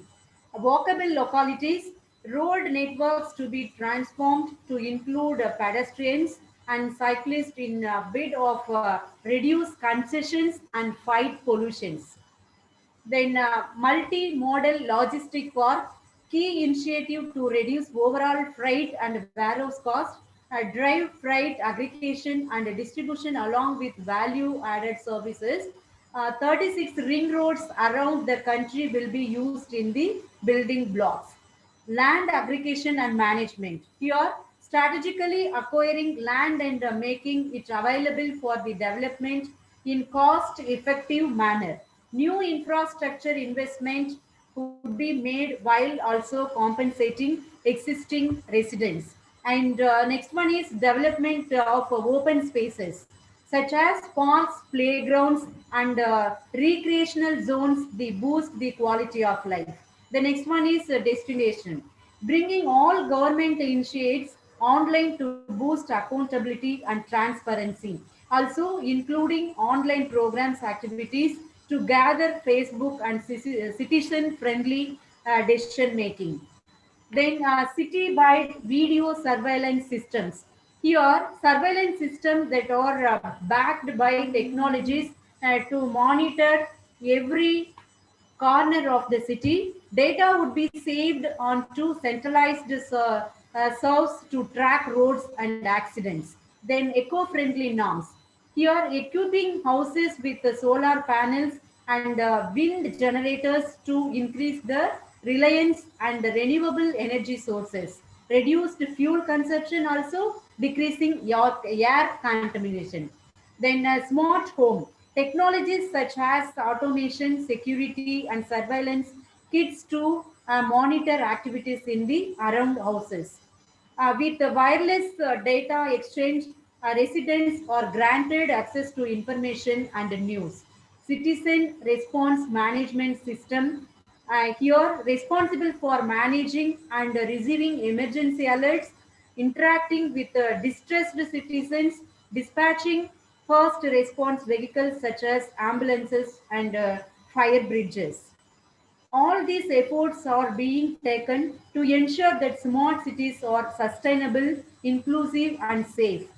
Their seamless implementation is said to change the lives of millions of people. So nowadays, large number of urban people are frequently using technology for making economic activities like buying and selling and making payments and receipts through using debit card, credit card, mobile, laptop, desktop, tablets, swiping machines and apps by using internet, high-speed broadband, Wi-Fi and so on. These technology advancements are entirely shift people from traditional to modern. Simply we can say from paper to electronic. In view of this, smart economy can describe that all actions aimed at transforming and strengthening in the economic by utilizing digital technology and intelligent approaches that leads the economic prosperity, generates a stable and favorable conditions for all stakeholders. When we look at today's life, particularly urban life, it's completely full of technology and it becoming friendly usage day by day and increasing the usage population size. Technically, we can say a smart economy is an economy using smart money and smart payment tools to modify the classical way for an economic system to operate. Through this smart economy, we change the traditional way to define a payment a price, a tax rate, a yield, and an interest rate, then and foreign exchange rate, parameter investment rules, parameter financing rules, parameter growth definition, and thus create a global economy managed by programmable rules defined by democracy, collective intelligence, or centralized power, democratic and authoritarian. Then the image and consolidation of new digital technologies, of which especially blockchain and artificial intelligence open a new way for traditional economy via the current development of a smart economy, its associated tool smart money. So these all SEBO things are implementing by innovative entrepreneurs. So innovative entrepreneurs drive smart economy. Thank you. Thank you so much.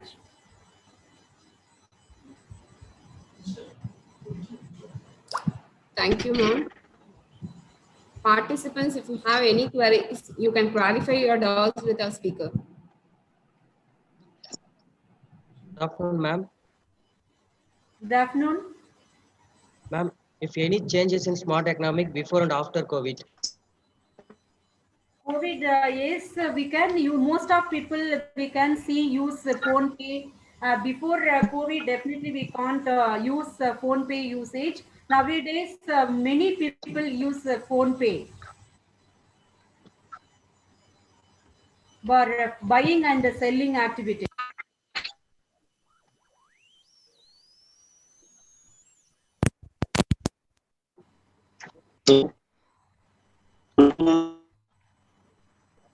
Hello.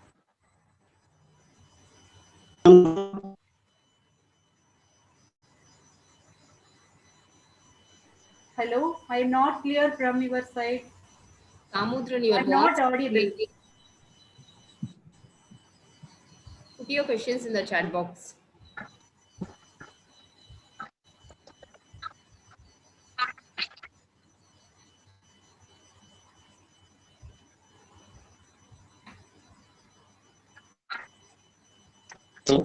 Ma'am, good afternoon.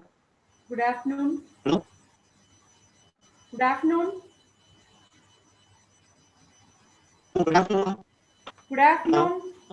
I am audible. I am audible. I am not clear from your side. Please make it clear from your side. I am not audible.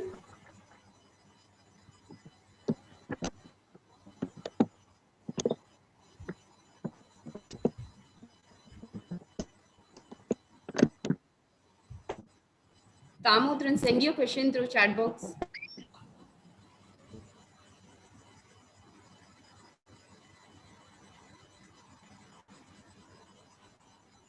Good afternoon.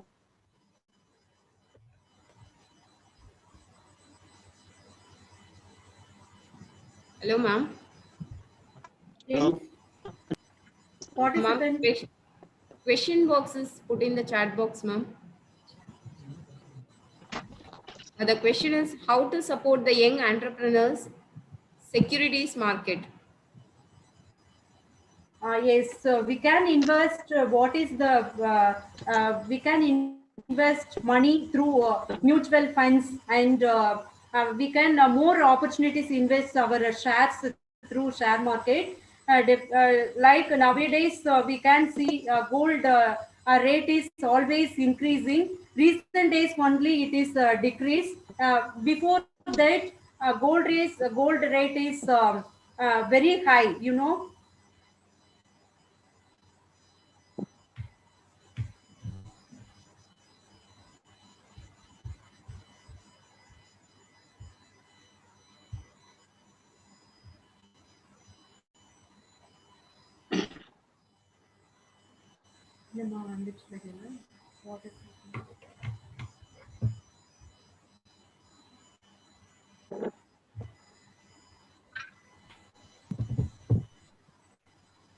Ma'am, Yes.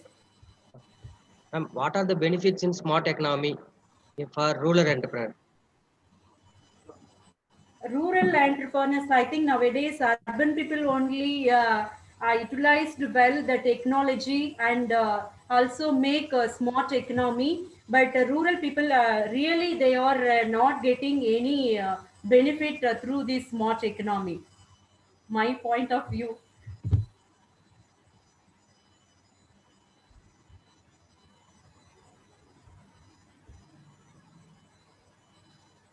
So the state and the central government take initiative to develop the rural people also, or implementing new technologies to the rural people. Then only they are also developed like urban people. Thank you, ma'am.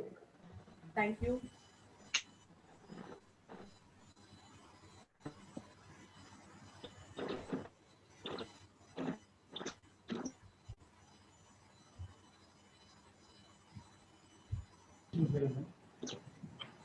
Participants, if you have any other questions, you can clarify.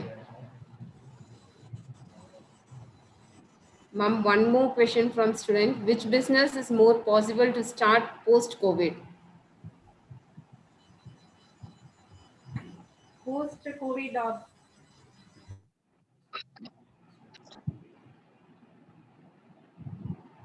and we cannot say இது தமிழ்ல சொன்னா கிளியரா இருக்கும்னு நினைக்கிறேன். Okay, ma'am, no problem.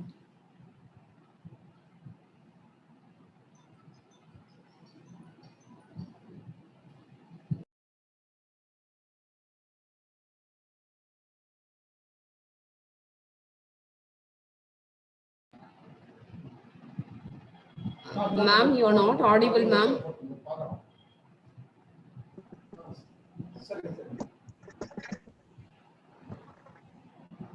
Hello, ma'am.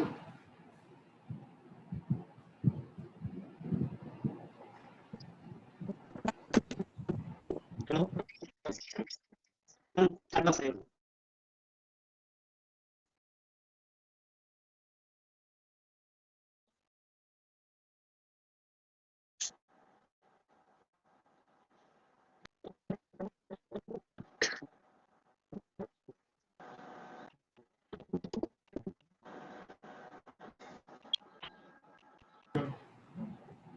Thank you for spending your valuable time, ma'am.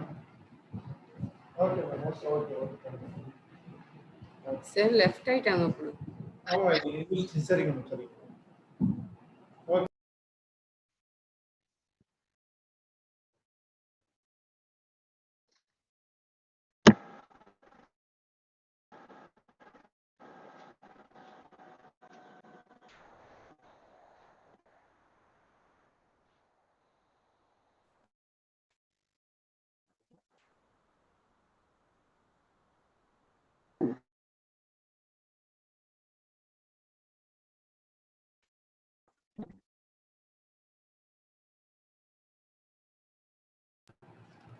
Okay.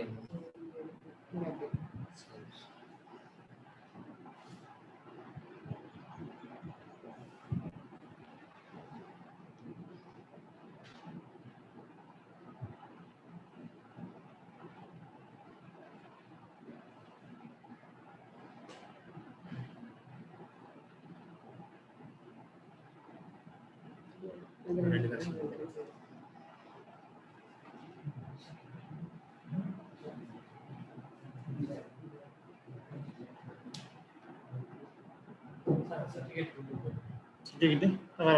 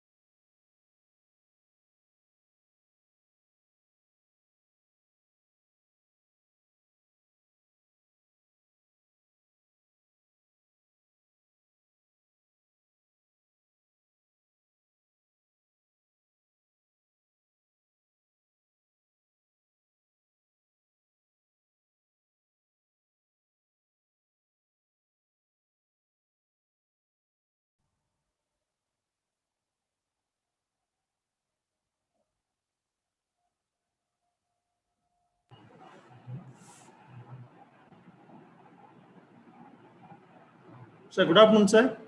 Good afternoon. Am I audible? Yeah, audible, sir. I am Bhubalan. Welcome, sir. Nice to see you, Professor. Nice to see you.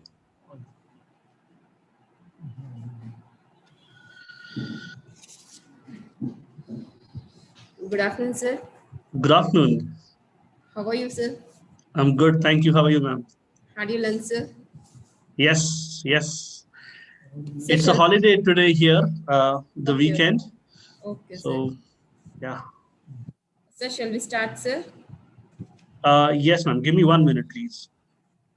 Okay, sir. Now I take pleasure in introducing Mr. Mustafa M. Momin, Assistant Professor, HRM at the American University of Middle East, Kuwait. He has previously worked with Prince Salman bin Abdul Aziz University, Kingdom of Saudi Arabia. He is passionate and inquisitive educator with over 12 years of experience in higher education and corporate training. He is an ardent believer and advocate of human, sustainable, and people-centric approach of management. He is an enthusiastic learner with a keen interest in continuously evolving as a resourceful teacher. He is a curious researcher with an interest in contemporary management trends and best practices, authored thematic research papers published in several international journals. He is an author of Training and Development Concepts and Perspectives, published by Create Space Publishing, Amazon, USA. He is author of Employee Attrition Analysis and Manufacturing Sector, published by leading European publishing house Scholars Press, Germany. Author of Executive Human Resource Management Concepts and Perspectives, published by Research India Publications, New Delhi. Is a conversant with a wide array of academic functions such as syllabus design, curriculum calibration and enhancement, creation and deployment of faculty development initiatives, communication skills development, etc. He has clocked over 2,800 plus man-days of trainings for corporates like Skoda Auto, Videocon, International, Bajaj Auto, Seminis, Monesto, and many others. His area of interest are job satisfaction, training and development, leadership capacity development, employability skills enhancement, entrepreneurship, customer relationship management, and developing industry academia interface, interpersonal and communication skills enhancement, etc. I welcome you, sir, for the session. I hand over the session to you, sir.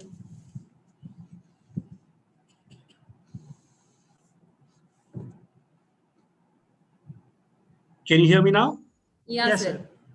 Thank you very much for this warm welcome and your invitation, Professor. I'm happy to be a part of this event. I understand that this would be the post-lunch session for the students, so I can understand the challenge. Obviously, my job is a little more challenging because I have to keep your interest alive and awake. And I'm going to keep the discussion very light. I'm not going to discuss something very theoretical. I'm not going to discuss anything which will put you to sleep. I'll try my best to keep you engaged. Unfortunately, because of this pandemic, we are meeting virtually. There are different ways of getting responses from you also, but that's not very convenient. So I'll see how best I can get your responses. And always there's a chat room. If you have got your professors with you, you can pass on your questions through them and we'll be happy to discuss. I want it to be like a discussion. So let's see what you can learn from me if you can. And I'm going to be very curious to learn some perspectives from you too. So before I proceed, I'm going to share my presentation. Let me know when it becomes available, when it becomes visible on your screen.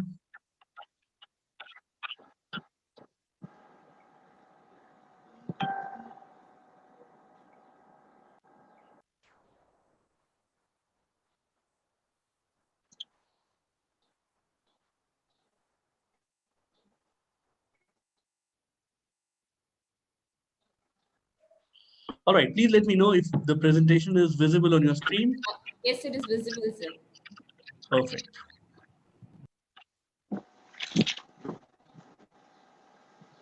All right, I think the organizers have very gracefully introduced me. Let me introduce my topic. I'm going to come to my topic gradually, and as I promised, I'm going to try and keep it really very light. I know my challenge is to keep you engaged and awake. Let's see how well I can do that. So this is the titles that we have chosen for my talk, the pursuit of professional excellence for post-COVID economic recovery. As we all know that this conference is being held on entrepreneurship, innovation, and smart economy, how we can use the power of entrepreneurship, how we can use the power of innovation to accelerate the rate of recovery in the post-COVID world. You know, we are already starting to see some green shoots. We are hoping that uh, in a few months, hopefully, we will be in a situation to begin, you know, getting back to normalcy to some extent, hopefully. So my talk is going to be how we can emphasize on professional excellence so that we can accelerate or improve the chances of our recovery in the post-COVID world. So that's what my talk is going to be all about. Um, this is a bit about myself. I think the professor has already introduced me. I have a PhD in management science, and I've been teaching in the Middle East. I am originally from Maharashtra in India. The place that I belong to is called as Aurangabad.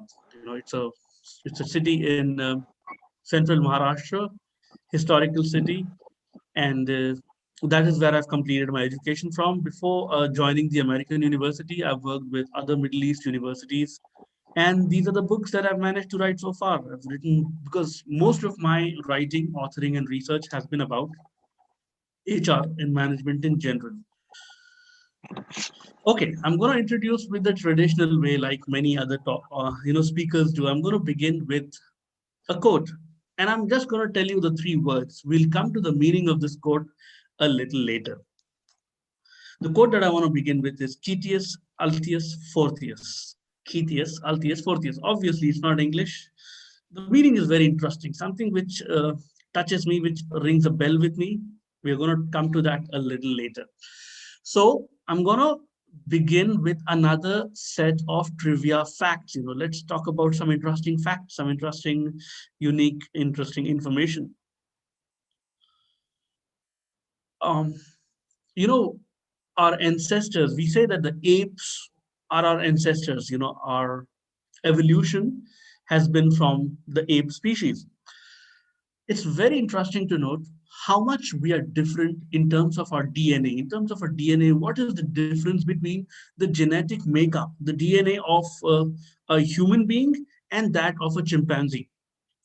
We are such, if you look at the present form that we are in, you know, sitting in our self-made houses, these concrete jungles, we are in a world that we created for ourselves. And look at chimpanzees, they still live in jungles, they live a very primitive life, wild animals after all.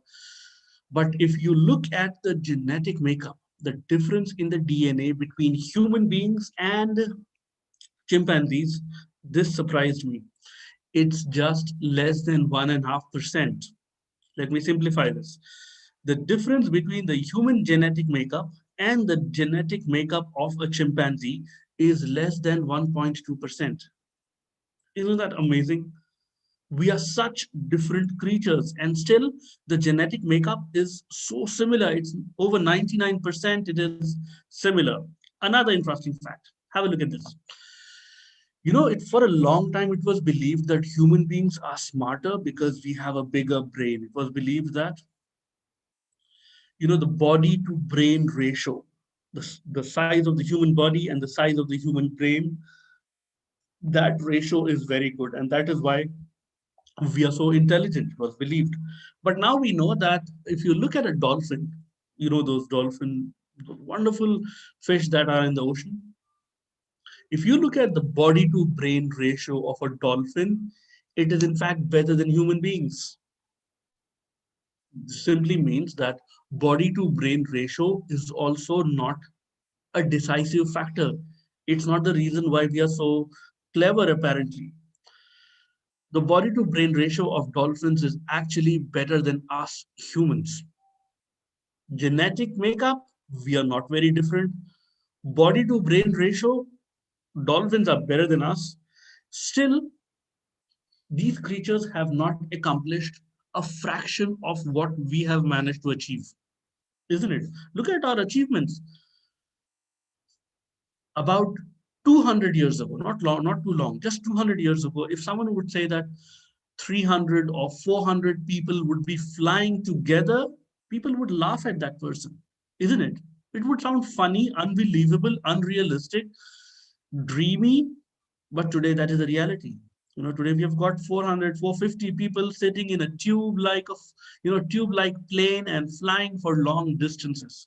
Isn't that a reality now? Look at the scientific advancement that we have managed to achieve. Look at the way we are able to look at very minute things. Look at the way we have been able to put a telescope in the space, the Hubble telescope, and we are able to look at the galaxies which are hundreds of light years away from us. Amazing. Look at our developments in terms of space technology. We have put rovers on Mars. We've put the Mangalyaan, India's achievement. Perseverance, the latest, rover sent on Mars by NASA. All these things are a testimony of how much we have managed to achieve. And that's a lot indeed. So what is it that still these creatures have not achieved as much as we have achieved? Genetic makeup is largely the same. Body to brain ratio is not the same. Any guesses why we have been able to achieve so much success, so much advancement? Let's find out. I personally think, because I'm not getting an opportunity to interact, give me a minute. Let me go through a few tabs and see.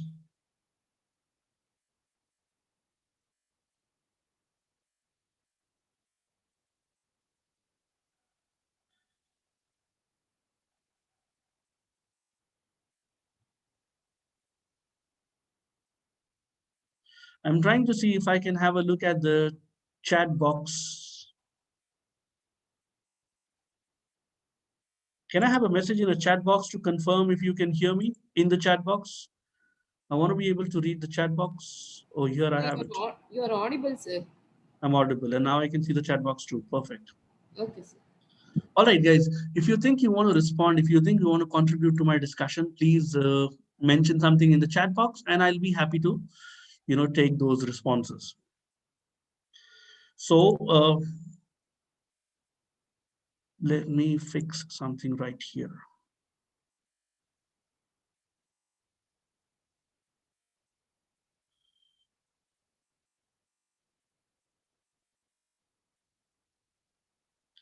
All right, is the presentation visible now? Yes, sir, it is visible. Perfect. I'm going to continue. So what I say is that human beings have consciously or unconsciously pursued a path. We have chosen a path that we can proudly call as the pursuit of excellence. We have constantly, chosen the path of excellence. I know it might not sound very sensible at the moment. I'm going to explain to you as we proceed what I really mean by that. So let us see what the word excellence really means. Of course, this is just additional information, good to know information. This is not life-changing information. It's all available in Google. The word excellence comes from the Latin word excellentia, which roughly translates into, to surpass, to go ahead, to beat something, to excel over something. So the word excellence comes from the word excellentia, which roughly translates to surpass or beat something or get better than some previous form. So in context of comparison, if you have to understand excellence in a simple way, we can think of it as comparative. Excellence is not being the best. It's simply about being comparatively or relatively better. I'm gonna say all this and then I'll connect the dots to help you understand what I really mean.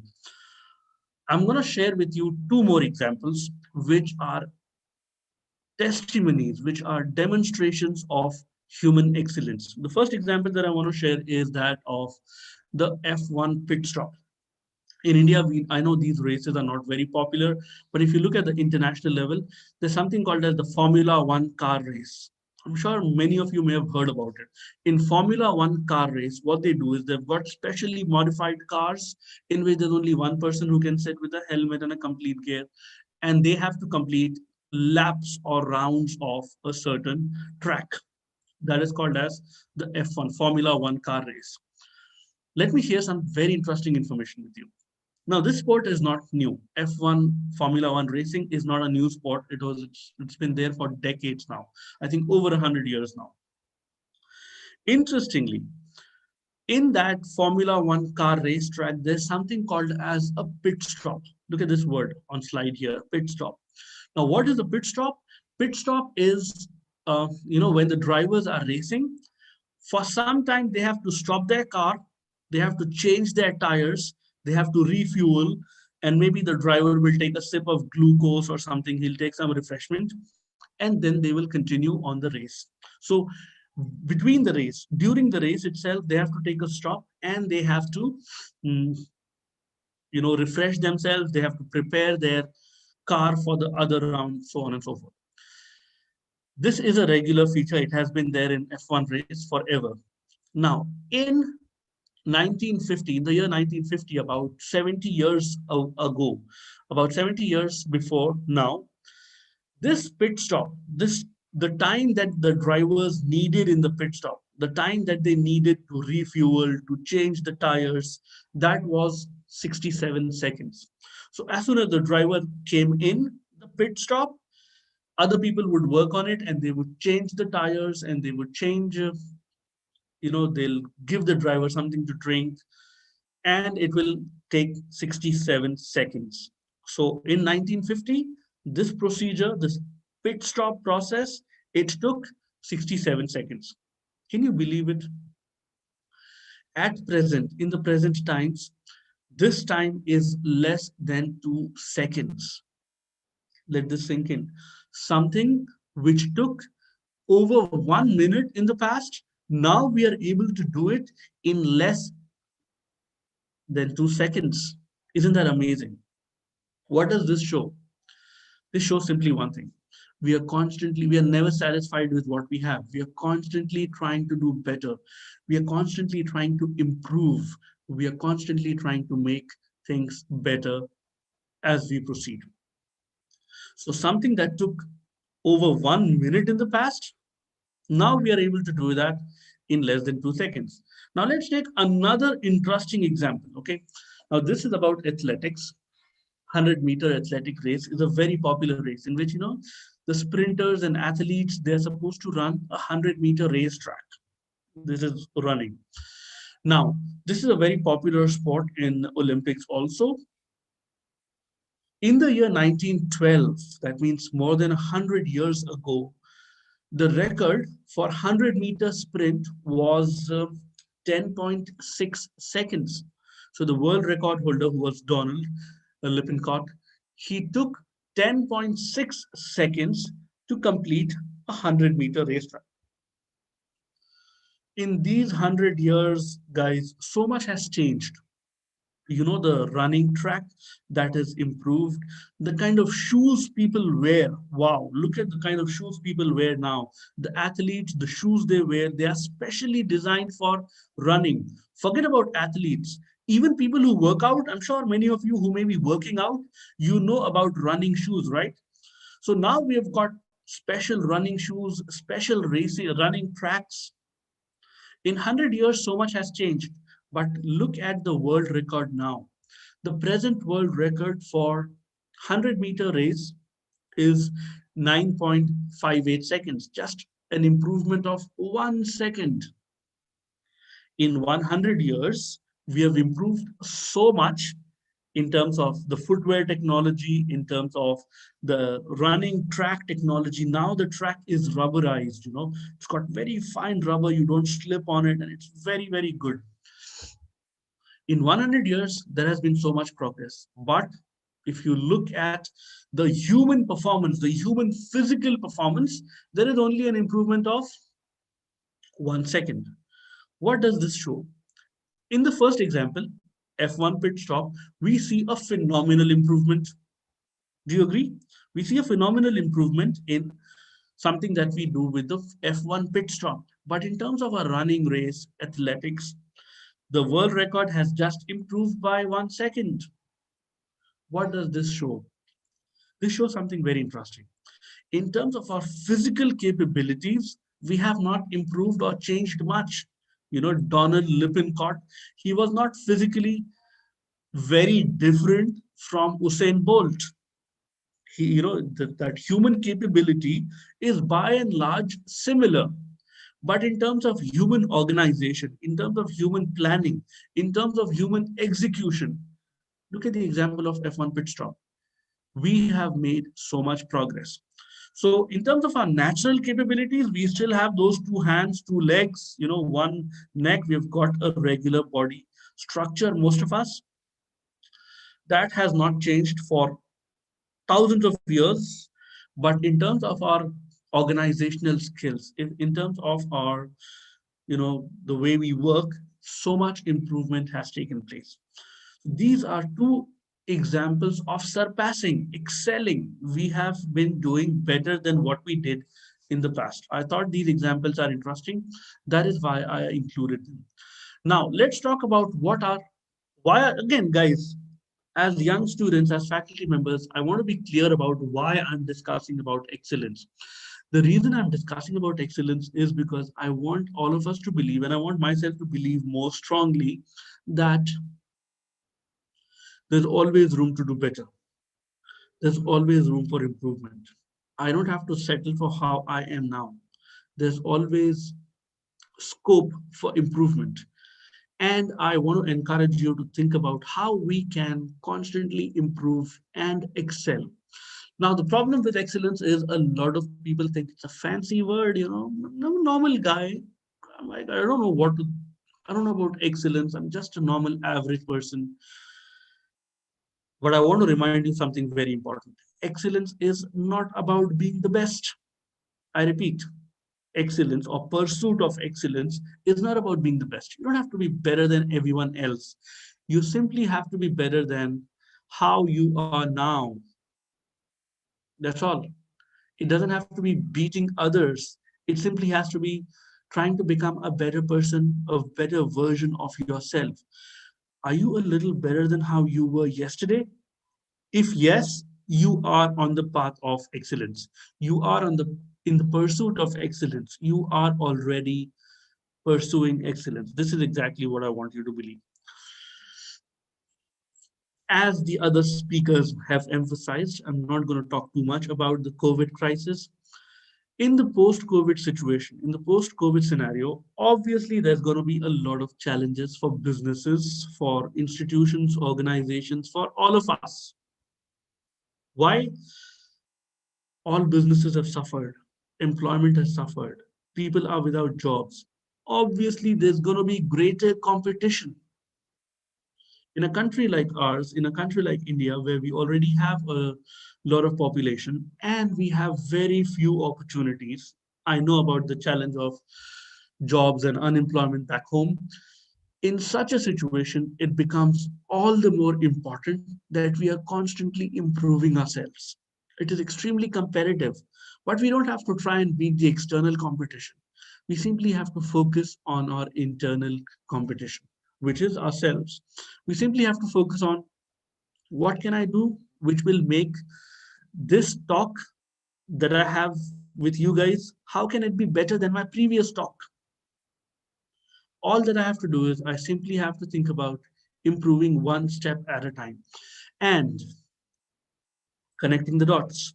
And if we are able to do that, friends, I promise we will be in a much better situation to recover after the COVID crisis subsides. It's easy to feel that it's the end of the world, but you and I know it's not. There's going to be better days. There's going to be better times. And when those better days come, you don't have to start at that time. We can start right now and prepare for those good times. Or we can start right now and contribute in making the times better ourselves instead of depending on anything else, trying to see how we can contribute and accelerate post-COVID recovery. Now, when we are talking about excellence, to a normal mind, there are some obstacles, there are some views or challenges to the idea of excellence. In simple words, there are some demotivations. There are some things which feel, oh, nahi hoga. I mean, we cannot do it. And this is exactly some kind of a demotivation. We need to overcome that. Let us review some common obstacles to excellence. The belief that everyone is so much better. Look at others, they're doing so well. I don't have a chance. I don't stand a chance. Look at the way they're doing. Everyone else is so much better. No matter how hard I try, I'm not going to be able to beat them. Hello, we don't have to beat them. The antidote, what is an antidote? Antidote, if this is a poisonous thought, friends, everyone is so much better. This demotivating thought, if this is the poison, this is the antidote. This medicine will help you against this poison. What is the antidote? The antidote is the belief that excellence is not about beating others. It's not about being the best among a group of people. It is simply about being better than how you were in the past. If we try to be better than everyone else, trust me, the world is huge, 7 billion of us. We have no idea about how complex the world is. There are so many people who are better than us. There are so many people who are worse than us. Should that bother us? Hell no. The only thing that should bother us is, what can I do to be better than how I was? Because if I'm out to compete with everyone else in the world, trust me, we haven't even seen a fraction of what the world is. I work at the American University here, and I work with people from 40 different nations. My colleagues, my teaching staff members, they come from 40 different countries. Countries which I did not even know where they exist on the map. Small nations of whom I did not even know the capitals and where they are and which continent they're in. When I work with people from such diverse places, I come to know I know nothing. Someone from an Eastern European nation, someone from Africa, someone from North America would be such a smart person. Can I go on competing with everyone else? Can I compete with everyone in the organization or in the group?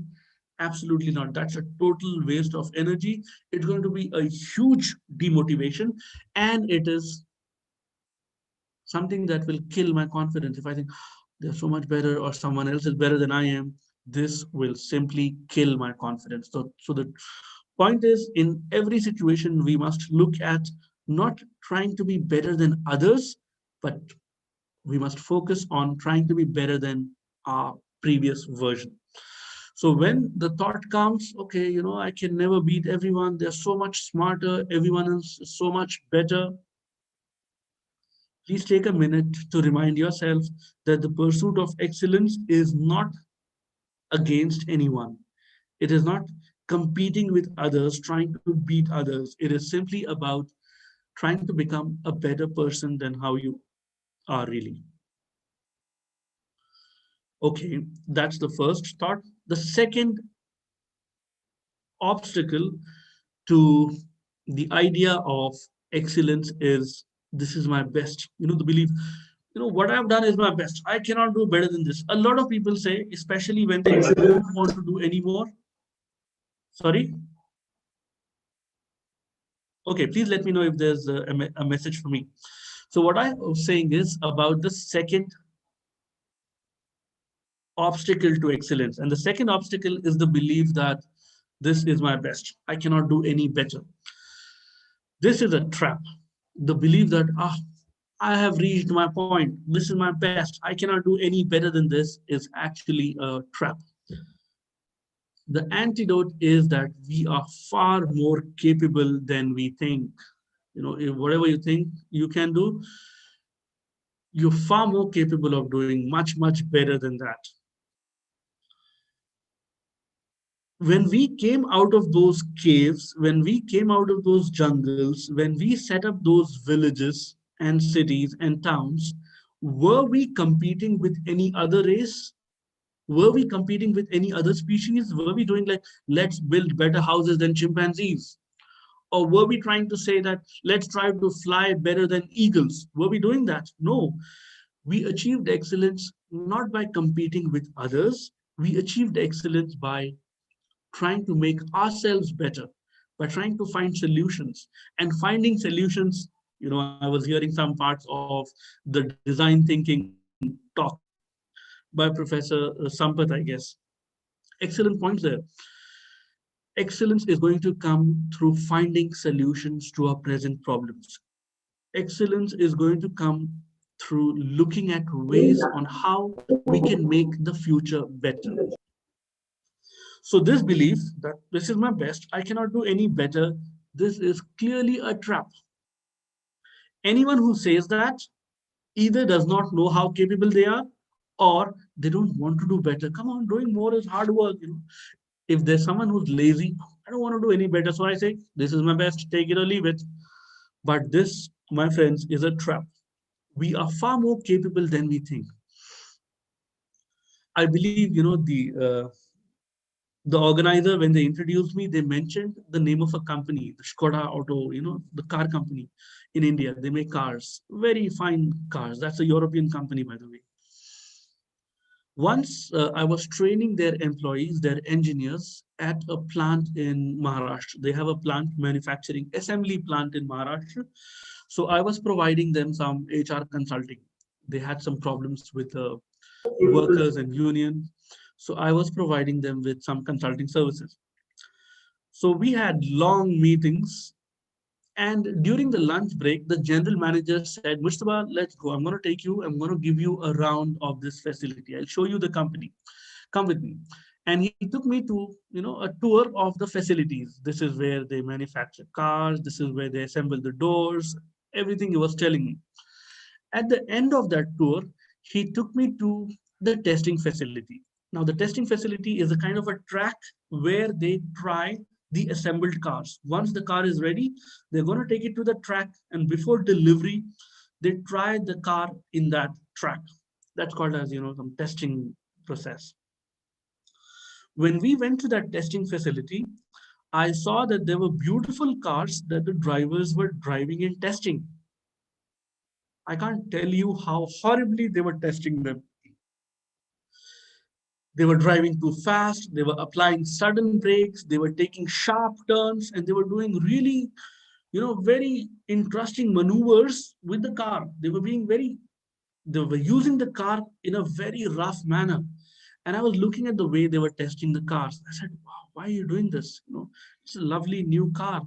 Someone is going to own it. Someone is going to love and value this car. Why are you driving it like that? The general manager told me something very interesting. He said, Mustafa, the testing that we are doing on these cars, our cars are more capable, are much more capable than that. What we are doing is just a little bit. In fact, our cars can bear even much more, pressure than what we are giving them. In this testing, whatever we are doing, our cars can take a lot more pressure than that. But like, okay, I think, when I heard him say that, I felt he's just trying to say his cars are very good. Anyone would say that. Any employee would say that their company makes very good cars. I forgot that incident and we moved on. A few months later, one of my uncles, he bought a Skoda car. Okay, he bought a very nice, I think LNK. It was a very premium car he bought. And when we went to visit him, we congratulated him. Congratulations, this is a nice car. And he said, okay, let's go for a test drive. I'm going to take you. There's a small hill station nearby. He said, let's go there. Okay, cool. When we were going in his new Skoda car, he was driving it so delicately. He was driving it like a baby. He was pressing the brakes so gently. He was driving the car so smoothly. And I said, uncle, you're driving it too slow, or maybe you're being too careful. He said, no, Mustafa, this is a new car.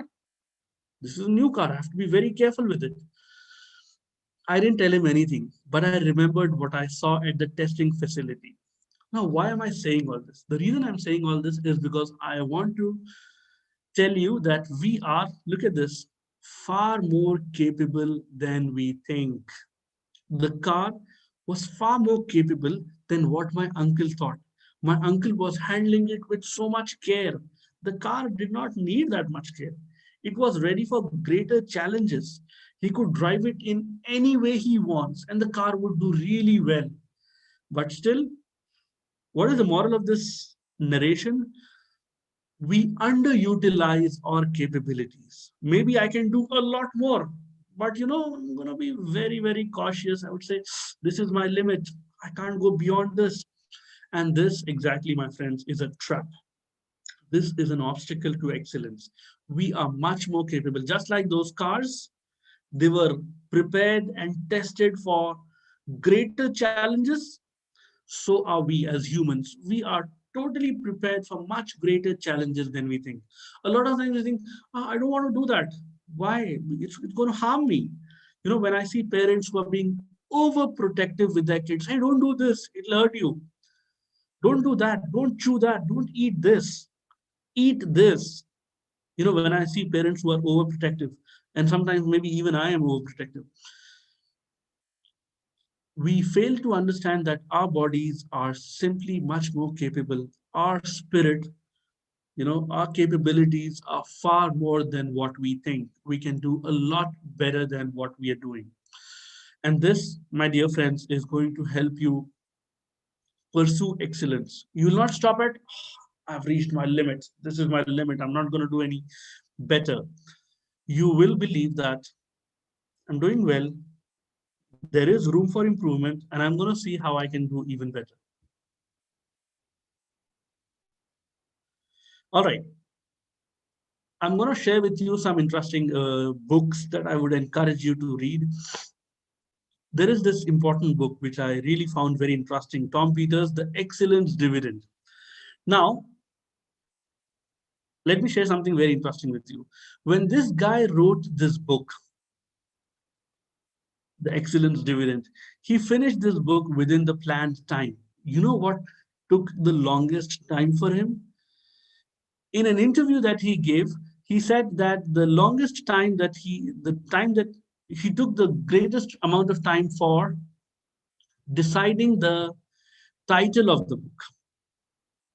Give me a second. I'm trying to reach some specific part. Okay. Give me a minute, guys.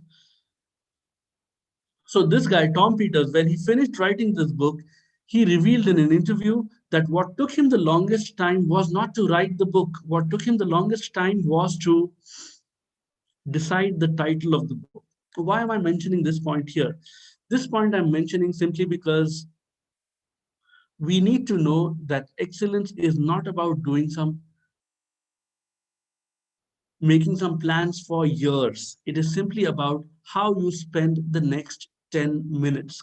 It is simply about how we are going to, spend because making plans for years is an easy job, but deciding what we are going to do in the next 10 minutes, in the next few hours, which will improve, that is the real test of excellence. And that is exactly what, what was revealed in that book.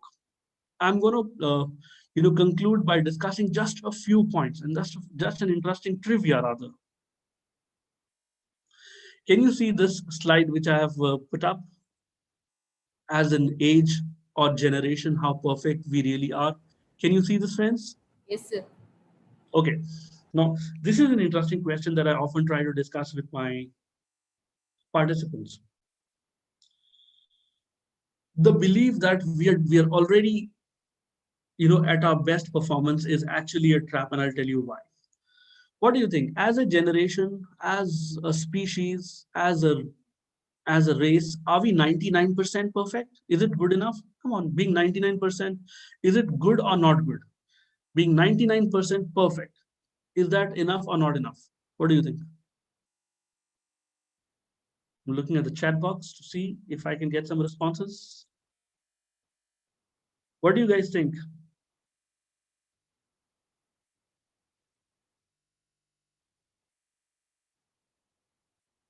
A lot of us would believe that being 99% perfect is good enough, right? But let's look at where we already are.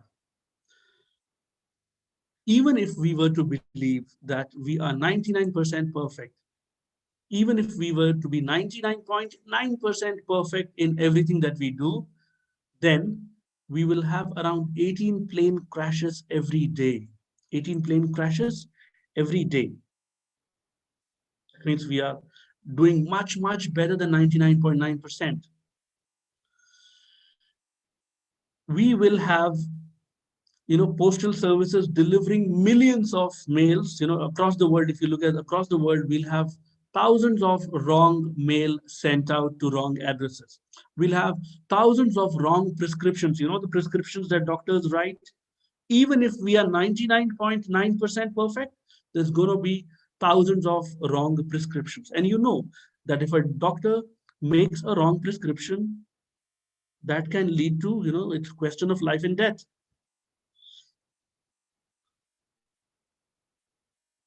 Even if we are 99.9% perfect, we'll have at least 10 babies getting dropped, simply getting dropped at the time of delivery. That is a scary thought. I mean, I can't even imagine that happening. We'll have banks which will have millions of transactions going incorrect, money landing into wrong accounts. So the point that I'm trying to make with these examples is that there's always room for improvement. There's always a chance to be better than how we are. And that is exactly what we should pursue. And this is going to be all the more important in the post-COVID world. Why? As I told you earlier, competition is going to be super tough. It's going to be crazy competition. All the organizations would be trying to win back their customers. They're going to try and be better. They're going to try and get business, and that will make the job of all organizations so much more tougher. So with this thought, friends, I'm going to reveal to you the meaning of the quote which I shared in the beginning. You remember I shared a quote in the beginning? Let me go back to that.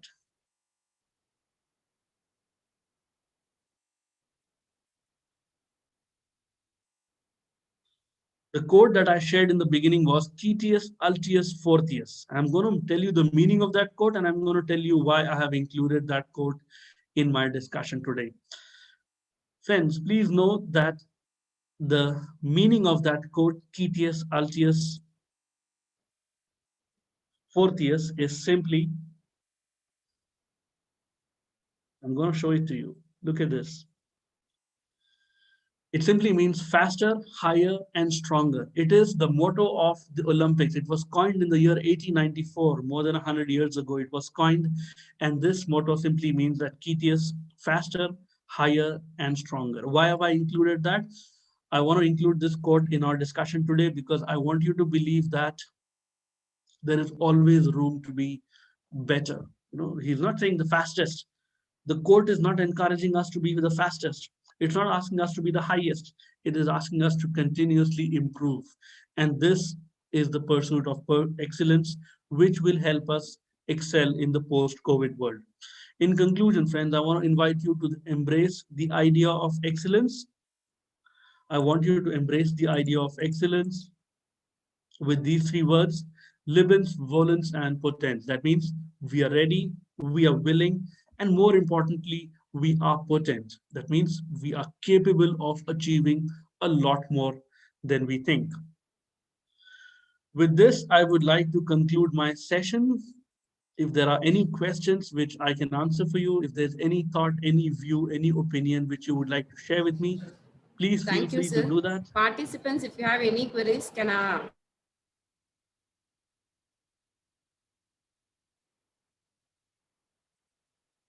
for those of my colleagues, my faculty members, my teaching staff members, if you would like to connect with me for some research ideas or any other collaboration, please feel free to get in touch with me. For students who think I can guide you with anything, maybe if I could help you with some ideas, career planning, if you need some information, please do not hesitate to get in touch with me.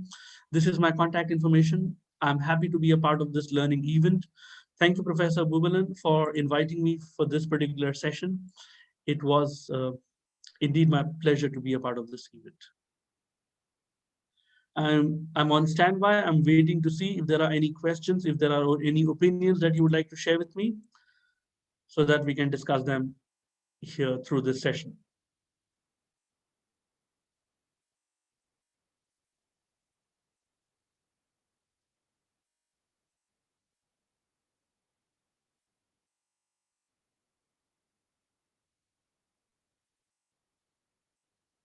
Am I audible?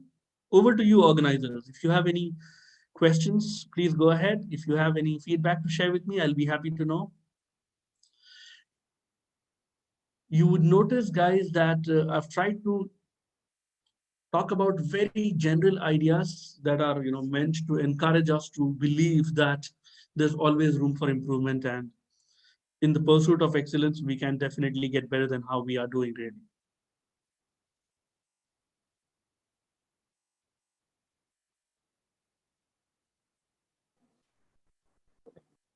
Good evening, sir. Hi. Sir, how to recover the economic after COVID? Okay, now as an individual, come on, let's be realistic. There isn't much that we can do. As an individual, there's not going to be anything that I or you can do in order to help the economy recover. Economy is not something which is completely within our control. There are so many forces, so many factors which are beyond our control. However, as individuals, we can do something which will, which will help us to be better. Now, as businesses, you must think about how we can become more competitive.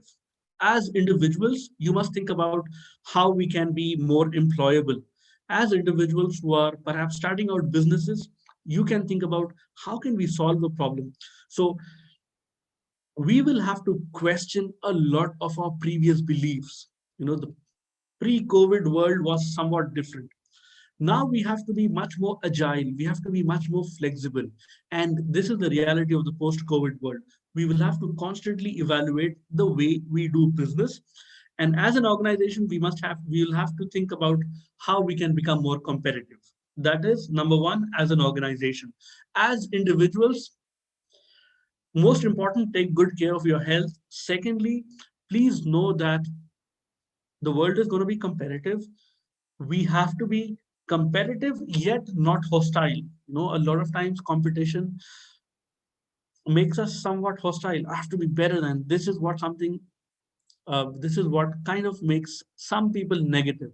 So we have to understand that we have little control over whatever is going on. Just focus on being better. Just focus on being comfortable with what you have, what you are, and gradually try to improve it. If everyone, now coming to your specific question, if everyone is able to do that, we will have a much smoother post-COVID recovery. This is what I personally believe.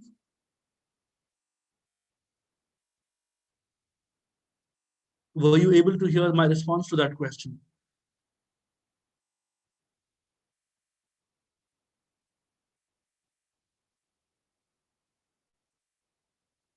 Someone from the organizers, please confirm if you are able to hear my response.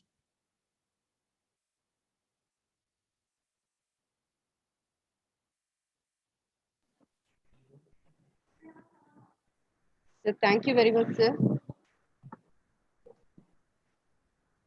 You're most welcome, ma'am. So thank you very much for spending your precious time with us in the busy schedule. I'm very happy to be a part of this event, and it's nice to connect with, I started my teaching career in India, and an opportunity like this connects me back to, my student groups in India. And thank you very much for that opportunity. Thank you, sir. So shall we end the session, sir? Thank you very much for this opportunity again. And yes, we can end the session. Okay, Participants, please feel free to get in touch with me, and the teaching staff members, my colleagues, I'll be happy to be in touch with you all. Thank you. Thank you, sir.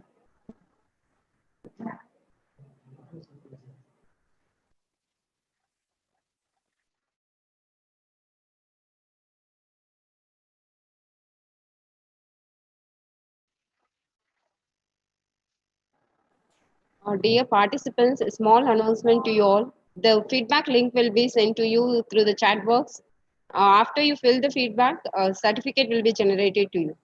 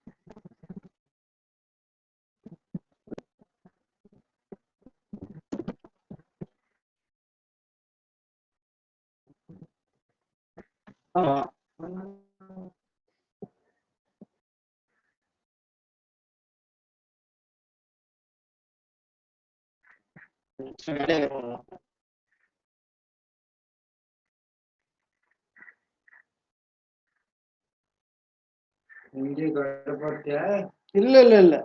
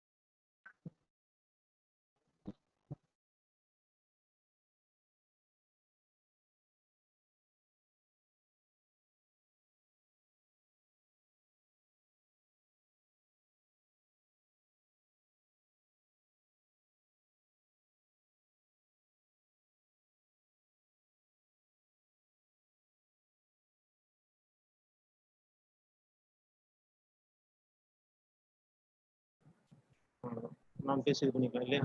இப்போ நம்மளுக்கு அந்த இது வரும்னா அதை application.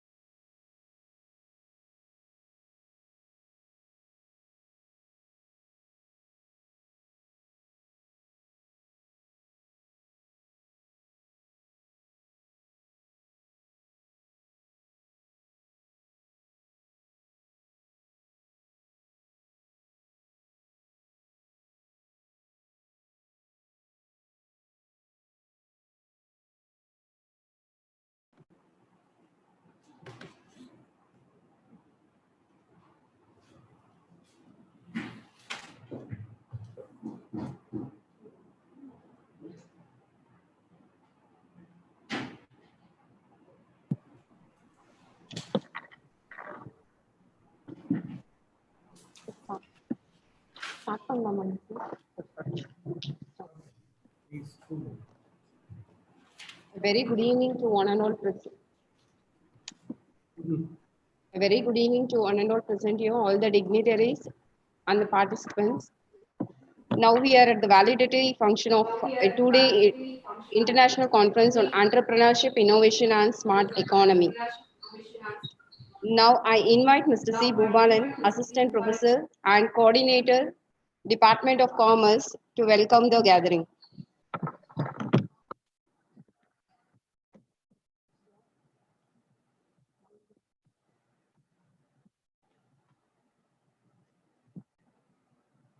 Good afternoon to everyone gathered here. I am extremely happy to have to all in this virtual platform for around the globe. I am very happy to welcome you to this noble gathering ceremony. Is blessing for everyone for prosperity. I welcome our most respected founder, Mr. V. Sandarsegan sir, SUM Group of Educational Institution. I welcome you, sir. Then I am fully delighted to welcome our Secretary, sir, Mr. Harpi Raj. I welcome you, sir. I take full pleasure in inviting our Joint Secretary, Mr. P. Venkatram, sir. I welcome you, sir. My pleasure goes limitless to invite our respected Principal, sir, Dr. T. Balasubramaniam. I welcome you, sir. I am indebted to invite our Vice Principal, sir. I welcome you, sir. Then, with your respect and absolute honor, two-day international conference in national and international speakers. Welcome, sir. Mr. K. Jairam, sir, Mujidaba, sir, Meidana, madam, Sonia, madam, Ashokan, sir, Suguna, madam, Sivasankari, madam, Bharat, sir, and Devendran, sir. Finally, I invite all HODs, faculty members from various departments, research scholars, academician, student, and each and everyone, all well-wishers, welcome to you all.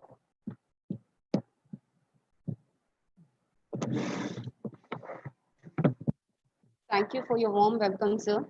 Now I invite Dr. C. Gomati and convener of this conference, Head PG and Research Department of Commerce, to deliver conference report. Welcome, ma'am.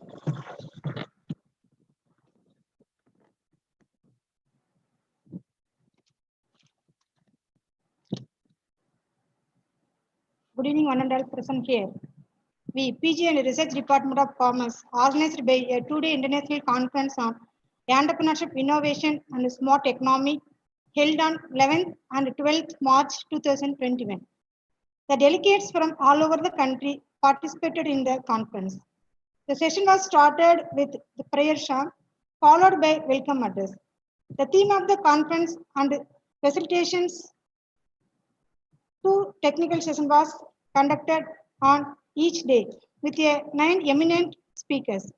In the first session was taken by Mr. Maidin Indrachari, Vice Recorder of Indonesia.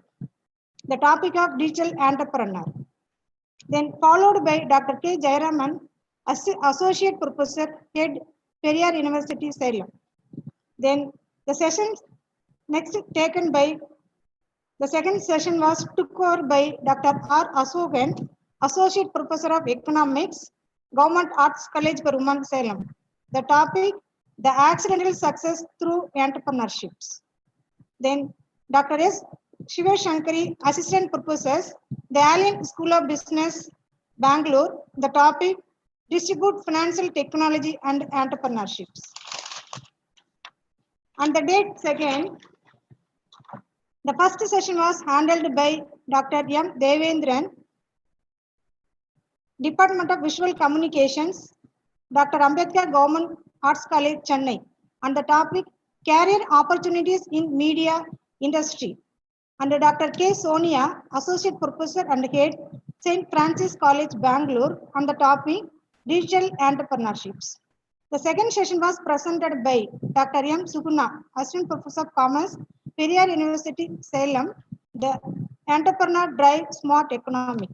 Then followed by Professor S. Bharat, Faculty of Digital Entrepreneurship, School of Management, Presidency University, Bangalore. The topic on value engineering and design thinking. And finally, it is taken by Dr. Ujba M. Mobina, Assistant Professors, HRM, American University of Middle East, Kuwait, on the topic of professional excellence for post-COVID economic recovery. Finally, all the speakers shared their knowledge with our participants in the topic given to them. A total of 516 people registered for this conference, including eminent professors, the business people, scholars, and students from various parts of the country. Thank you.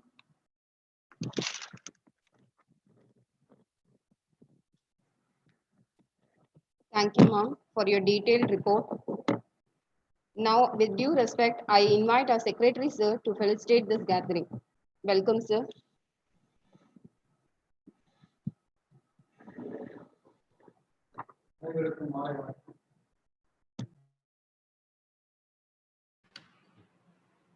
அனைவருக்கும் மாலை வணக்கம். நமது கல்லூரியின் commerce department மூலம் 2 நாட்களாக நடந்து முடிந்த பன்னாட்டு கருத்தரங்கில் கலந்து கொண்ட சிறப்பு பேச்சாளர்களுக்கும், பிரின்சிபால், வைஸ் பிரின்சிபால், துறைத் தலைவர், ஒருங்கிணைப்பாளர்கள், பேராசிரியர் பெருமக்கள் மற்றும் இதில் பங்கு பெற்ற அனைத்து மாணவ மாணவிகளுக்கும் வணக்கத்தை தெரிவித்துக் கொள்கிறேன். பொருளாதாரம் 2 நாட்களாக நீங்கள் நல்ல சூழ்நிலையாக இருந்தாலும் சரி, சரியில்லாத சூழ்நிலையாக இருந்தாலும் அதை எவ்வாறு நாம் கையாள வேண்டும் என்பதை நம் நாட்டு அறிஞர்கள் மற்றும் அல்லாது பன்னாட்டு அறிஞர்களுடைய கருத்துரைகளை கேட்டிருப்பீர்கள். ஒவ்வொருக்கும் ஒரு வாய்ப்பை கிடைக்கும் போது அதை சரியான முறையில் பயன்படுத்த வேண்டும். இந்த மாதிரி வாய்ப்புகளை நீங்கள் சரியான முறையில் பயன்படுத்தி உங்கள் வாழ்க்கையில் எல்லா வெற்றியும் பெற வேண்டுமாய் கேட்டுக்கொள்கிறேன். நன்றி. Thank you very much, sir. Now I invite our principal, sir, Dr. T. Balasubramanian, to felicitate this gathering. Welcome, sir. Honorable founder in absentia, respected secretary and joint secretary,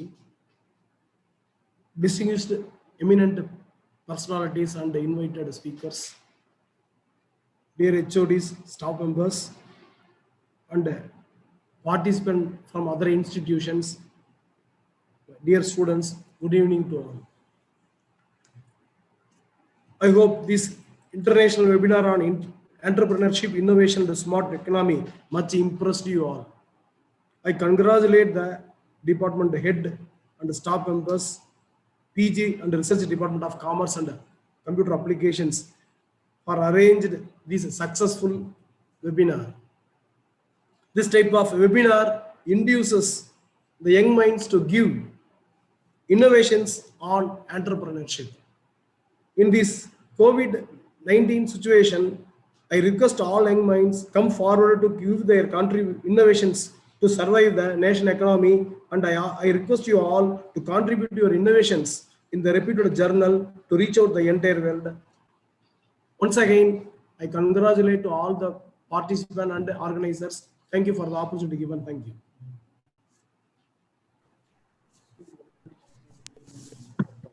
Thank you very much, sir, for your felicitation. Now it's the time to honor the hard workshops that made this function a grand success. Now I request our secretary, sir, and principal, sir, to honor our HOD with a certificate.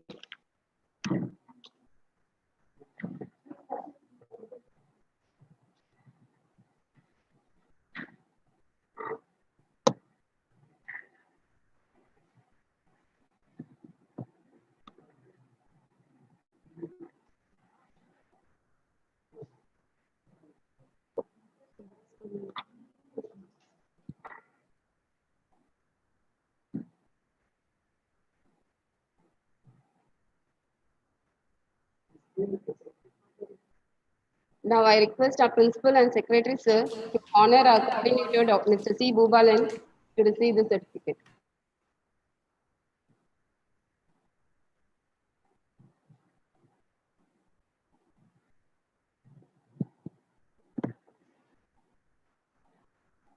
I request our principal and secretary, sir, to give the certificates to Mr. M. Madi, sir, Assistant Professor of Commerce.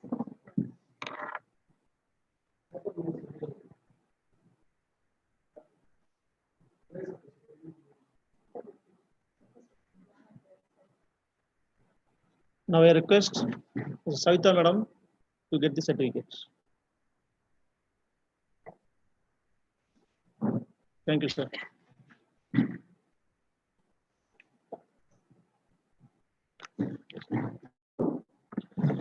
Now it's the time to render gratitude to everyone who had spread their time in making this event a grand success. Now I request Mr. M. Madi, sir, to deliver vote of thanks.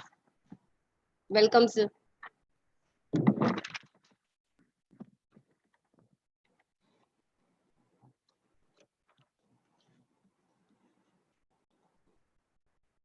Very good evening to everyone.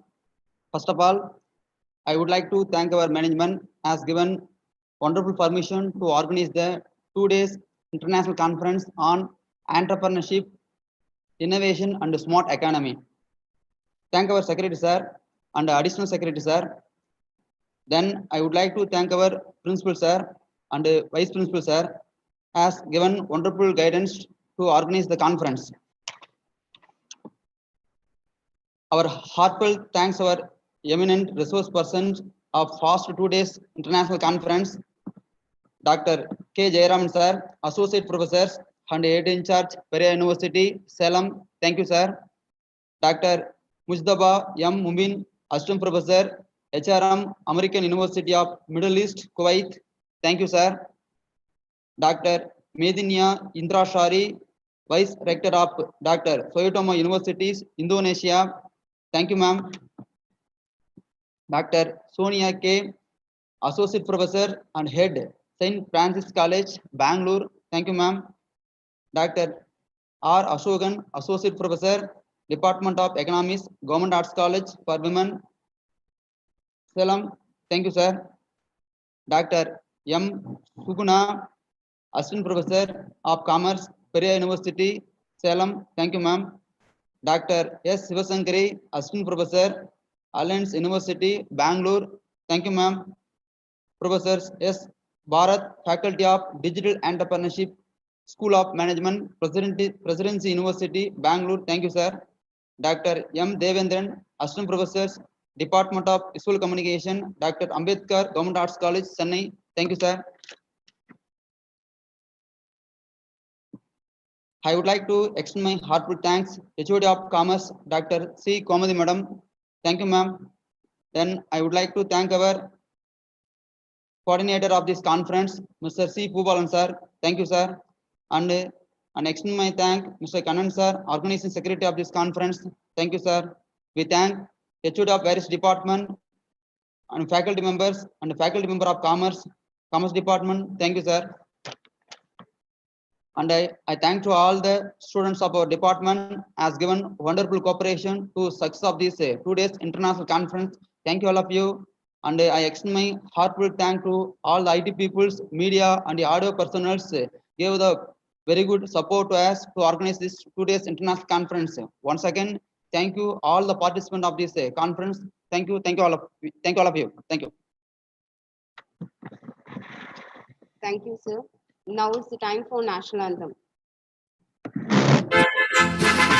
Jana Gana मन अधिनायक जय हे भारत भाग्य विधाता पंजाब सिंध गुजरात मराठा द्राविड़ उत्कल बंगा विंध्य हिमाचल यमुना गंगा उच्छल जलधि तरंगा तव शुभ नामे जागे तव शुभ आशीष मागे गाहे तव जय गाथा जन गण मंगल दायक जय हे भारत भाग्य विधाता